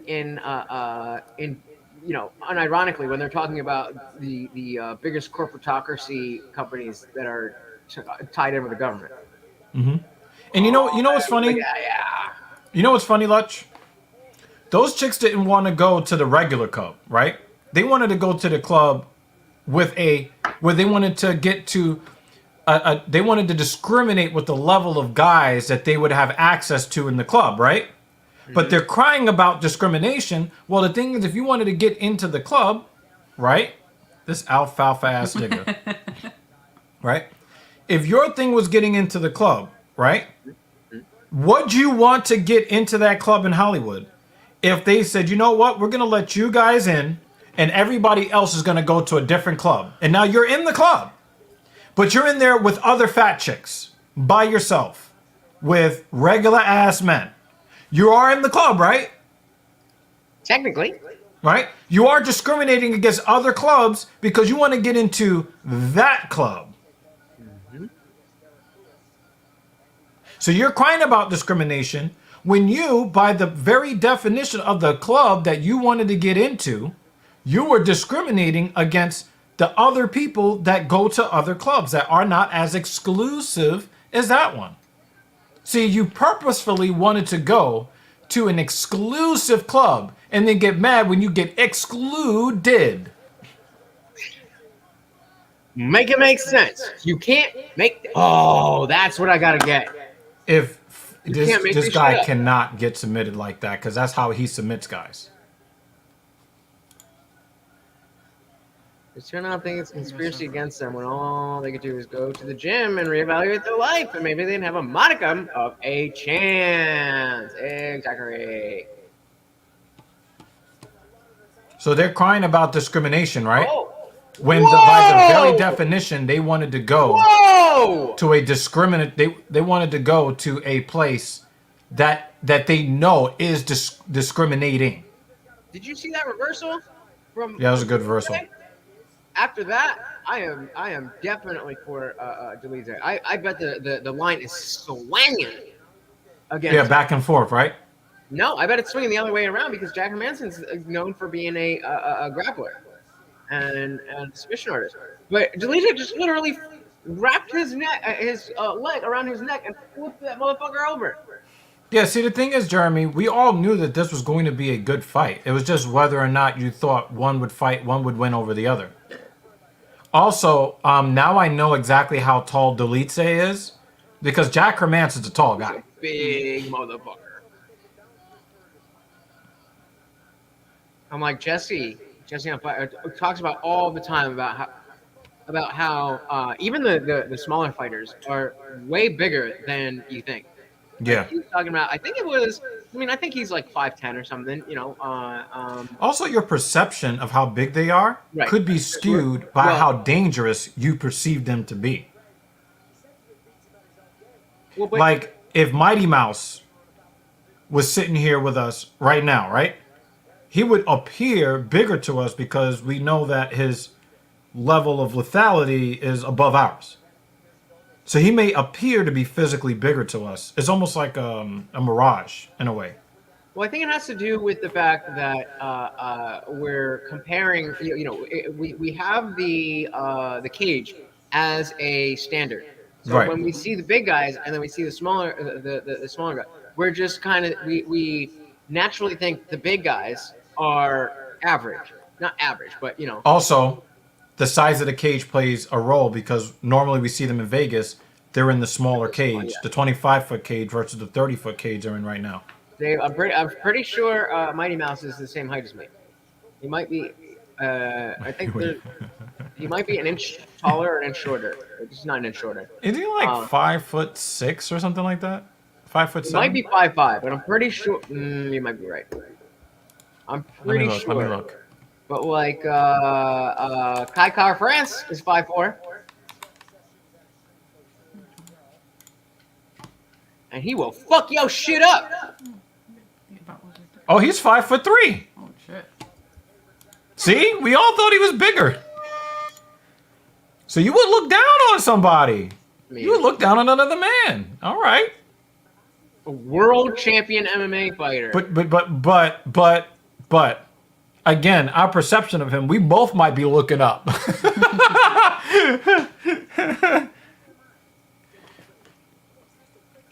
I mean, I've usually only, for whatever reason, I've always had like a tall friend, but it's usually just like one, and then a bunch of like 5'7", 5'8" dudes, and then me, and like Akon was like 5'6", so we were small dudes. My Did you best sing that friend song "Locked Up"? No, don't entertain it. Don't entertain it. The dude I was friends with most of high school was like he was 5'4", but he was a tiny a bit taller than me.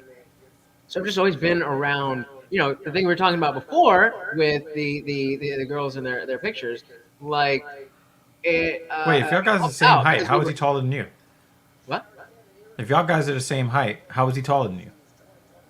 Because I mean, there's 5'4" can be 5'4.0000. Oh, okay. 99999. All right, no, you just had me confused for a second. But it helped because when we were out, we were just like a group of small dudes, and so to each other, we just looked normal. Or I mean, like you know what I mean. In the context of the group dynamic, like the cheerleader effect.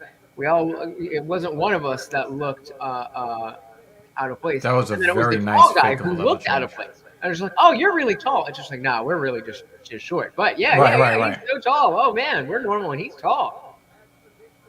Woo! Hermanson did a feint of a level change that is one of the best I've seen. Don't give David ammo. Yeah, your Lutch is well past giving a fuck when it comes to that. He knows who he is. Yeah, he don't give a fuck. and that makes him taller. True. Oh, how's your foot warmer thingy? What? Didn't you buy a foot heater? I don't know what you mean. What the fuck is that? I think you posted on like Discord community. Yeah. So it's hold on, I can't see. And it plugs in. Does Morty ever go inside and try to steal it from you? No. Okay. Because he just uses my body heat. True. Okay. Never mind. Like, the rest of my body is, it's just my feet get fucking brick ass cold. I bought a second one, so I have this one down here and I have one up in my room. That just looks like, you know what that looked like to me? A really selfish person's Christmas stocking. Oh, I just noticed Jeremy's question. I asked my family like how they. Yeah, I really wish that JD can come in here and speak for himself. Here's the thing about JD, man. JD is starting a program. And that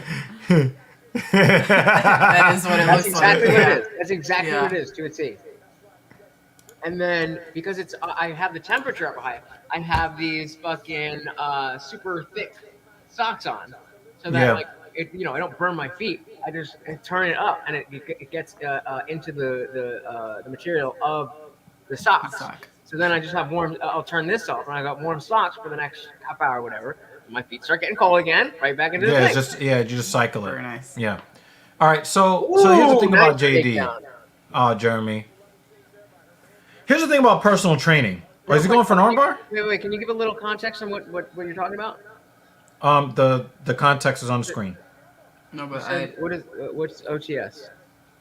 Yeah, Lutch doesn't know. Off the script. That's JD's JD's wrestling platform. Off the script. Okay. Right. Okay. All right. Good. Look at this triangle he's got. Oh, he let it go. That was so pretty. I had no idea Delete's game ground game is like this. But you know what? Hermanson's defense is not bad. Look at this little human pretzel thing they got going on over here. Defense is fantastic. Ow. My quad hurts looking at that. Holy shit. My God. He's got a calf slicer. Oh my God. He's got the calf slicer and he's got him flattened out. If he just shifted his body. I don't think I've seen anyone do that. He's just, He's locked him in and he can't even turn his body. Oh, He's At least fucked. they can get on the other side. Oh, that's fucked. wow. That is the most fucked. Yo, that is the most fucked TKO I've ever seen for this reason. The dude Damn. wasn't technically knocked out. He got caught in a calf slicer and couldn't move. That's what It's like watching somebody get caught That's in a crucifix. Yeah. That's And you know that they're not knocked out. But the thing is, the guy in the crucifix is getting... Yeah, but there's you still can't get out. Yeah, but That was literally crazy. That's literally what TKO means. Is that you're not actually knocked No, out. but I'm talking about the technical knockout where you're actually getting like hit and then they forced to stop. The dude was TKO'd because he couldn't twist his body because he had his fucking calf locked up. That was fucking pretty. Dude, Oh, you mean as opposed to being on his way to being knocked Yeah, out? this is true. This is true. This is very true. Very, very true. That is the prettiest TKO I think I've ever seen. Yeah, that was very pretty. I don't know though. We've seen calf slicers attempted before. No, not a calf slice. The calf slicer is meant to sub them. But he just locked his leg up with it and he couldn't move. He couldn't twist one way or the other. See, the thing is, the calf slicer would have turned into a submission attempt if Hermanson could turn to the left or the right. No, I wouldn't want to see that. But he knew he couldn't do it, so he was just fucking stuck. And that's why it's so fucking beautiful. That is the prettiest TKO I've ever seen. Who's eating peanut butter? Because it's the most beautiful in the strangeness of it. Yeah, yeah. So here's the thing about personal training, right? When a person comes to me and they're like, listen, I'm going to pay you X dollars to make me do work I don't want to do, right?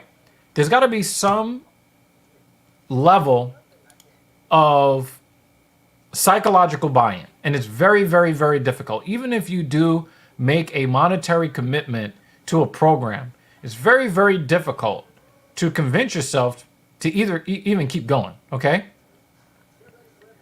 Most of the time when people start a program, they're excited because it's a big deal to put out money to work out. So they're excited from that.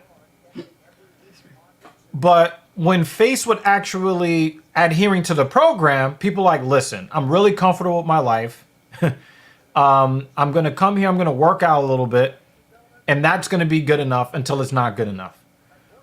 The difference between JD and most people is that when I said jump, he said, how high?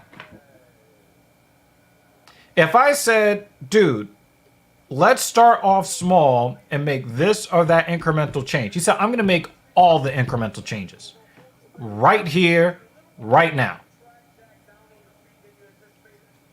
Even when he thinks that he is not going to be able to execute on something that I've asked him to do, he will still try anyway. And he still executes. So when I'm talking about being a beast, I'm not talking about clanging and banging. I'm talking about the commitment to following the program. I'm talking about the commitment to testing his own perceived limitations on demand. Also, I've never had a client travel as far to come train with me as he does. You guys don't want to know how far away he lives from me. I've got clients that, they pay good money, but they don't want to come from 2 miles away. This motherfucker is coming from like 14, 15 miles away at least. So JD's your client? Yeah, he started his training 2 weeks ago. Nice. JD did not ask for any discounts. I've known the man almost 10 years. He didn't ask for any buddy discounts. He didn't say, hey, I helped you grow your podcast by 60%. Can I get some dollars? He said, you let me know what the price is. I'm going to pay the price. No bullshit, no haggling. He shows the fuck up, both in body and in spirit. That's why he's as successful on YouTube as he is. Because let's just call a spade, okay? You used to be a wrestling fan, right? I used to be a wrestling fan. People don't look highly upon adult wrestling fans. And he was able to build a following, a loyal following, out of sheer fucking will. That's who he is. You know what's funny too? When he comes And he back doesn't- from and he his doesn't- workout, And he doesn't complain. no, about but anything. he comes back upstairs like when you're done with his doing his session. Yeah. Very humble and kind of like, yeah, we did the thing, and I'm asking you how it went, and he's like, yeah, So unless I hear it from Dr. Evil about how he killed it in the gym, when he comes upstairs, it's just You're not going to hear it from him. You're not going to hear it from him. He's just like, we did the workout. Yeah. Yeah. And that goes to what we were talking about before, with just showing appreciation for the support we get as content creators. That like it's you get that way. You get that way from having an arena where you do need to hustle like that. And then when you realize that yields results, you're like, oh, all right, well, I'm just going to do this for everything.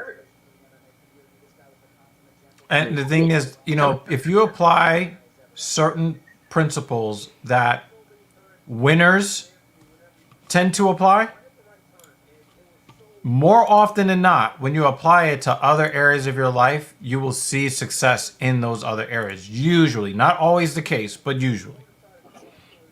And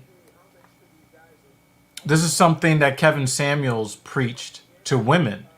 He said, well, you know how to submit to the white man in the workplace. You know how to do that. Why can you not apply that same, and you make all this money, you keep talking about how much money you make, right? Now, if you want to be successful with men, why not apply that same knowledge that you have? Hold on. Could we show some respect to the man? We did last week. Anthony Rumble Johnson. Yeah. R.I.P. man. Yeah. Well, we did give our RIPs last week. Because they did a special video package for him. Not last week, the week before. The thing is, I was always very frustrated with Rumble for that fight that he had against DC, where he got, I think he got TKO'd on the ground, ground and pound. And I was so disappointed because Rumble Johnson had everything that he needed to knock out Daniel Cormier, and I was always salty because I felt like if he could have been light heavyweight champion, how dope would the 205 division even look today if Rumble Johnson was a champion? And then when he got out of bodybuilding and then went back into MMA, I was super duper excited.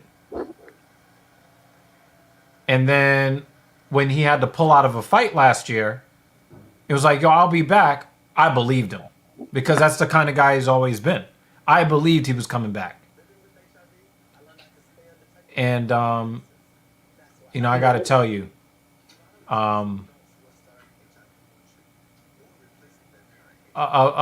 to hear about some of the tragedies in this one definitely hit me a little different. And, very much in the Chadwick Boseman way. This was a man who suffered in silence. He suffered in anonymity. He lived his life in public. But his pain, he suffered in private. And I respect the man's right to go through that because you don't want people to see you a different way. But I'm going to argue in the opposite, that there is value to being Rumble Johnson and saying, hey, I'm dying of cancer. And, the people who are like me that you think are the strongest, they need support too. And I think that is a message. You know, because a lot of times, again, and you know, I'll say this till I'm blue in the face. I had this conversation with somebody earlier today. Our society does not care about men. Our society only cares about the value that they can extract from men. And Rumble Johnson gave a lot of entertainment and monetary value. And I think that it would have been cool if he allowed people to give that value back to him. Because that would, in turn, would have created more value for everyone else. Because there are other men out there suffering in silence. And for him to step out there and say, yo, I'm on my deathbed and I could still knock you the fuck out. But I still need support because I'm human. And cancer could come for any one of us. I think that that is a...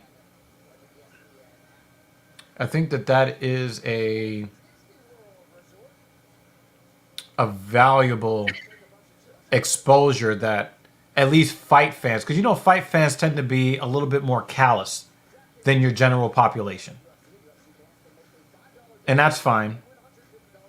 But I would have loved it if people could have seen Rumble Johnson be strong in a different way.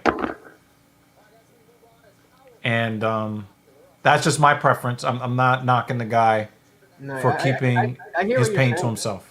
Because it's, you know, the suffering in silence thing, it makes a lot of sense, and anybody, you know, has the right to choose how they live and all of that. But you know, there is so much that you can give when you are speaking from a specific place that not everybody can speak from, and so it's certainly not the responsibility of anybody. And then even if you want to look at this, the differences between somebody like Rumble Johnson and Chadwick Boseman, like it makes more sense to me that somebody who is, you know, in this huge machine of the MCU and everything going and like not wanting to disrupt that, versus, you know, hey, I'm literally dying, and you have other fighters that you can put on. But either way, it's I think that it would, number one, help the people who are affected by that person's suffering an opportunity to show that, an opportunity to you know, people want to express their love for those who they care about. So when nobody got the chance to say, hey, Chadwick, even though or Rumble, even though you're going through all of this, I still this, that, the other, or whatever.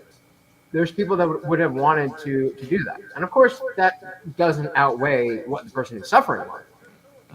But there's that benefit, and then especially if you're, and that's for anybody, whether you're a celebrity or not.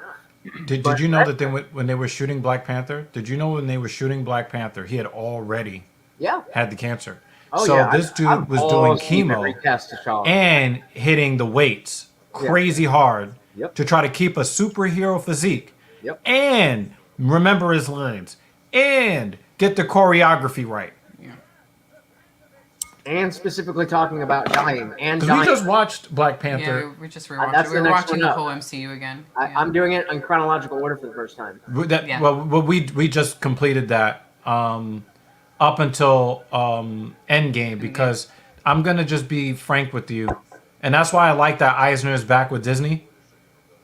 I don't like the direction that they've taken with the MCU here. What is this? They're calling this Phase 4 now. Yeah, Quantumania. I don't like it very much at all. I think Quantumania is either the last of 4 or the first of 5. And I completely agree with you. I've been so disappointed by every single thing. That doesn't mean I haven't enjoyed it. After Endgame. Yeah. Every single thing has been. No, Loki was legit. I was about to ask. So Loki was really good. Loki was legit. I thought it was okay. I give this series like a 6 or a 6.5 out of 10. I thought, you know, the visuals were okay, and I read an article about this earlier today where they made me feel like I wasn't crazy, like Jeremy Lewis was saying about, you know, JD, but they were saying that they were doing some cost cutting, and it showed in the poor visual effects, right? And the thing is, and here it is, and the thing is, Jeremy, and I know people are going to say that you're an entitled white man, blah, blah, blah. But my thing is, I don't want a female Thor. I don't want a black female Iron Man. I don't want a Hispanic Spider-Man. I don't want those things. Nope. As a fan, I want them to be dragging Robert Downey Jr.'s dead carcass and throwing him inside the fucking suit to be Iron Man until It's all 2172. CGI. All you gotta do is stand there like a voice actor. Okay. Except be in makeup on your face. Right? You could do I that. don't need a female Thor. I don't need a female Hulk. I don't need any of that. Now, the caveat to that is She-Hulk is an actual real character. She's real. She's in the canon, so I have no problem with It's not that. the character that's bad. It was the show itself. It was the writing of the show itself that was bad. Right. But the thing is that, you know, it's not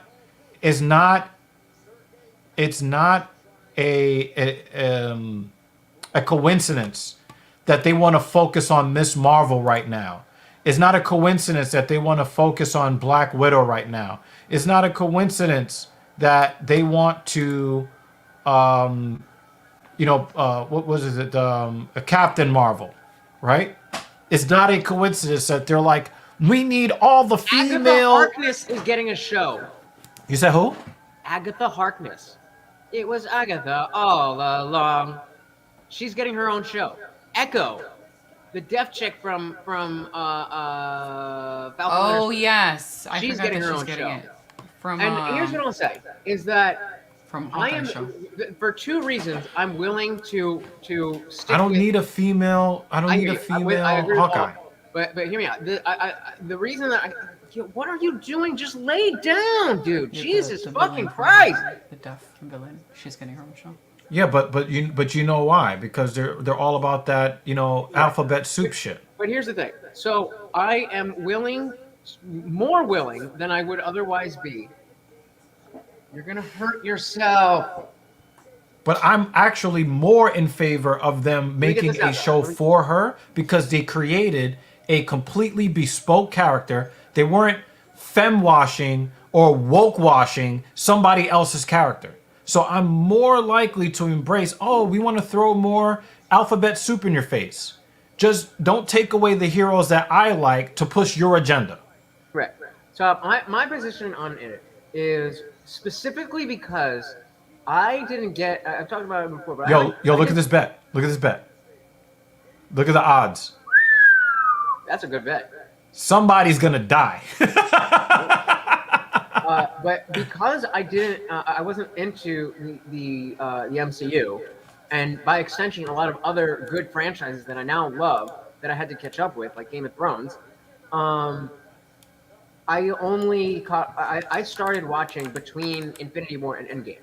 So everything I just got at once, and it was cool to be able to binge that whole thing. But I didn't have the experience. I didn't have the experience of breaking down every little thing of this video of this movie for months and months and months until the next movie comes out and talking about it with other people about all of that. And there you go, Morty. You got a shout out. Oh, Told you he should be your co-host. Been saying you should put a chair up there for him. Mm-hmm. Yeah, the chair I usually sit in, it's right here. I need that jacket. That jacket that Bruce has. Put the peanut butter canister there. So for that reason, I'm hoping that similarly to how you cannot compare the impact. No, not the impact. That's the wrong word. Just the quality of story. Mm-hmm. You can't 9-inch reach advantage for Pavlovich. Oh, that's. Sorry. Yeah, but at this height, we were talking about weight earlier. 9 inches. That's a lot, but also he could get inside that. Yeah. Clay won earlier. But because of that, I'm willing to accept that maybe Phase 4 is a transitional period with Rona and everything happening. Decision. With all of that, with the fact that they are trying out all of these different woke ideas. Clay Guida won his fight tonight. That was the maybe Phase 4 was the test. Okay, this woke shit didn't work. This shit didn't work. Let's go back to what brought us to the dance, and on top of that, we know that it's a building phase, whether it's a transitional phase or whatever, because the Infinity Saga was over. So now we're starting from scratch. I think they're supposed to be going towards the Secret Wars. Yeah. So I'm willing to see what phase 5 is like. I think Quantumania is going to be cool. And like Doctor Strange was cool. It was not a great movie. Black Widow is a good movie. It just was 5 years too late. Doctor Strange is I really like Doctor Strange. Oh, he's dead already. Really? Come on, guy. Wow, Pavlovich is a monster. Oh my God. Don't count him out yet. Shui Vasa is. Oh, he just punched himself out. Where's your clock? No, he didn't. Oh, he got caught. Now, where's your clock? Where's your clock? Oh, he fucked. Oh my God, he fucked his shit up. Oh my God.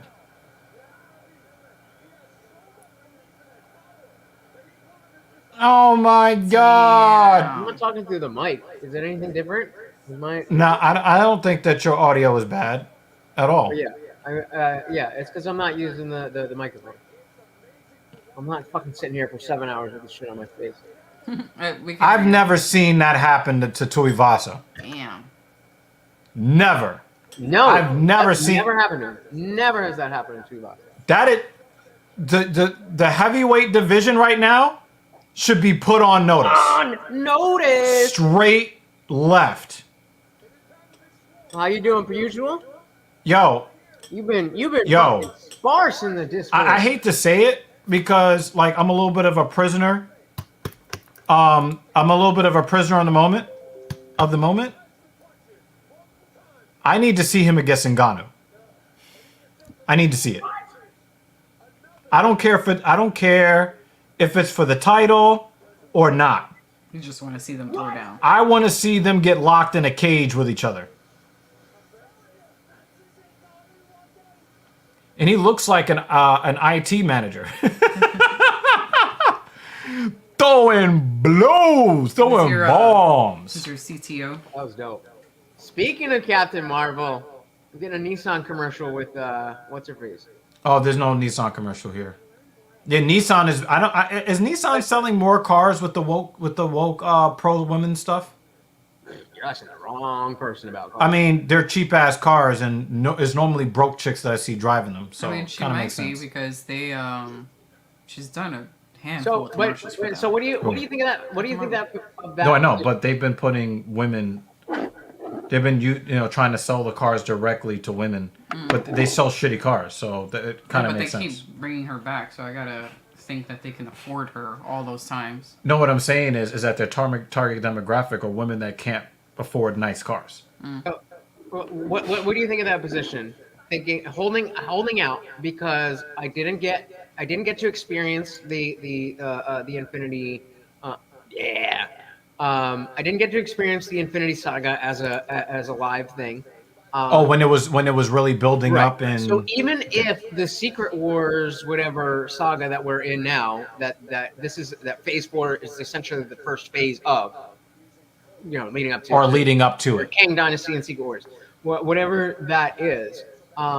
Even if it's not as good, I did see the Infinity Saga, and so I'm willing to wait out and see if they're gonna change course. Yo, he was really trying to throw them hands too. He really was trying to throw them hands. Oh. You know who he looks like? He looks a lot like the other heavyweight. They call him Volkov. Volkov. I Yeah, was he thinking looks they like a call him fatter the. Volkov. Volkov, who they call Volkov. No, I was thinking about they have the Yeah, Jeremy, it was definitely weird. Like you definitely saw Sam Raimi all over that shit. David said And the MCU's for story, dorks. if you and I didn't mind WandaVision. I didn't think it was great, and certainly it's the first thing coming back after because WandaVision was the first thing that we saw from the MCU after Endgame. That was a mistake. It was supposed to be Black Widow. That was also a mistake. Loki should have been Loki or What If should have been the first thing that we saw after Endgame. I think because of where we are and where we're going, clearly Loki was the most impactful in terms of where it's going. So that could have worked, and then What If could have worked because it's so disconnected. But the choice for that, but not to spoil anything, but the Doctor Strange pretty much erases the whole plot of WandaVision. And I can, in my mind, say, okay, and again, without spoilers, I can say, like, okay, that there was a certain level of what she had, but it wasn't enough, and so it was still present with Doctor Strange. But then, wait, hold on. I really wanted to hear what Sergey was using his mic time for. Honestly, we dissected my opponent and all of his different disciplines, so I was really ready for this. This was a very important fight for my career. Sergey, you have now won 5 fights in a row, and you have knocked yes, it was. opponents out. What would you like to see next? As you were number 5 going into this fight, you just beat See, I like this guy translating as we go.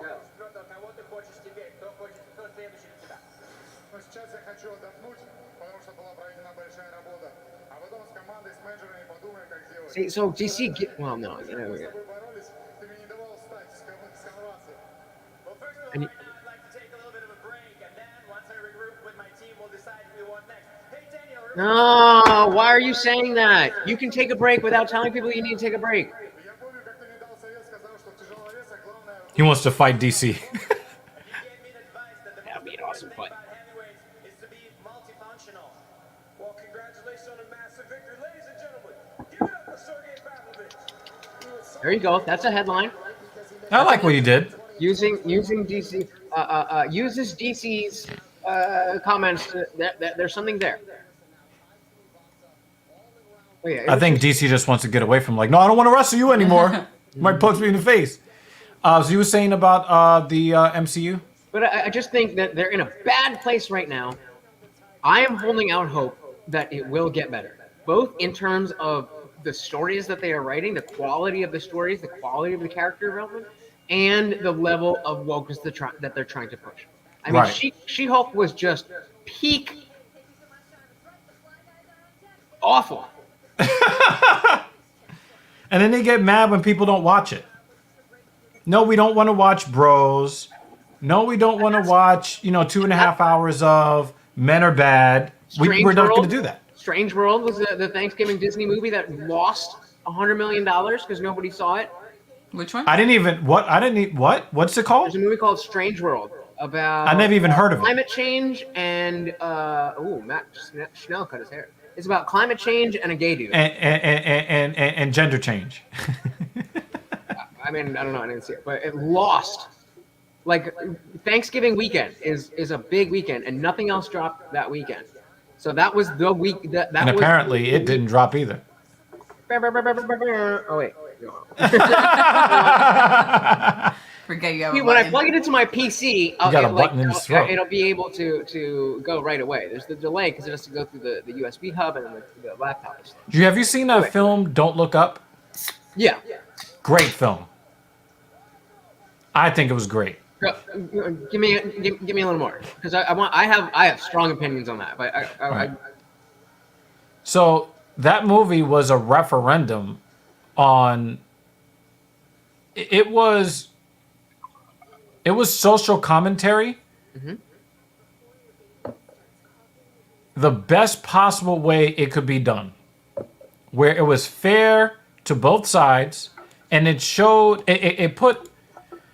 it used hyperbole to it showed the proper perspective on climate change by exposing the nature of people with a fictional but realistic, because we could end up in a similar situation like that, right?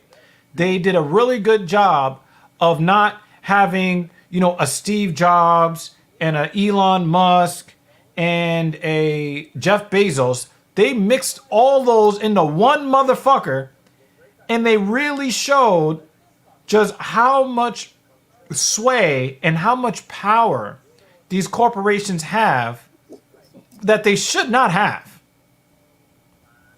And it really showed up how easily people are swayed by just a little bit of rhetoric. And then they of course they put like a comedic spin on it, but the people who are able to manipulate the emotions of the entire country are fucking morons. I agree 100% with all Especially about if they would have put a Kanye West-like figure in it, it would have. Yeah, that's gonna be that would have been the second one. Because he's an abject moron that has manipulated the emotions and the thought process of the masses for well over a decade. His 15 seconds of fame should have been up in 2006. Really should have been. But a moron that is twisting the rest of the country into a pretzel, psychologically and emotionally, a moron is able to do this to you? So I agree with 99.9999999% of this. What's the 0.00001? Before I'm going to tell you specifically, but I just want to ask the question: do you think it would have been possible for that movie to do exactly what it did and was attempting to do without making any references to the specific politics of the voters? No. Why not? Because this was social commentary. Hmm? And so when you look at the state of any situation, you have to look at how the effect that these issues are having, and you have to show how it affects the masses. And what they were trying to expose is people are too emotionally manipulatable. They are too easily swayed by rhetoric. These people will believe rhetoric over the shit that they see, which is why they named the film Don't Look Up. Because if you don't look up, right, if you don't look around and see what's going on around you, then it's not really happening. Right. Right? So let me give you. Again, I agree with all of the things that you said. I think I know where you're going with this, because it was really harsh towards today's conservative. So I have an issue with the same thing that they did with She-Hulk, is that they made the audience the enemy, part of the audience. And so it's like, I can't even, it was so, and this is to nitpick, because it was a fantastic movie, Don't Look Up. Don't Look Up was great. I just think there was a couple moments where it's just like, really? Did you have to do that and like put the nose on it? Do you know why they did though? These people, hold on. And I just think that there is so much. What did you say? The state, when it comes to the state of anything, look at the effect that the issues have and show how it affects the masses. That is not unique to any one political affiliation. Right. And so even if you are choosing climate change and a climate disaster to spread that message, by talking about the people who are affected, or the people who listen to those in power who we should be making fun of, by just mentioning that, oh, you're stupid, You are now putting some people who are simply potentially good people, but just wrong because we agree that the people in power are bad people. They're just following the wrong thing. You are now making an enemy out of them. Much like with She-Hulk, she made the people who were on this intelligentsia website as those were the enemies of the show, and that's supposed to represent people who go online and don't like what happened in She-Hulk. Well, do you know why I disagree? Because they were very careful to point out two very important things about the MAGA types that were in the film. Two very important things. Number one, they didn't paint them out to be bad people. They painted them out to be victims of manipulation. So they're not the enemy. The enemy are the people who are at the top level, right? And they're manipulating everybody to their benefit. So they didn't really, and this is my view, they didn't really make the people who believe the stupidity the enemy. They made them look like the victim, right? Because these people want to believe in something. Here's the other thing. And this is one of the biggest things about the film. They showed the self-righteousness of the people that believed in what was actually going on. But one thing that is inescapable is no matter how self-righteous you think you are because you believe in climate change, when the effects happen, we all suffer.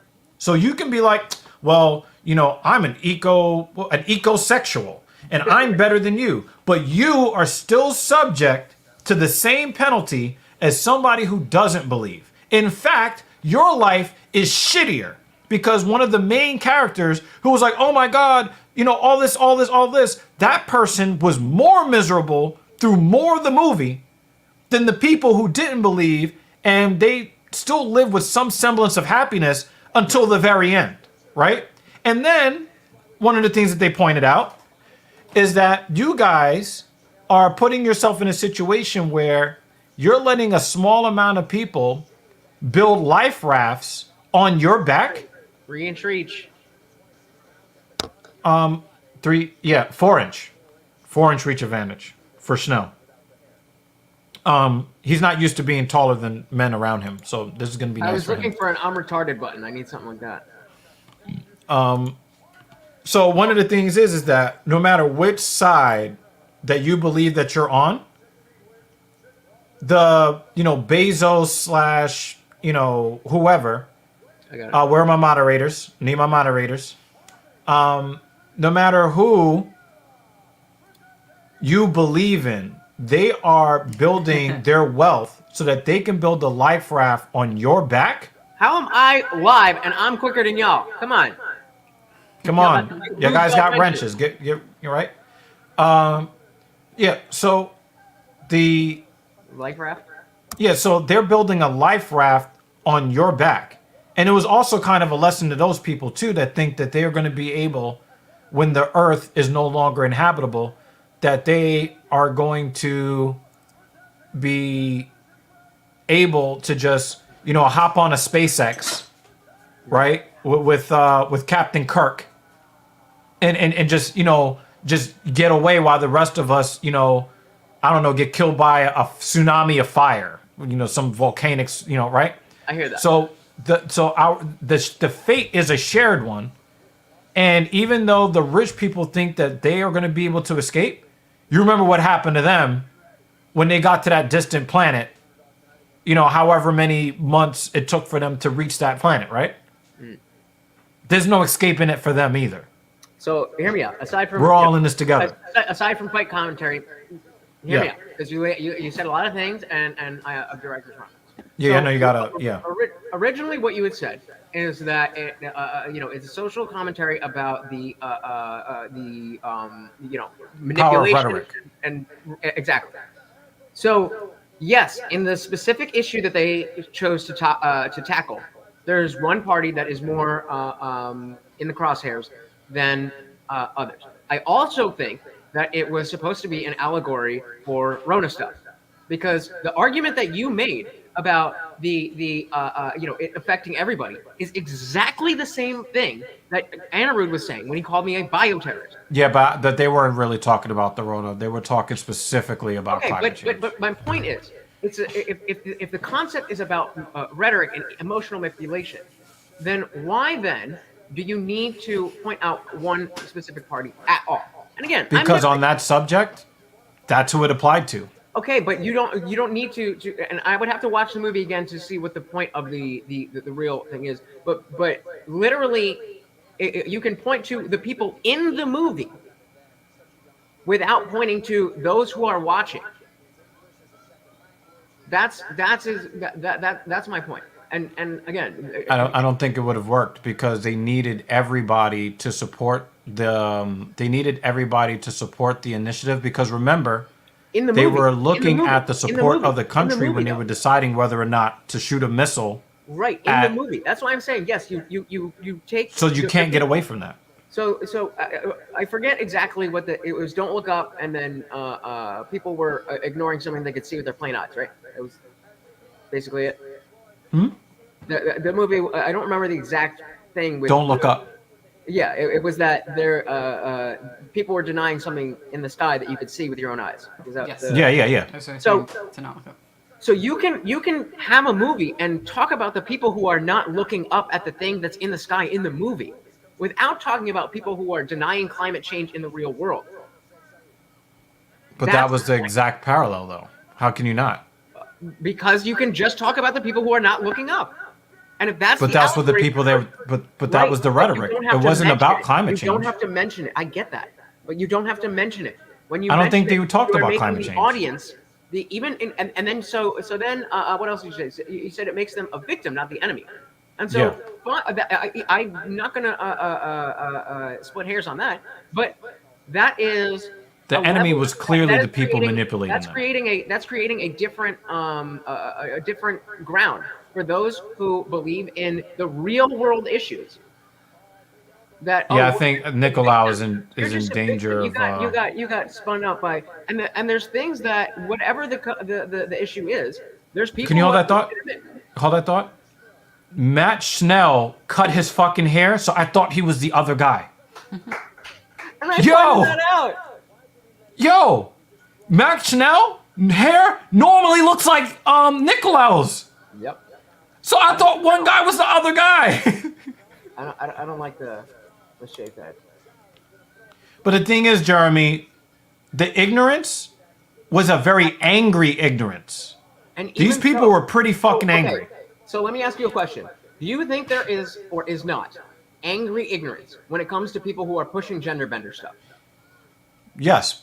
But that didn't have any. So the thing is, in that particular film, That's my point. It would not have had. It wouldn't have held any sway over whether or not they were going to shoot down the asteroid. Exactly, Dr. Evil. That is exactly my point. So by but the position of the people who didn't look up, they affected the policy to not shoot it down. I hear your point. Hear me out. So what I'm saying is, by tying it to a specific real world issue, other than the things in the sky, that yes, it's a climate change issue, but if it's just about, hey, you can look up and see the thing, but you're denying it, inside the context of the movie, when you tie it to climate change, or when you tie it to COVID, when you tie they weren't tying it to COVID though. I know, but I'm saying when you tie it to a real world issue, then now it becomes about the actual politics of that actual issue and not about the notion of manipulation. Or I think that they did that on purpose. You just don't like that they did that because you feel a little bit of a kinship with the people that they were talking about. That may be a fair interpretation of what happened, but I think it would have been a better movie because of how more ubiquitous it could be applied to so many different issues if they didn't use a pointed thing connected to the real world. I get your point. Yes, it had to be a climate change science-based argument inside the movie, but I totally get your point. Nobody who wasn't looking up at the things that were in the sky in the movie needed to be victimized or put down or anything, and that did happen. And it was very, very small. I think there was like 2 little comments, and I do think that you're right that they did it on purpose. But why are you doing that? These are. But I think for the same reason. Do you remember that? Remember that film that the Daily Wire made that you were talking about with the former MMA fighter and with Cowboy Cerrone? Yeah. Right? Yeah, like Shadow on the Prairie, yeah. Right. like, so when you know what slant you're gonna get from the people who made it, right? Now, the way that they framed their plot is probably pretty clear who they felt were the heroes and who weren't. it though? Watch the movie. It's just a way. It has no politics at all. Did you say brat I do? It's Bradu. It's Bradu. That's Bradu. Nah, that's not a real thing. Sorry. It is now. Nah. Isn't Nah. it though? No, that's a real thing. Terror on the Prairie. Watch Terror on the Prairie. It has nothing to do with politics. It has nothing to do with the culture war. It has nothing to do with Republicans. It has nothing to do with any of that. It is just a fucking movie. No, but you know the slant on it and you know who it's for. You know who it's marketed to. It's no, wrong. It's marketed to those who are not looking to have political messages in their movies. But the thing is, when you're doing a Western film, that is a political message in and of itself. When you go back into the Westerns, I don't know about all that. it is. I mean, if that's Because your we all opinion, know what went on in that era. And the thing is, even I love those movies that romanticize that era. I love those movies too. I love old Western, you know, when they have 6-shooters and, you know, you didn't see too many niggers and, you know, because, you know, our sheriff, we trust our sheriff and we keep our white women away from them naggers, right? I still love those things, but I know who it's marketed to. I know when they made the movie, when Donald Cerrone signed up for it, and the former chick that was in that thing that you like that I don't give a shit about.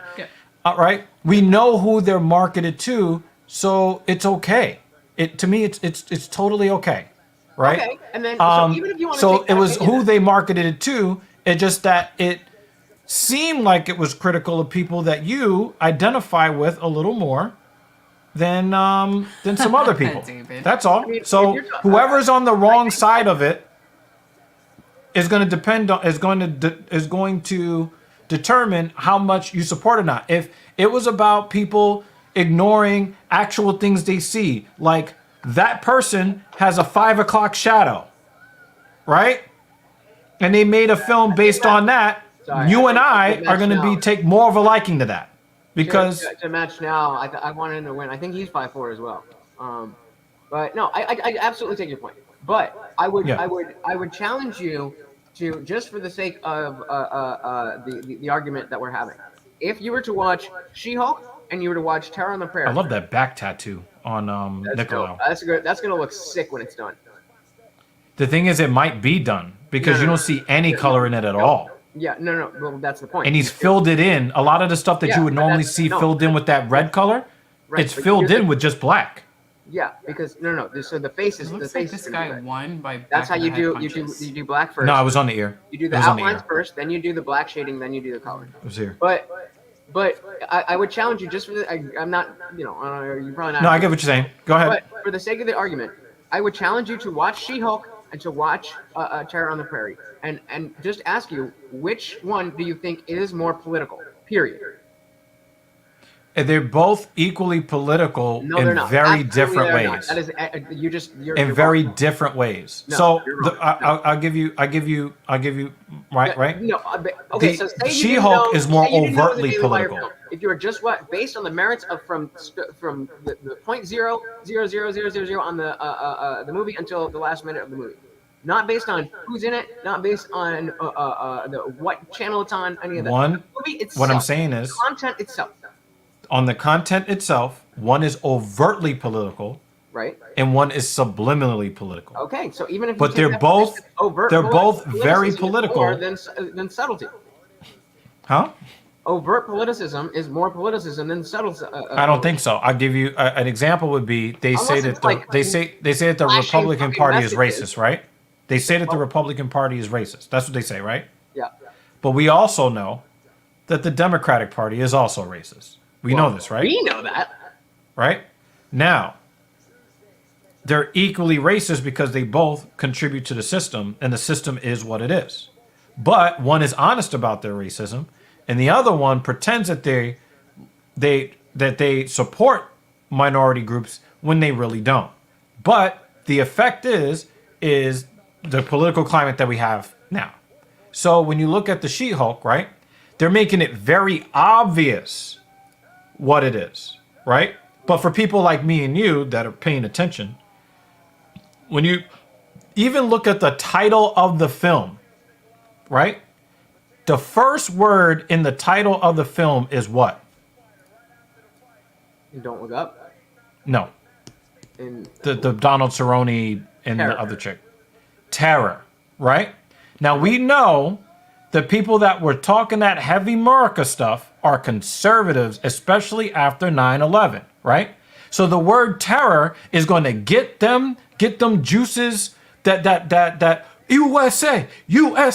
We know it's subliminal, right? It's not supposed to be like out and out in your face, but when you actually dissect the film, there's two things. They use the word terror as if there was, terrorism the way we know it, right? But we know that it's not like that in the film, right? But we also know that one of the things that conservatives talk about is going back to the good old days of movie making, things that they claim are wholesome for their conservative children, God-fearing children. We want to go back to the old days, so we know when they're going back there. But the thing is, you have to be paying attention. It's subliminal. But with She-Hulk, it is obvious. Blam, blam, blam. In your face, blam. Yeah, I'm a strong, independent woman. Don't need no man. My problems are more important than yours, right? Like, they make that really fucking clear, right? That's But fair. one is more obvious and one is less obvious because the other one's got the dog whistles that if you know how people are manipulated, right? A great example would be, do you remember when Lois Griffin was running for mayor? Yeah. You remember that? Well, hold on. I'm gonna take a note of that. But before we get too far, because Jeremy's comment is directly relevant. Oh, yeah, I got you. Yeah. So, we're getting now into the weeds of subliminal messaging when, that's, unless it's like conscious subliminal messaging where they're like flashing, it's not, there's nothing necessarily wrong with, having those values and subliminally and passively or indirectly promoting those values. Would you agree with that? Repeat that so I can actually understand what you're saying. There's nothing wrong with indirectly promoting those values. Or directly. Yeah, right. But Not inherently. No. Right. So because that's the case, then if it was more covert or subliminal, if Don't Look Up was more subliminal, like a Terror on the Prairie type of movie, then what Jeremy's saying is a political message that when we try to benefit from a crisis, other than it could have been a specific political message that applies to people benefiting from a crisis, and also things like taking the same emotional manipulation and rhetoric that is leading to all the child gender bender stuff. So I'm not saying that I'll take your point. I don't know if I necessarily agree with the fact that it is subliminal messaging. I do not subliminal messaging, but subliminal politicization of. I'm more comfortable with the word indirect. I'm comfortable with the fact that it's indirect. I don't think it's subliminal, but indirect, fair. But that I really don't like them putting Theodora's parents up there like that. That would make me so uncomfortable. A long time too. Yeah. All right. These people are still in intense mourning, and you got like a camera in their face. Get the fucking camera off of them. Yeah. That. I didn't like that. Yes, and just after you played the video package, damn. Yeah, I didn't like this. Can I address Jeremy real quick, Jeremy? Yeah. I gotta address this here, okay? I'm gonna try to be very clear about this, right? Morgan Freeman is a crossover star.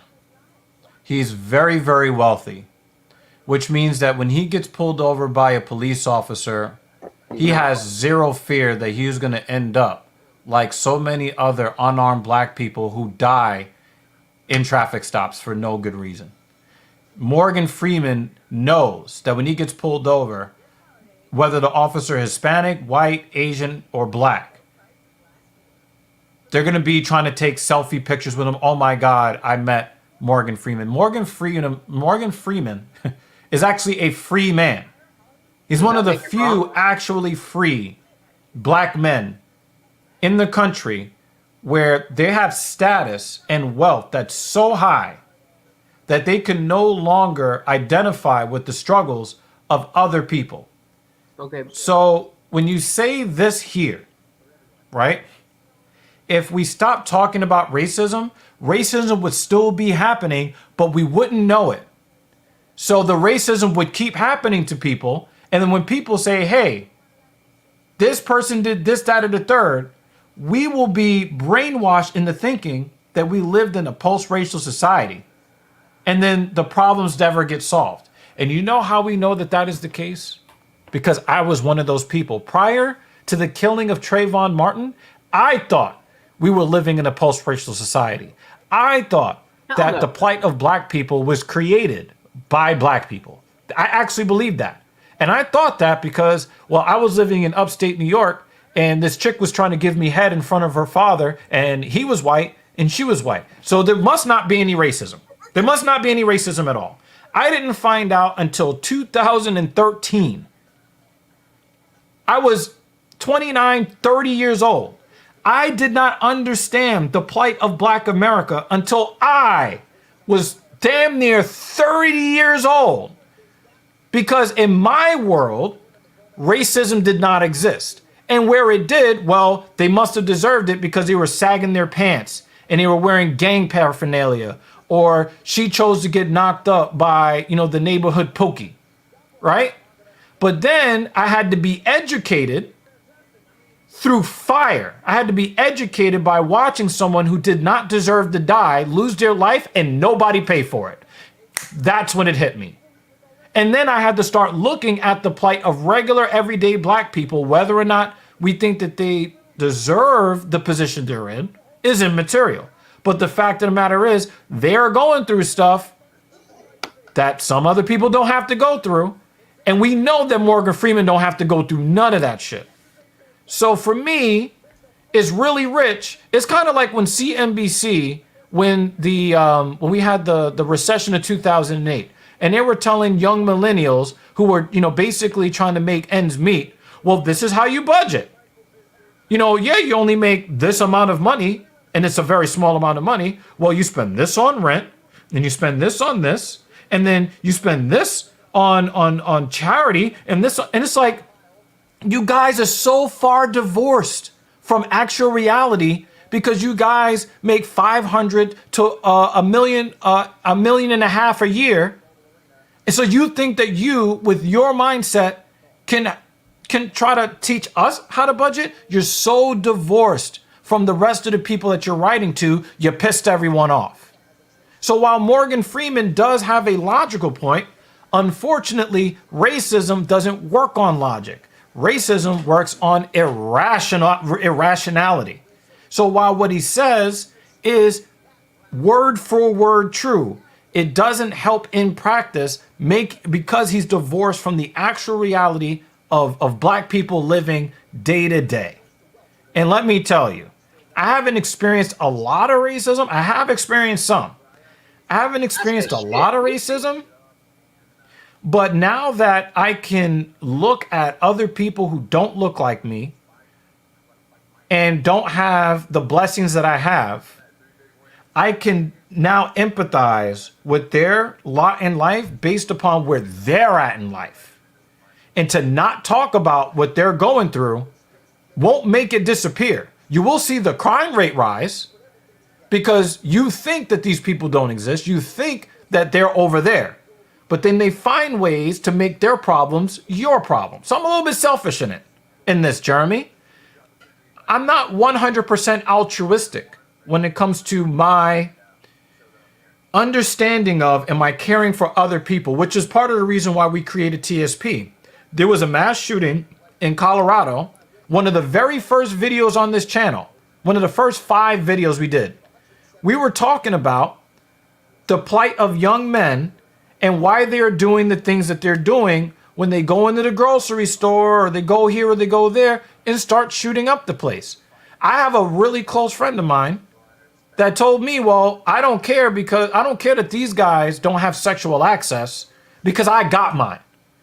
But I'm like, when you go to Walmart and that guy's lack of sexual access caused him to pull out a gun and you catch a bullet in your back, now his problems are your problems. Am I making any sense here? Yeah. Like, it is super important to try to understand the position of other people, whether or not you believe they deserve to be in that position, because whether or not you think they believe they belong in the position they're in, the fact that they're there makes them more desperate. And some people are violence introverts. Those are the people that self-terminate.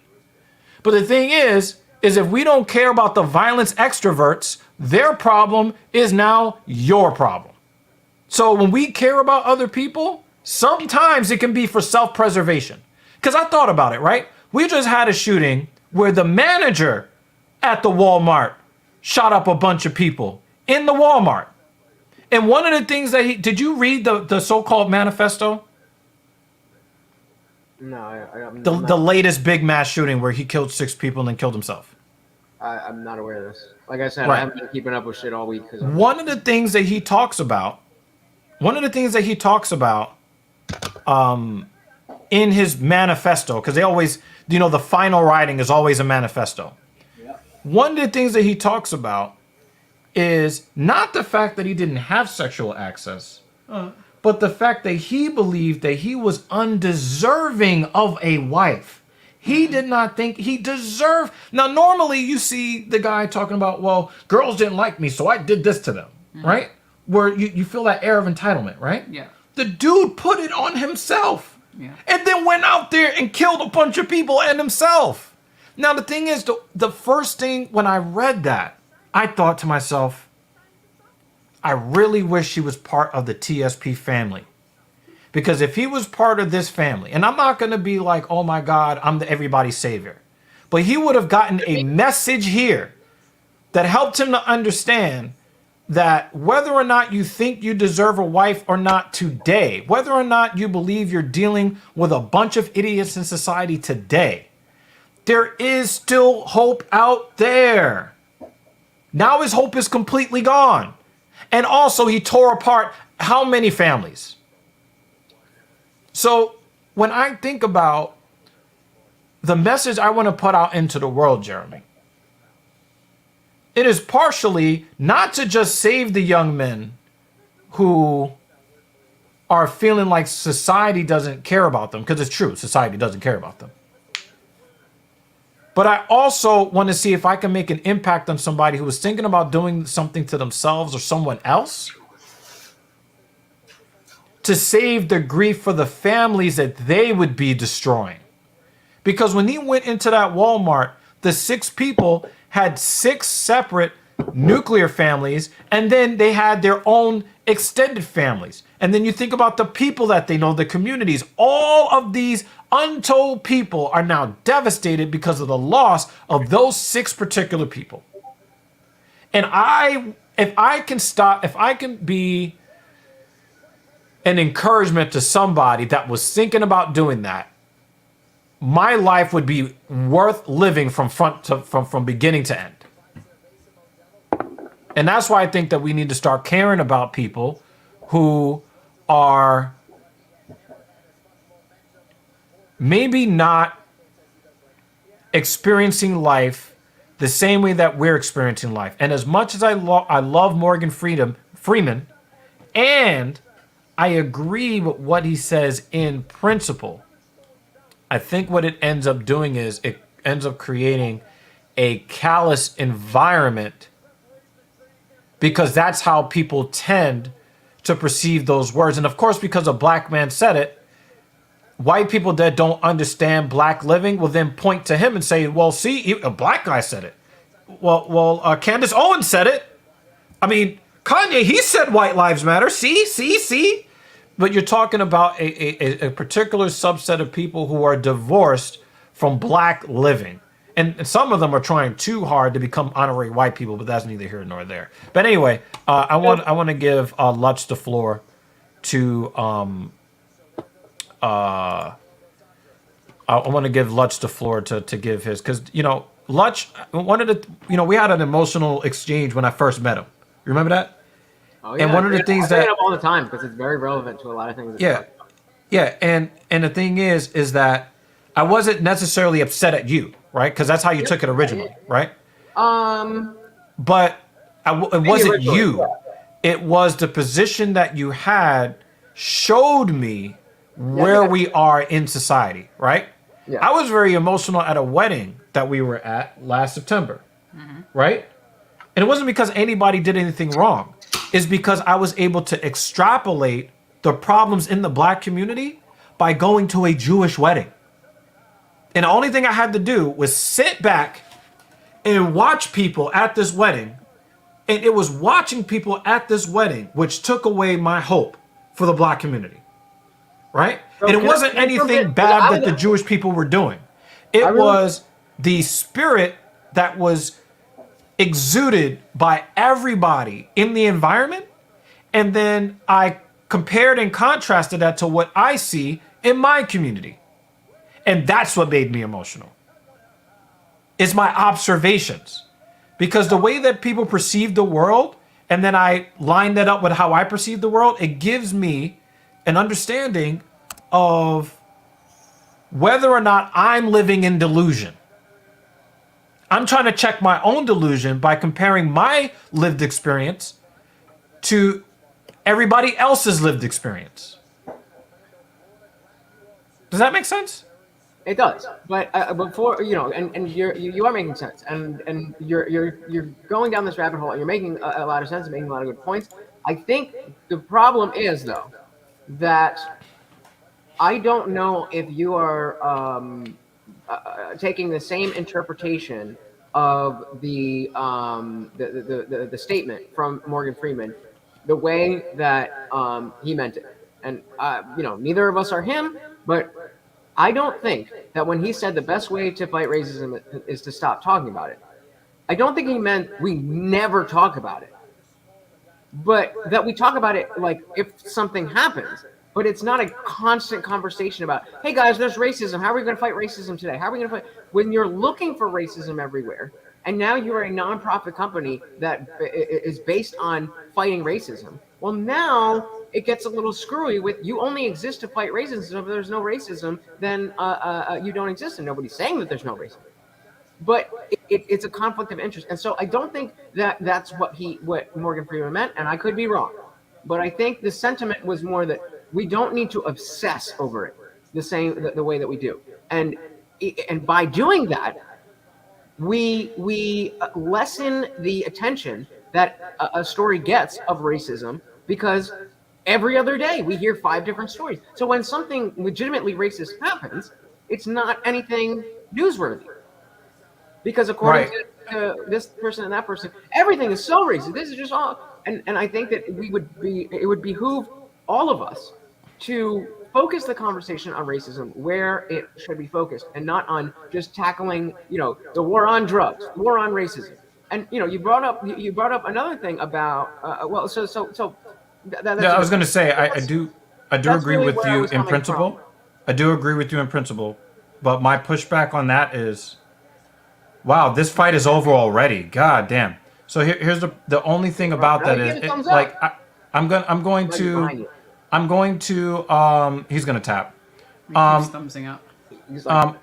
I'm going to say that he's not gonna tap. Nice job. Oh, he was doing thumbs up. Yeah, so I'm gonna go out and I'm gonna say this. When we say, we need cancer awareness, right? We never hear, well, we need to focus on the real thing here, because we know that cancer is a real issue, right? Now, most of us don't obsess over cancer, but the people that are living with the cancer have no fucking choice. Right. And so when we're talking about racism, right?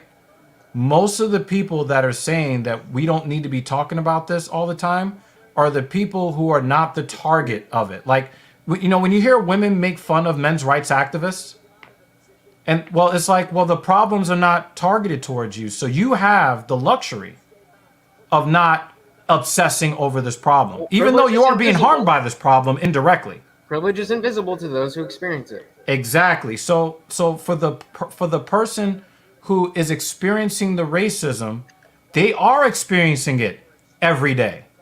They really are.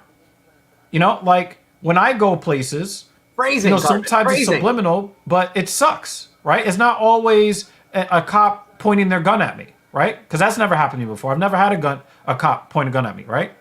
But the thing is, it doesn't mean that I don't wish that some of the other stuff that I've faced and continue to face, they don't happen, because it would just be, you know, better if it didn't. You remember that video that I did about us males changing our behavior?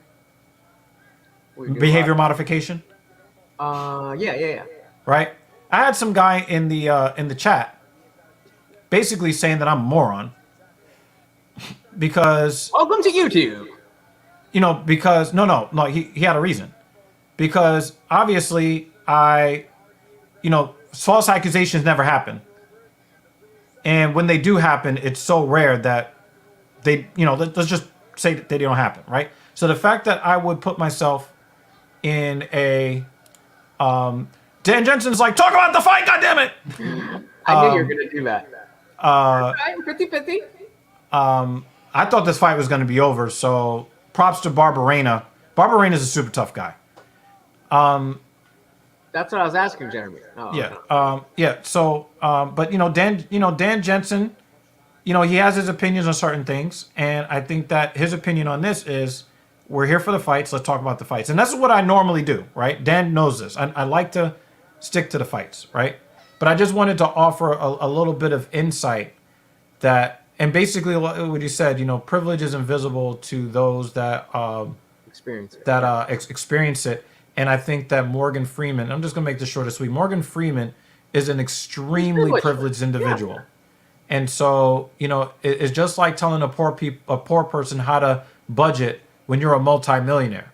Okay, so let me phrase it differently then. So then, because of that, you would agree that Morgan Freeman is not the best person to be talking about racism. I'm not sure there is a best person. So that's a different conversation. So where do you know the context of that statement that we should just stop talking about racism? No, I understand what you're trying to say, which is why I said I agree with him in principle. No. I'm asking, do you know the context of how that exchange happened, or do you just know that he said that? I think it was something about Black History Month and how we should get rid of Black History Month. Specifically, something about Black History Month, and he was like, why do we need Black History Month? And I'm not even making that point. But the point was that he was asked, the privileged man, because he is black, was asked a question that he doesn't have the knowledge on because of the privilege that you just talked about. Right. So, right. You know, that can get into the conversation about, well, then, is it really... Right, but the thing is, like I said, I agree with him in principle. But that's a different conversation. I don't believe that he should not have said what he said. In fact, I agree with him. I'm tired of Black History Month. I don't want to see it anymore. I don't want to see it anymore. And it's mainly because of the same reason why I don't like Christmas and Thanksgiving and all these other things.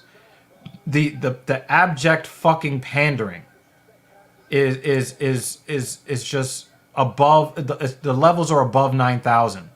And I know you don't give a fuck about me as a black man. You're just trying to sell Black History Month themed bullshit. Remember when Walmart sold the Juneteenth ice cream? Yup.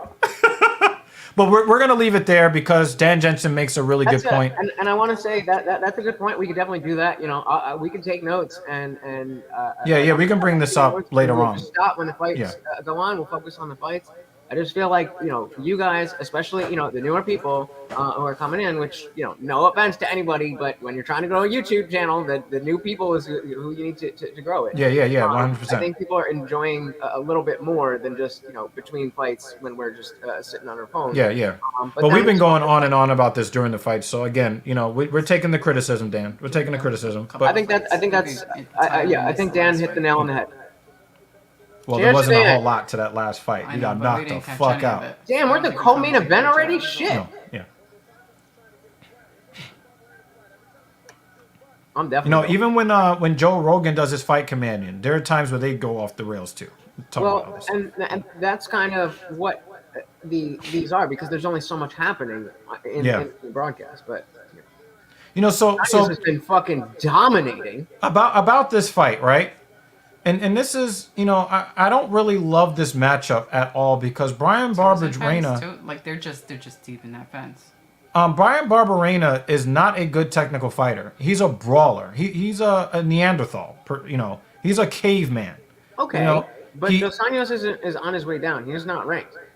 No, but here's the thing, right? Way up. He needs somebody who has a name, who's legit. No, I get it, but what I'm saying is that we know that Dos Anjos is going to forcefully technician him to death. Like nothing that we're watching right now. So would you say he's not ready for this fight, or he's not good enough for this fight? No, what I'm saying is I want to see. The thing is, and here's what makes me very confused, right? When it comes time for him to for Dos Anjos, for RDA to make a championship run, he always fails, and it makes me pissed off because he seems like he's good enough.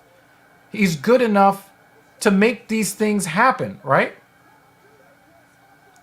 But then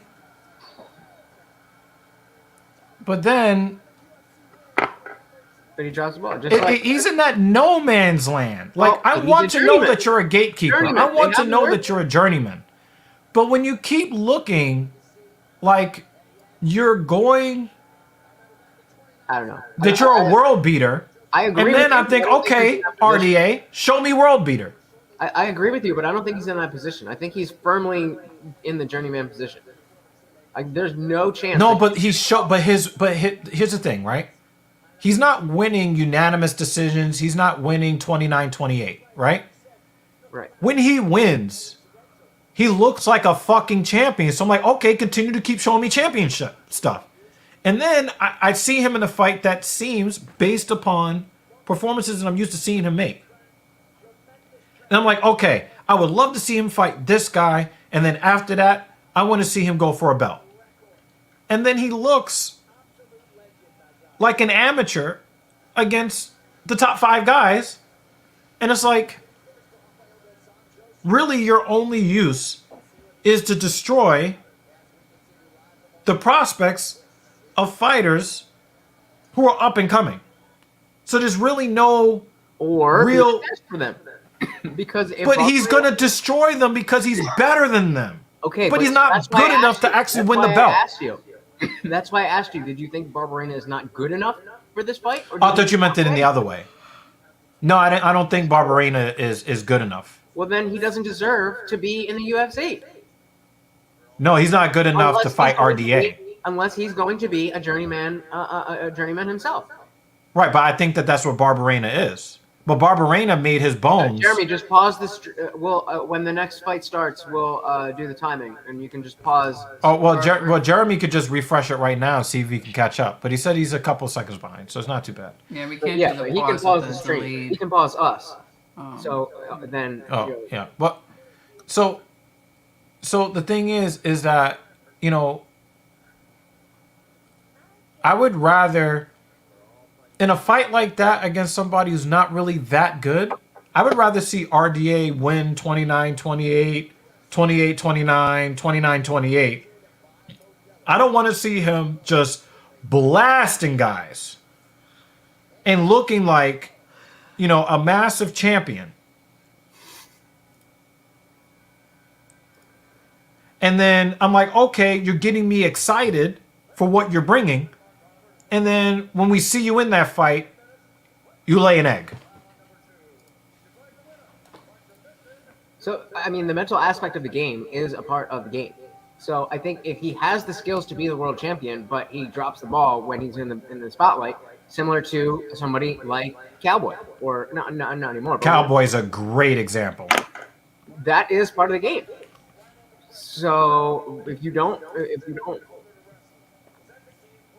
have the, Nah, the mental you're right. capacity to take on the pressure, You're right. you don't deserve. But I And we can all respect him, Will. Brandon Roy Val is another one. Guys that I like. Joseph Benavidez. Joseph Benavidez at the flyweights. Yeah, he got fucking torched though. Yeah, in his last one, but No, in his last 4 or 5 fights, he got toasted. But no, I'm saying, but when I'm saying when he was in his prime, when he was fighting Mighty Mouse, he was beating everybody, but he just could not beat Mighty Mouse and Cejudo at the end, and then that's where. Right, yeah. Okay, now I get what you're saying. Yeah. So I'm saying RDA is now in that place. But he's where got he Megan was a Levy world- though, right? He was a world champion. I remember now her name. he's in his twilight years. Yeah. Yeah. I tried to say this in your. Listen.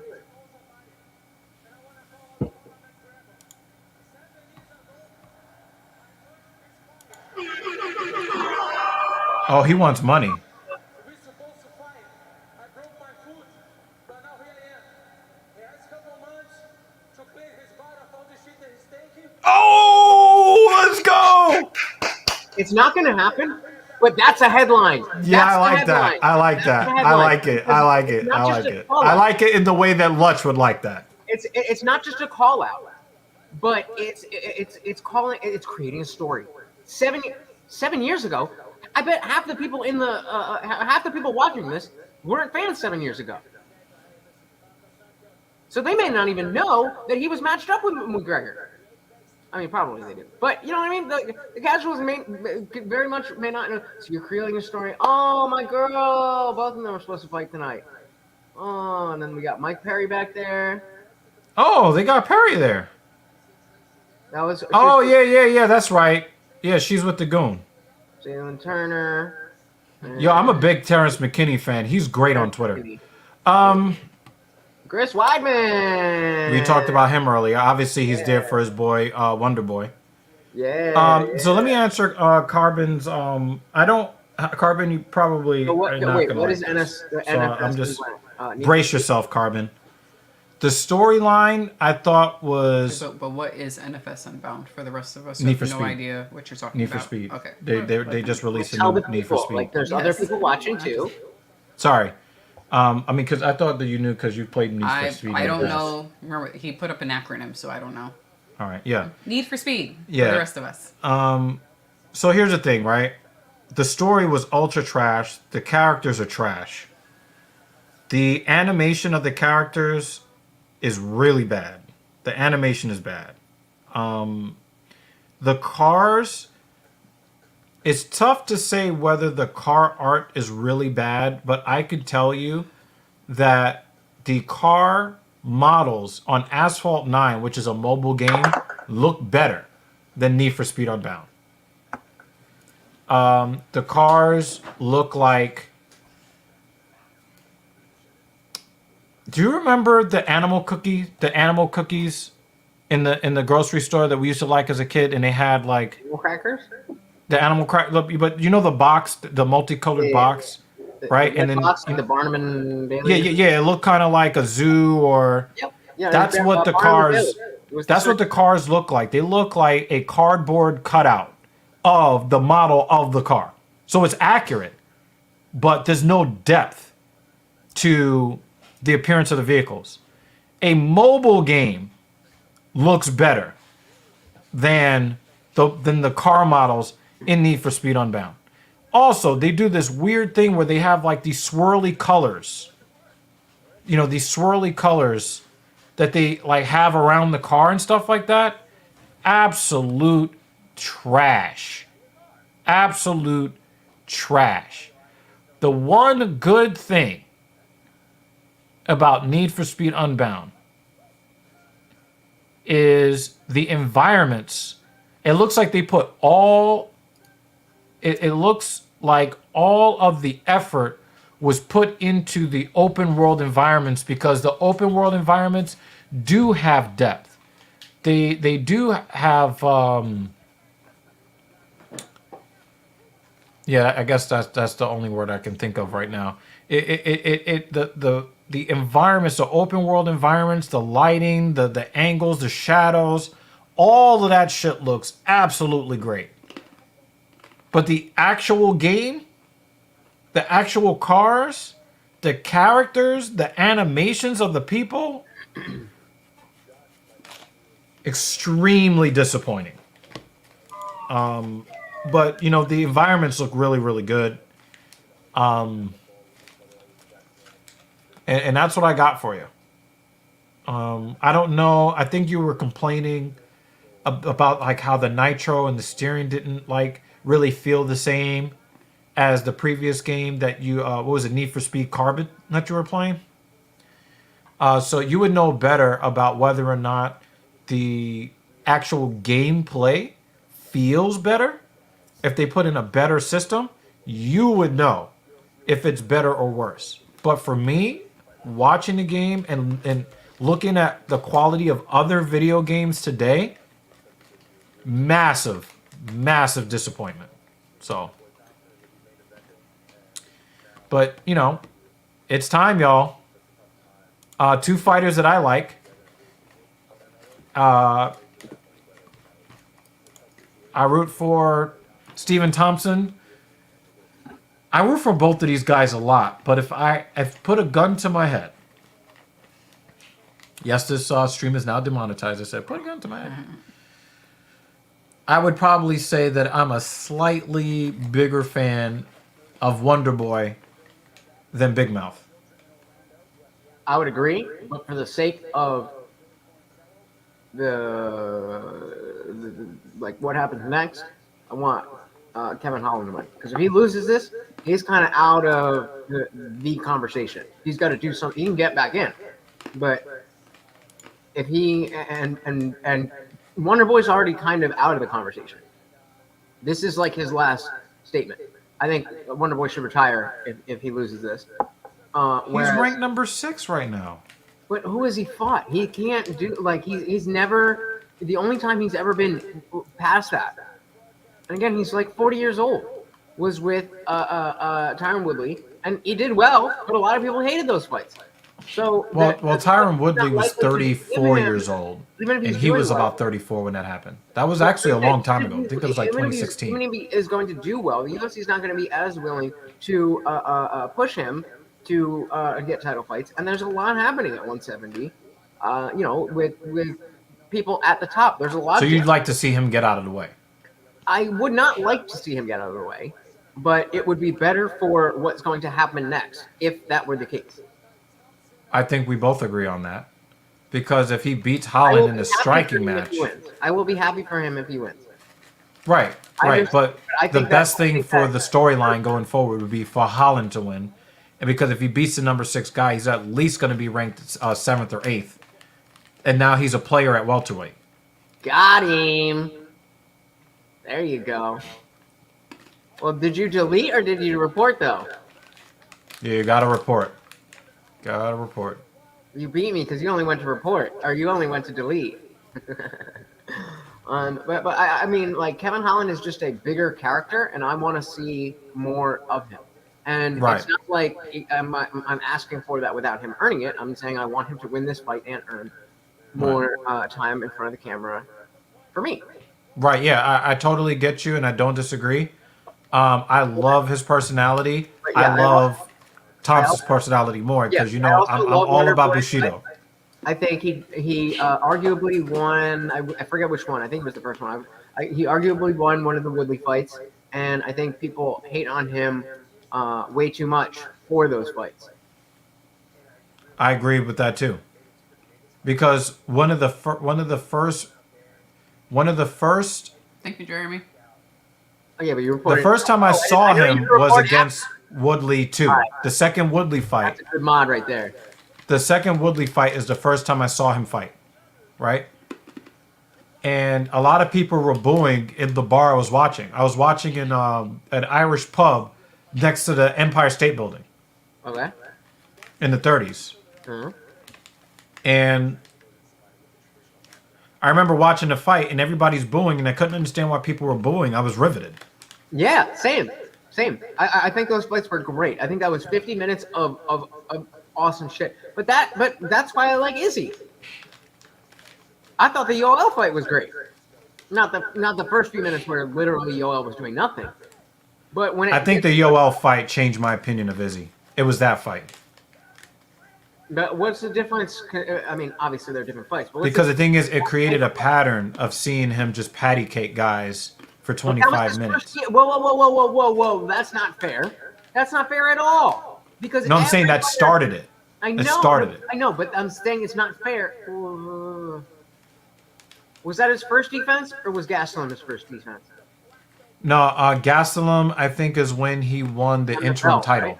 Right. He won the interim title against Gastelum. That was a great fight. So he won the bite. He won a belt there. And then he knocked out.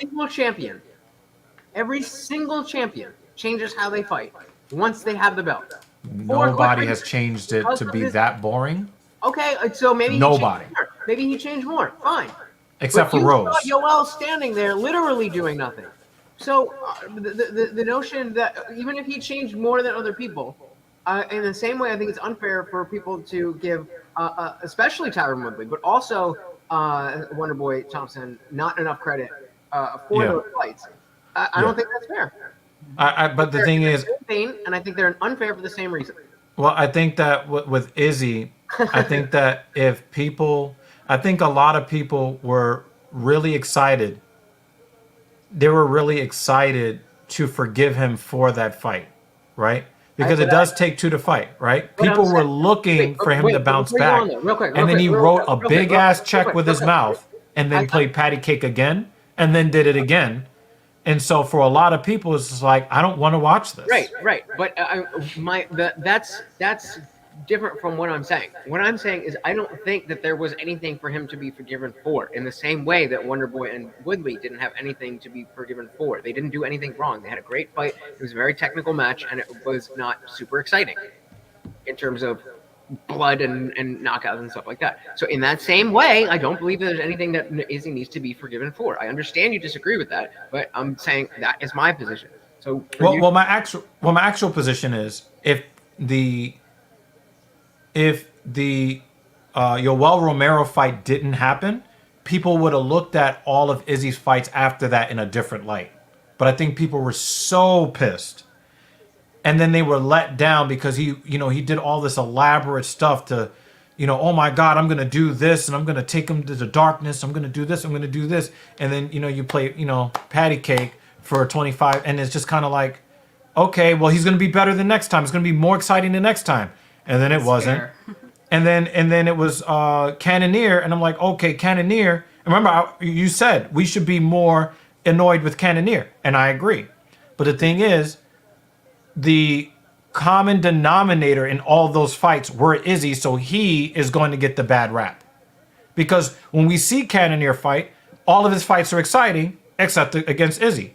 When we watch Romero, all of his fights are exciting, except Izzy. Right? So when you look at it, and it's like, well, everybody's having exciting fights in their division, except him. So since he's the common denominator, he's going to get that ire. And he's also the champion. So in the mind of the rank and file fan, well, it's like, well, you're the champion. You're the main event. Your name is on the marquee. I expect more entertainment, like you said. And the entertainment, whether you miss weight or not, the entertainment is part of it. And when people don't get it, they're going to be pissed off. What the fuck? Remember, we gotta do. Yo, dude, let them braid the rest of your hair. I don't think is it braided? Or is it it is. Half of his head is braided. Both sides of his head was braided, and then somebody took his hair out of braids on one side. Could have been bothering him. So it's possible, but come on. Somebody in here said something about his hair. Let me scroll up. Yeah, somebody did. But I mean, it was David Banner.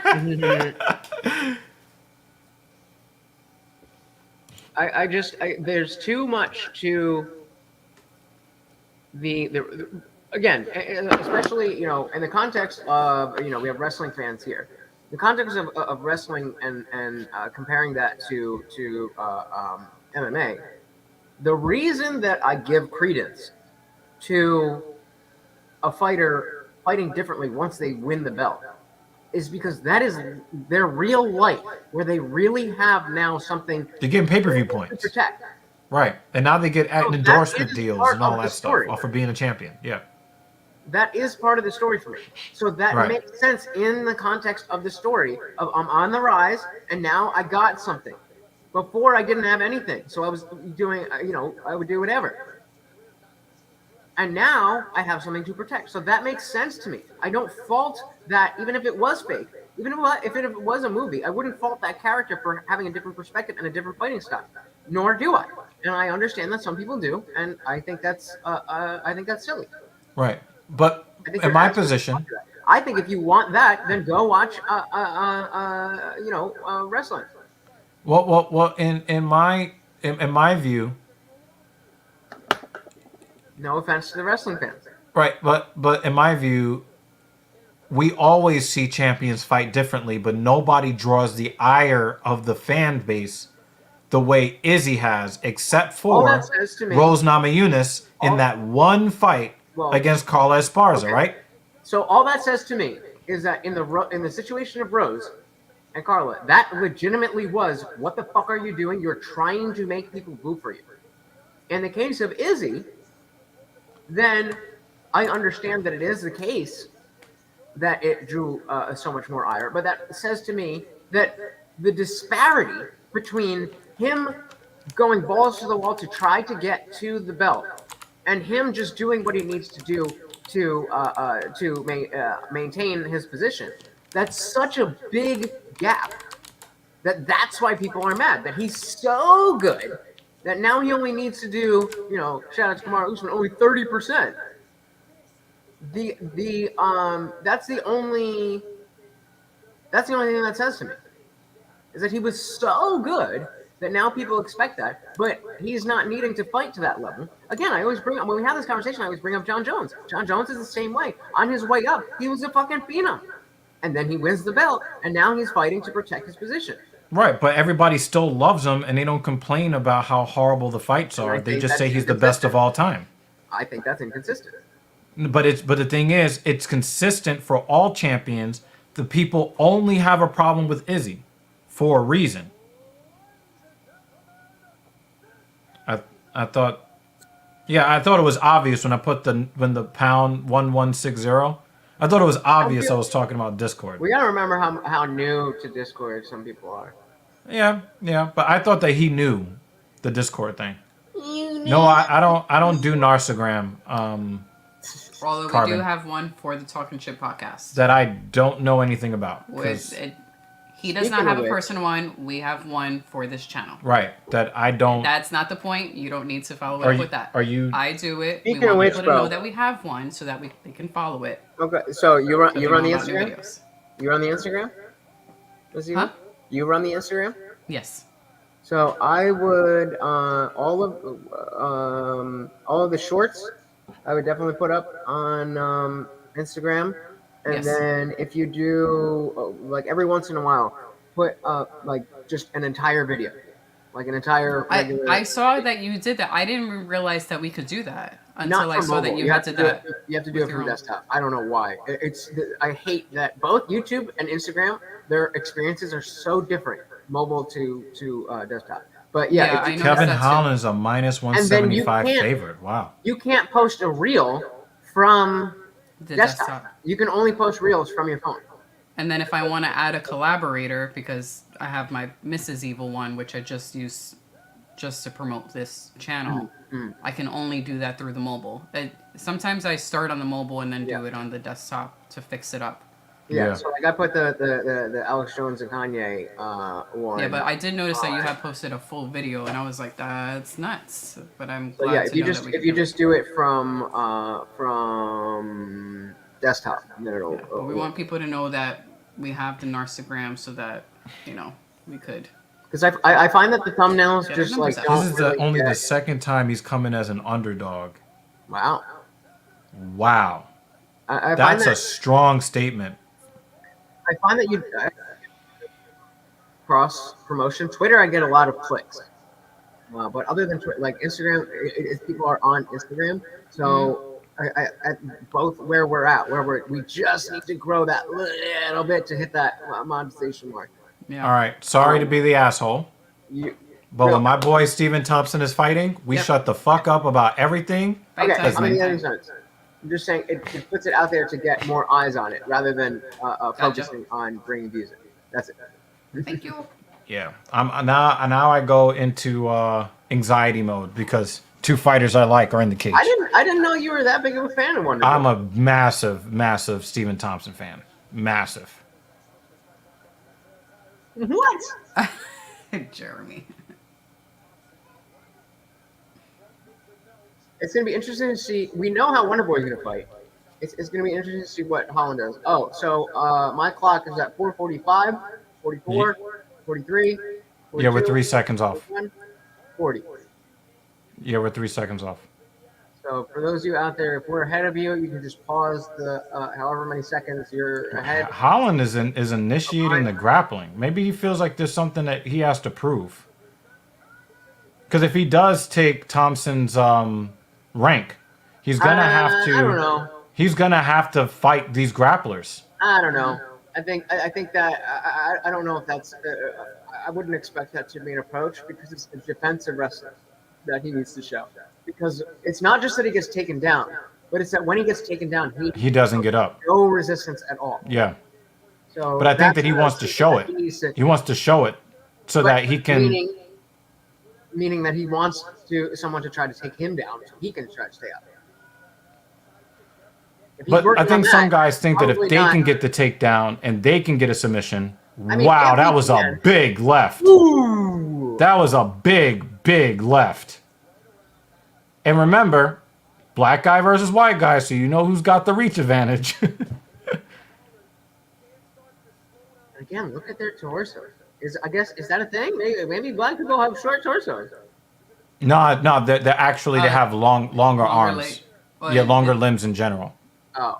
Yeah. Yeah, they normally have the short torso. Steve and longer legs. Thompson is already leaking. You laughing at me, Jeremy? Oh, another left lands. Oh, another left lands. Oh, he's swinging. Yeah, they swinging. Swinging and banging. Oh! They're both connecting, but it looks like Holland has the power advantage. Definitely. But he's throwing I don't want to watch one of my favorite fighters get knocked out again. That's why I can't go back to other sports. Like the notion of being like upset at how a fight went. Yo, Thompson is really trying to time him with that left, and the left is connecting. He's a counter striker. Look how loopy he that is. motherfucker is. Oh, he got him. He got him. He got him. This fight's over. This fight's over. Yep. This fight is over. Yeah, there's a reason why Holland is a 175 favorite, and I can see it. And the thing is, once he backs up to the cage, it's a problem. And also remember that Holland is as accurate a striker as Thompson is. I don't know about that. No, they're both super accurate strikers. Nah, no way. We just saw big elbows, ass punches. You're not gonna see that from Wonderboy. Holland is wilder, but they're both. Oh. Block though. Yeah, it was very well defended, but that still hurts. Oh, he caught him with the left again. And remember, Thompson's stance makes it very difficult to fight him. Oh, he tried the back. Woo! It's difficult both because of the style itself, as well as the fact that very few. Wow, look at Dan Jensen in the comments. Thompson. I'm appreciating Did that land? You did. Speaking of Tyron Woodley, he's fighting like Wonderboy's fighting like Tyron Woodley, the old like pre champion. he would fucking sprint across the whole fucking. Oh yeah. Now I know what you're talking about. I was like, what are you talking about? Woodley's a wrestler, but no, I get what you're saying. And Thompson is really trying to time him. Clashes, they're so we don't you don't really see clashes like that. The timing of all of this is so. Yeah, I love this, and I'm sad that they will only fight once. I don't even know how to switch kick. Ooh. Yeah, he got Thompson's respect with that.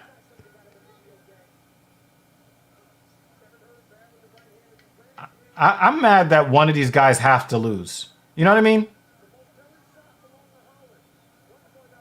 Yeah, but I'm glad one of them is gonna win. Woo! All right, I think that's definitely a Holland round. Right? You kind of have to give round 1 to Holland, right? You have to, because his strikes are more effective. Who won that round? I have to say Holland.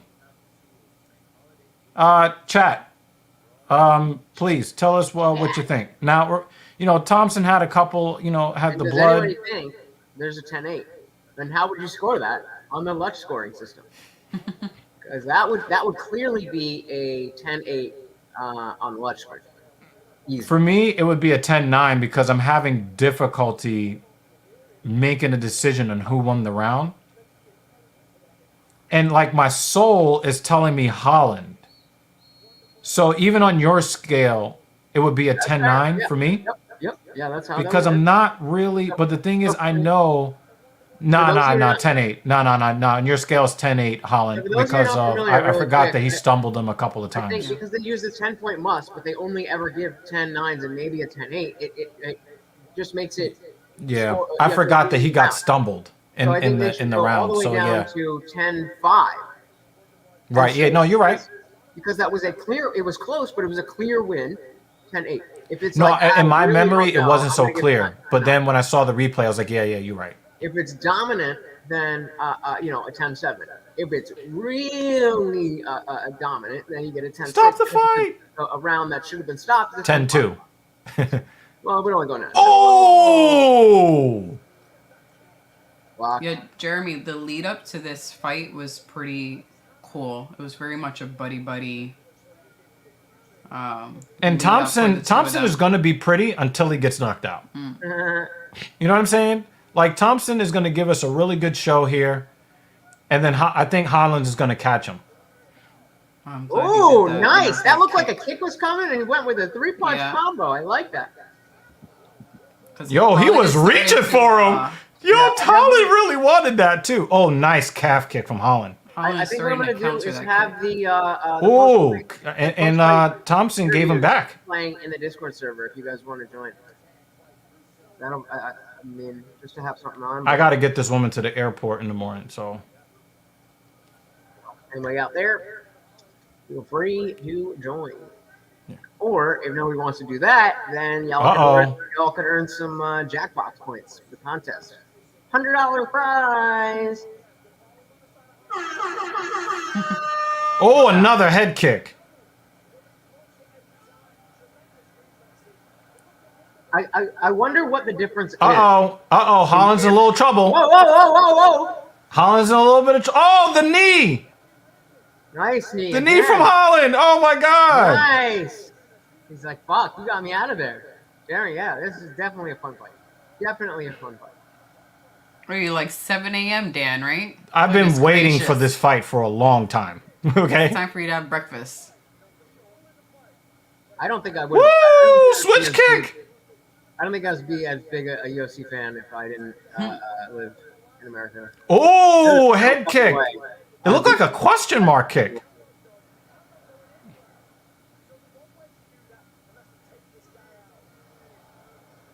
The crowd is hilarious now. Johnson's doing better than I thought he would. And they're basically got the same fighting style, but one from the left and one from the right, which makes it even more interesting. Wow.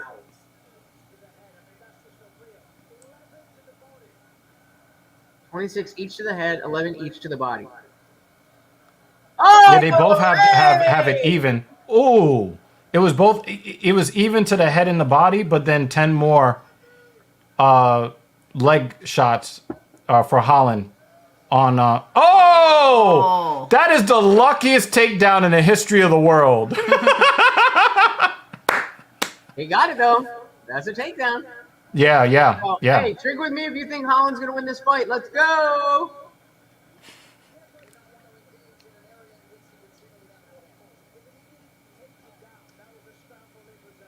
Let's go. Woo! Oh, yo, the thing is, Thompson's left is really working. What up, Vizic? How you doing? Are you watching the fights? Yo. He doesn't want to see no Dan's love. like, fuck each other up. I need some blood. What up, Vizic? Welcome to the party. Yo, I've been waiting for this fight for so long.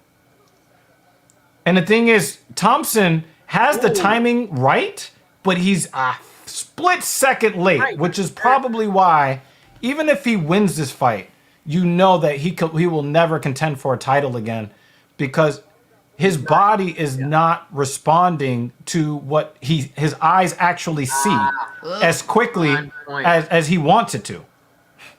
On point. Oh, heavy elbow there. Oh, and the uppercut. Oh. Come on. Woo! Man. Oh, let's go! Yes, we are. Woo! Yo, Holland knows he's in a fight now. He knows Holland knows he's in a fight right now. The look on his face is changing. Yup, it definitely has. He's like, he took himself off his feet.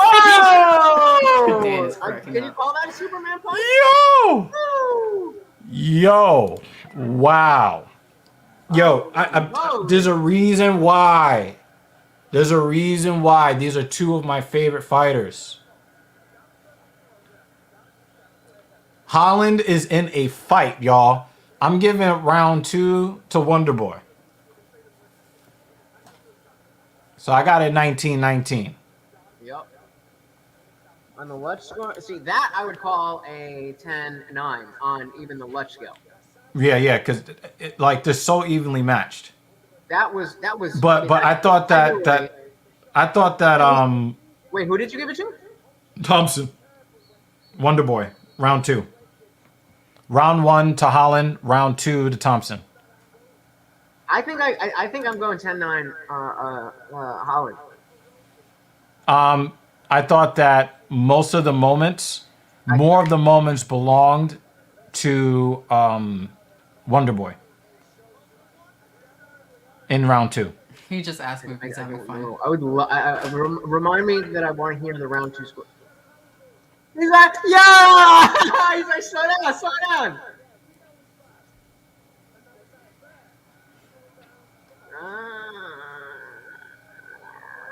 Maybe.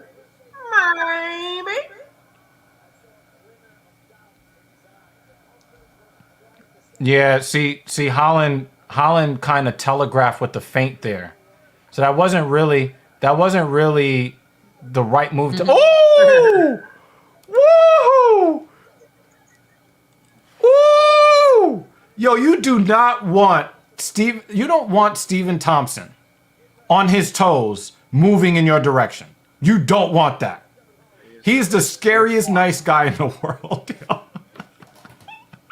Everybody's agreeing with y'all. All right. I guess, Another calf kick. And then the left. Ooh. And then the left again.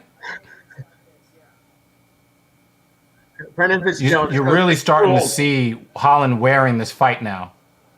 And he fell on top of him again. He's... Oh, if he can keep him there. Yo. Nah, it looked like he was going to try.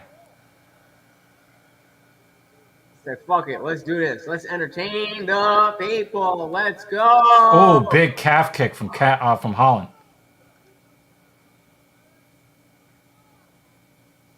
Anytime I see Thompson blitz like that, I see him getting knocked out. Mm-hmm. I think that, and as the fight goes on, that's more and more likely. Yeah. Nice shot to the body there. Oh, nice, another one. High five. Oh! But the thing is, notice how Holland's footwork is not the same anymore. The longer this fight goes on, the more benefit you give to Thompson. What the fuck is that watermark? That's the V Foundation for cancer research. Fuck that shit. Just kidding. Just Wow. kidding. That. Wow. I mean, put it up on the screen. That's savage after even the for fight. me. After the fight, they could put it up. It is Another distracting. shot to the body. Oh! Oh! Nice. Oh! That was fucking pretty. Yeah. Oh, another left. Definitely, Dan. That's why he was like, "Yo, slow down." Yeah, Holland is definitely He's not the kind of guy who's gonna be wearing like- it. He's not the kind of guy who's gonna say, "Oh, let me tell him to slow down because I want him to think that I'm getting." No, he's just like, "Yo, slow down, chill, bro." And here's the thing with Thompson, right? Even when Thompson is tired, his fundamentals are still gonna be. Oh, he almost got knocked out there. Yeah. His fundamentals are gonna be there, He's tired. whether he's tired or not. He's tired. Thompson. Holland is going to break down a little bit. Agreed.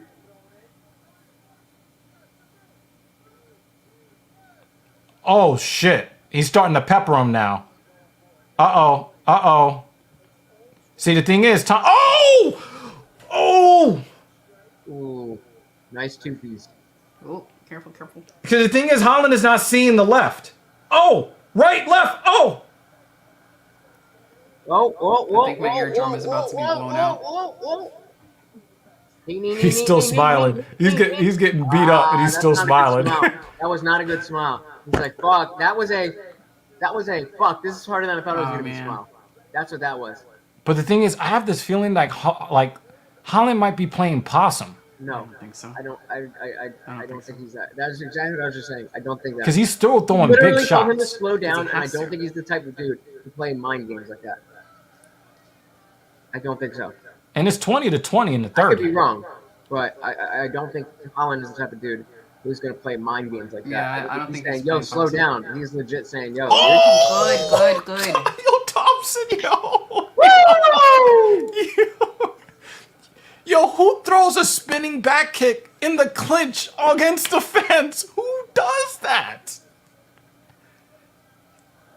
Yo, he is giving Holland the business here in the third.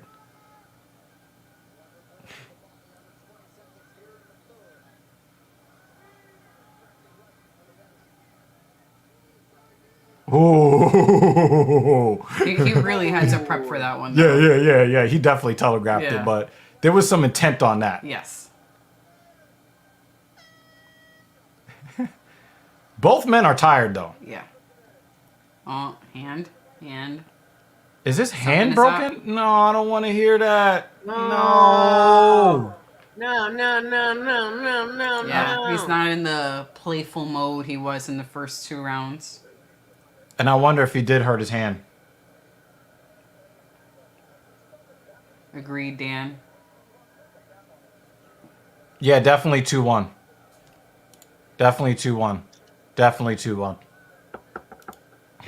What does the Indian Jesus have to say here?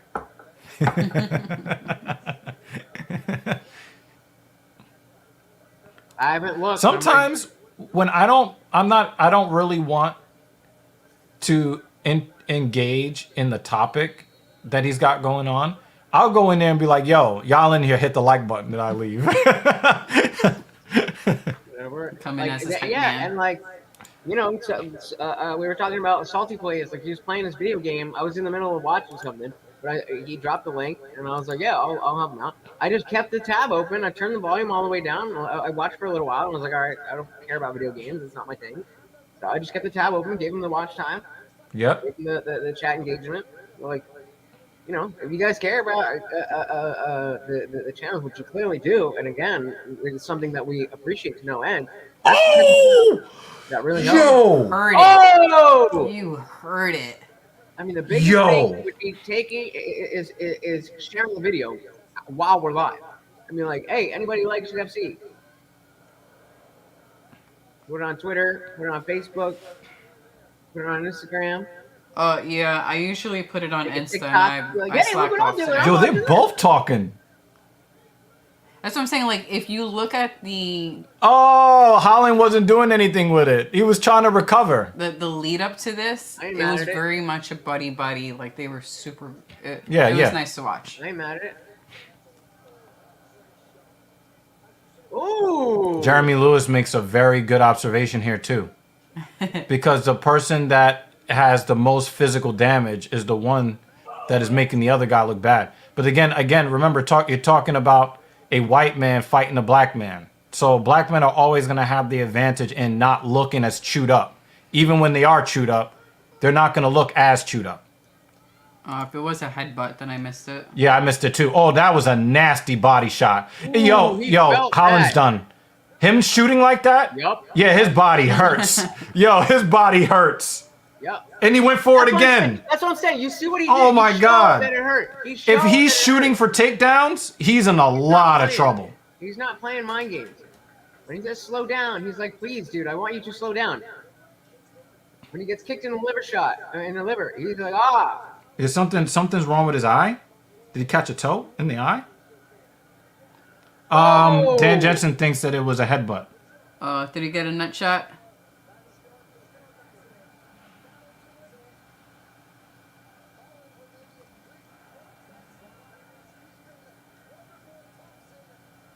Wait, what just happened? Are we done or are we in a timeout? Stop the fight. When you do that, that fight's over. I know, but then he did a.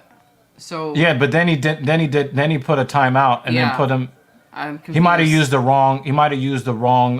Okay. Yeah, it's yeah. actually a timeout. Yeah. He used the wrong. This is gonna live in infamy right here. That looked like a body shot, not a nut shot. That definitely hit the cup. That definitely hit the cup. And he hold it. He went to hold it right away. Yeah. He Okay. but Dan Miragliotta made a big mistake there. Yeah. Because the first thing he did was this. And that the psychological. So think what that does to Stephen Thompson. Yes, I get it. All right, we're done. Yeah, that's a bad mistake What do you though. mean we're not done? What do you mean we're not done? But it didn't look like it hit the cup. It looked like it hit him right on the belt line. I don't think so. It was. Unless you're claiming that Holland's got the But biggest if dick this in the is world, cup, and this shit is up there too. If this is the cup, it looked like it hit right up here because it was absolutely below the belt. 100%. Yeah. Yeah, Thompson is top. Yeah.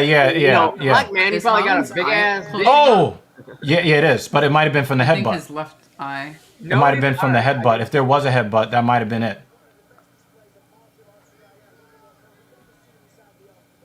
Yo. Oh, big elbow. Yeah, Thompson is. Holland is done. Oh, another one to the head. Yeah, you're right. Theoretically, according to Yeah, the rules. that's what what a head kick! I'm glad they. Another head kick! I'm glad He's they're trying not to close following up the that rules, other eye. man. And- No, he's trying to close the show. That's what he's trying to do. Oh, His he's jaw's just switching fucked up. legs. His jaw's fucked up. His jaw's. Whoa! His jaw's fucked up. No, he's just breathing with his mouth open. I don't know. He did like a kind of thing.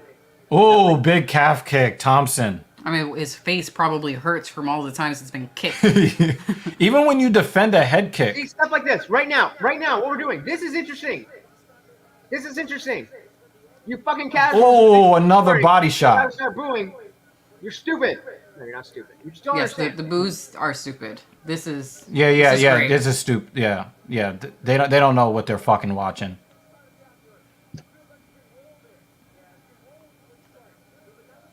Oh, what a big left too. Another body shot, and another calf shot. Is this a 10-8 round? Nah, he looks like he's burned out. Oh, left, right, left, right, left. Yes, he left, does, right, Jeremy. Yeah. left. Yeah, 10-8. This looks like a even Well, wait, are in. you asking on mine or? No, I'm talking about in the. Oh no, they're not gonna. There is zero offense from Holland. 0. Yeah, were they saying stop the fight? I couldn't really hear from the refs. Sorry, Letch, we're gonna put our thing up a little bit. Another dig to the body. Ah! Another body kick. Oh, a big right hand. Another body shot. Oh! Oh! The left! The left! Oh my God, the left! 10-8. Now I think they're gonna go 10-8. He's going. He took his, No, don't end it here, Steven. Let it go to the 5th. Yeah, right. Steven Thompson. It's like, yeah, I'm gonna fuck with this. That's a 10-8 round, guy. That's a 10-8 round. That should be a 10-8. That should be a 10-8. Yeah.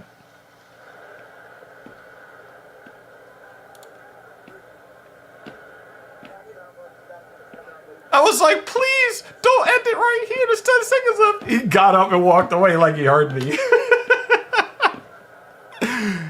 Oh my God, man. Oh, what David's saying? I would call on the Lutz system. I'll call that 10-6. Oh no, they waved it off. All right, I guess that would be 10-5 then.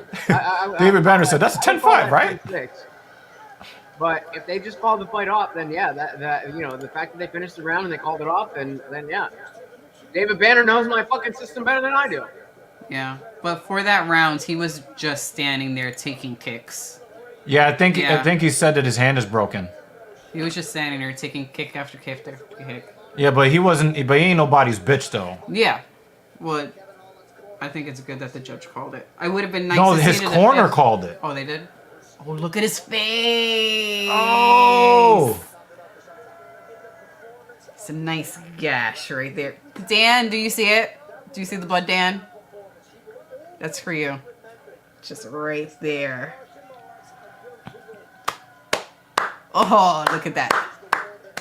Just lovely.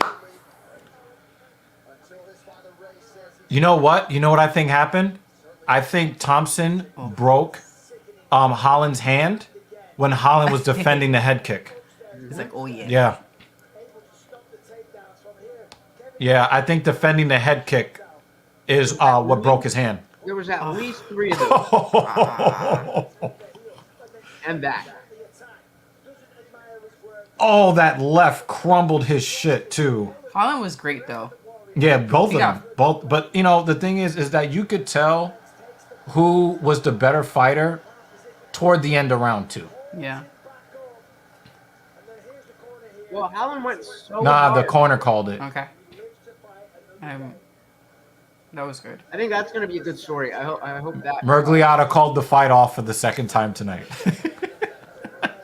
Yo, we should do a video on that. See what the live together thing is. Oh wait, they're about to make the announcement. They're about to make the announcement. We're not gonna fucking hear the scorecards. He was gonna trade position with Holland so that the ref didn't have to hold his broken hand. He's just holding his arm, yeah. Not like you're gonna lift it anyway. Yeah, Jeremy. It's fantastic. I don't understand how people can dislike Thompson. I get it, he's not a douchebag. He doesn't talk about people's families. He doesn't talk about people's religion. He doesn't disrespect people. I get all of that. But when the man gets in the cage and he gets into that karate stance and he's not in the cage with somebody who's willing to sniff the, you know, the... Oh, and he has a nice lump there too, the gash and lump.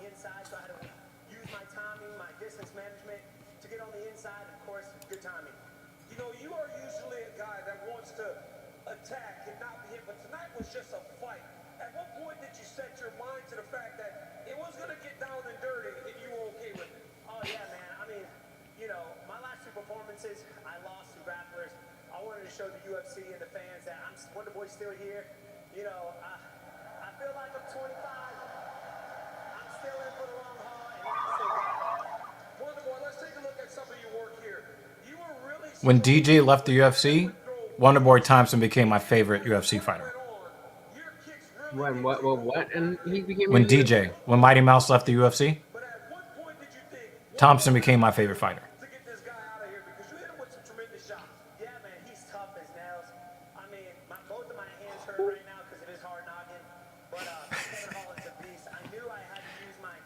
Both my hands hurt because of his hard noggin. It's a guy with a 81, 82-inch reach.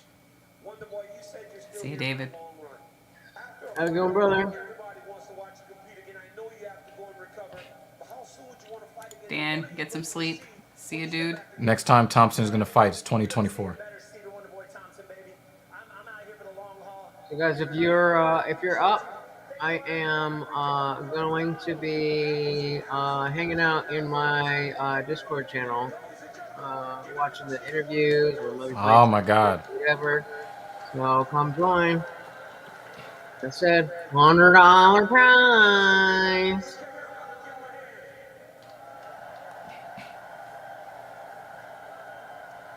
Kevin, you seem to have some hand problems going on in the fight. At what point did the right hand start to bother you? Because you didn't throw it very much as the fight went on. I think I hurt him in the first round, and after that, he was hurting. So, yeah, it is what it is. Was there anything surprising in there about Stephen Wonderboy Thompson in the fight, or was that what you expected? A little faster than I thought, but Fair enough, Jeremy. So, hats off to Stephen Wonderboy Thompson, his pops, and everybody over there in this corner. Wonderful team. Jeremy Lewis knows what he needs to be doing. Possibly the fight of the year. Ladies and gentlemen, give it up for Trailblazer Kevin Holland. See you, Jeremy Lewis has the right idea. I feel bad for Holland. Like I said, I just didn't want anyone to lose this fight, right? But man, that's my fucking boy, Wonderboy. I'm very happy that he ended up getting a victory tonight. Yeah, his hand is fucked up. Is swollen. I think that he got hurt defending the high kick. So, of course, we might get a little bit of information to confirm or, debunk that theory that I have. But again, if Stephen Wonderboy Thompson could just get some good wrestling defense, just a wrestling defense. I don't need to see him land takedowns. Yeah. I just need to see him avoid getting on the floor. Well, to be fair, he went fucking 50 minutes with Tyron Woodley. Well, Tyron Woodley intended to strike with him. Right, but he did go for takedowns. And, I'm not disagreeing with you, but I'm saying, as long as he doesn't have anything, but... Because I think that's the only thing preventing him from being championship material. Do you think that Usman can strike with Stephen Thompson? Do you think he can strike with him? Usman? Yeah, I think Usman has the power to get in. He has the power, but can he strike with him? Yeah, I think he can blow for blow. Technique for technique, footwork for footwork. No, but I also think that he has the wrestling that right. He probably wouldn't need to. But my thing is the point that I'm trying to make when I say that is I believe Stephen Wonderboy Thompson, his best is championship level. Yeah, absolutely. The problem is this is not kickboxing. This is not a karate, kumite tournament, right? Mm-hmm. This is mixed martial arts. And so the only thing I can really hope is that the guy can learn to push down on somebody's head when they go for sniff of some Bozaks. That's all. This, I'm going to give the floor to this guy with the wonderful hair so he can plug his channel. What's going on, guys? I am Much, a.k.a. the Indian Jesus, here to resurrect the second coming of common sense. Head over to my channel, as you can see right there. We do live streams every Monday, Wednesday, Friday, 8 p.m. Eastern, and whenever I feel like it. This is my 6th straight day in a row being live on air. Obviously, this is not my channel, but 6 straight days on air. But every Monday, Wednesday, Friday, I will be there. We talk about whatever's going on. We talk about religion. We talk about philosophy. We talk about culture. If there's something happening, I've got an angle and I've got an opinion. So come over and hang out. And like I've been talking about, I dropped the link for the Discord before the party rages on 24/7 in that Discord server. Come through. I'm telling you guys about the monthly contest. We have $100 and a free Indian Jesus T-shirt on up for grabs, and all you got to do is hang out and become part of the community. engage and play some games, and you'll win. So all we're trying to do is build a community. So stop on by. Let's do it. And that is our boy Lutch doing what Lutch does. Thank you very much for coming through here and sharing this night. This is one of the better fight cards. I mean, obviously, I'm biased because I'm a big Stephen Thompson fan and a big Holland fan. And Tuivasa, I like Tuivasa a lot. But, you know, I love Nico Price, even though he took the L. I like Phil Rowe, even though he took the weight L. So there's a bunch of fighters on this card that I'd like to see. And so for me, this is one of my favorite cards of the year. And so this is really great for me. I'm glad Hill won. Apologies to Dan Jensen for bringing content that he did not come here for. That's my bad. We'll try to do better in the future. We'll and keep yeah, it, Angela yeah, Overkill. we'll keep it to the between fights. Yeah, you know, I just thought that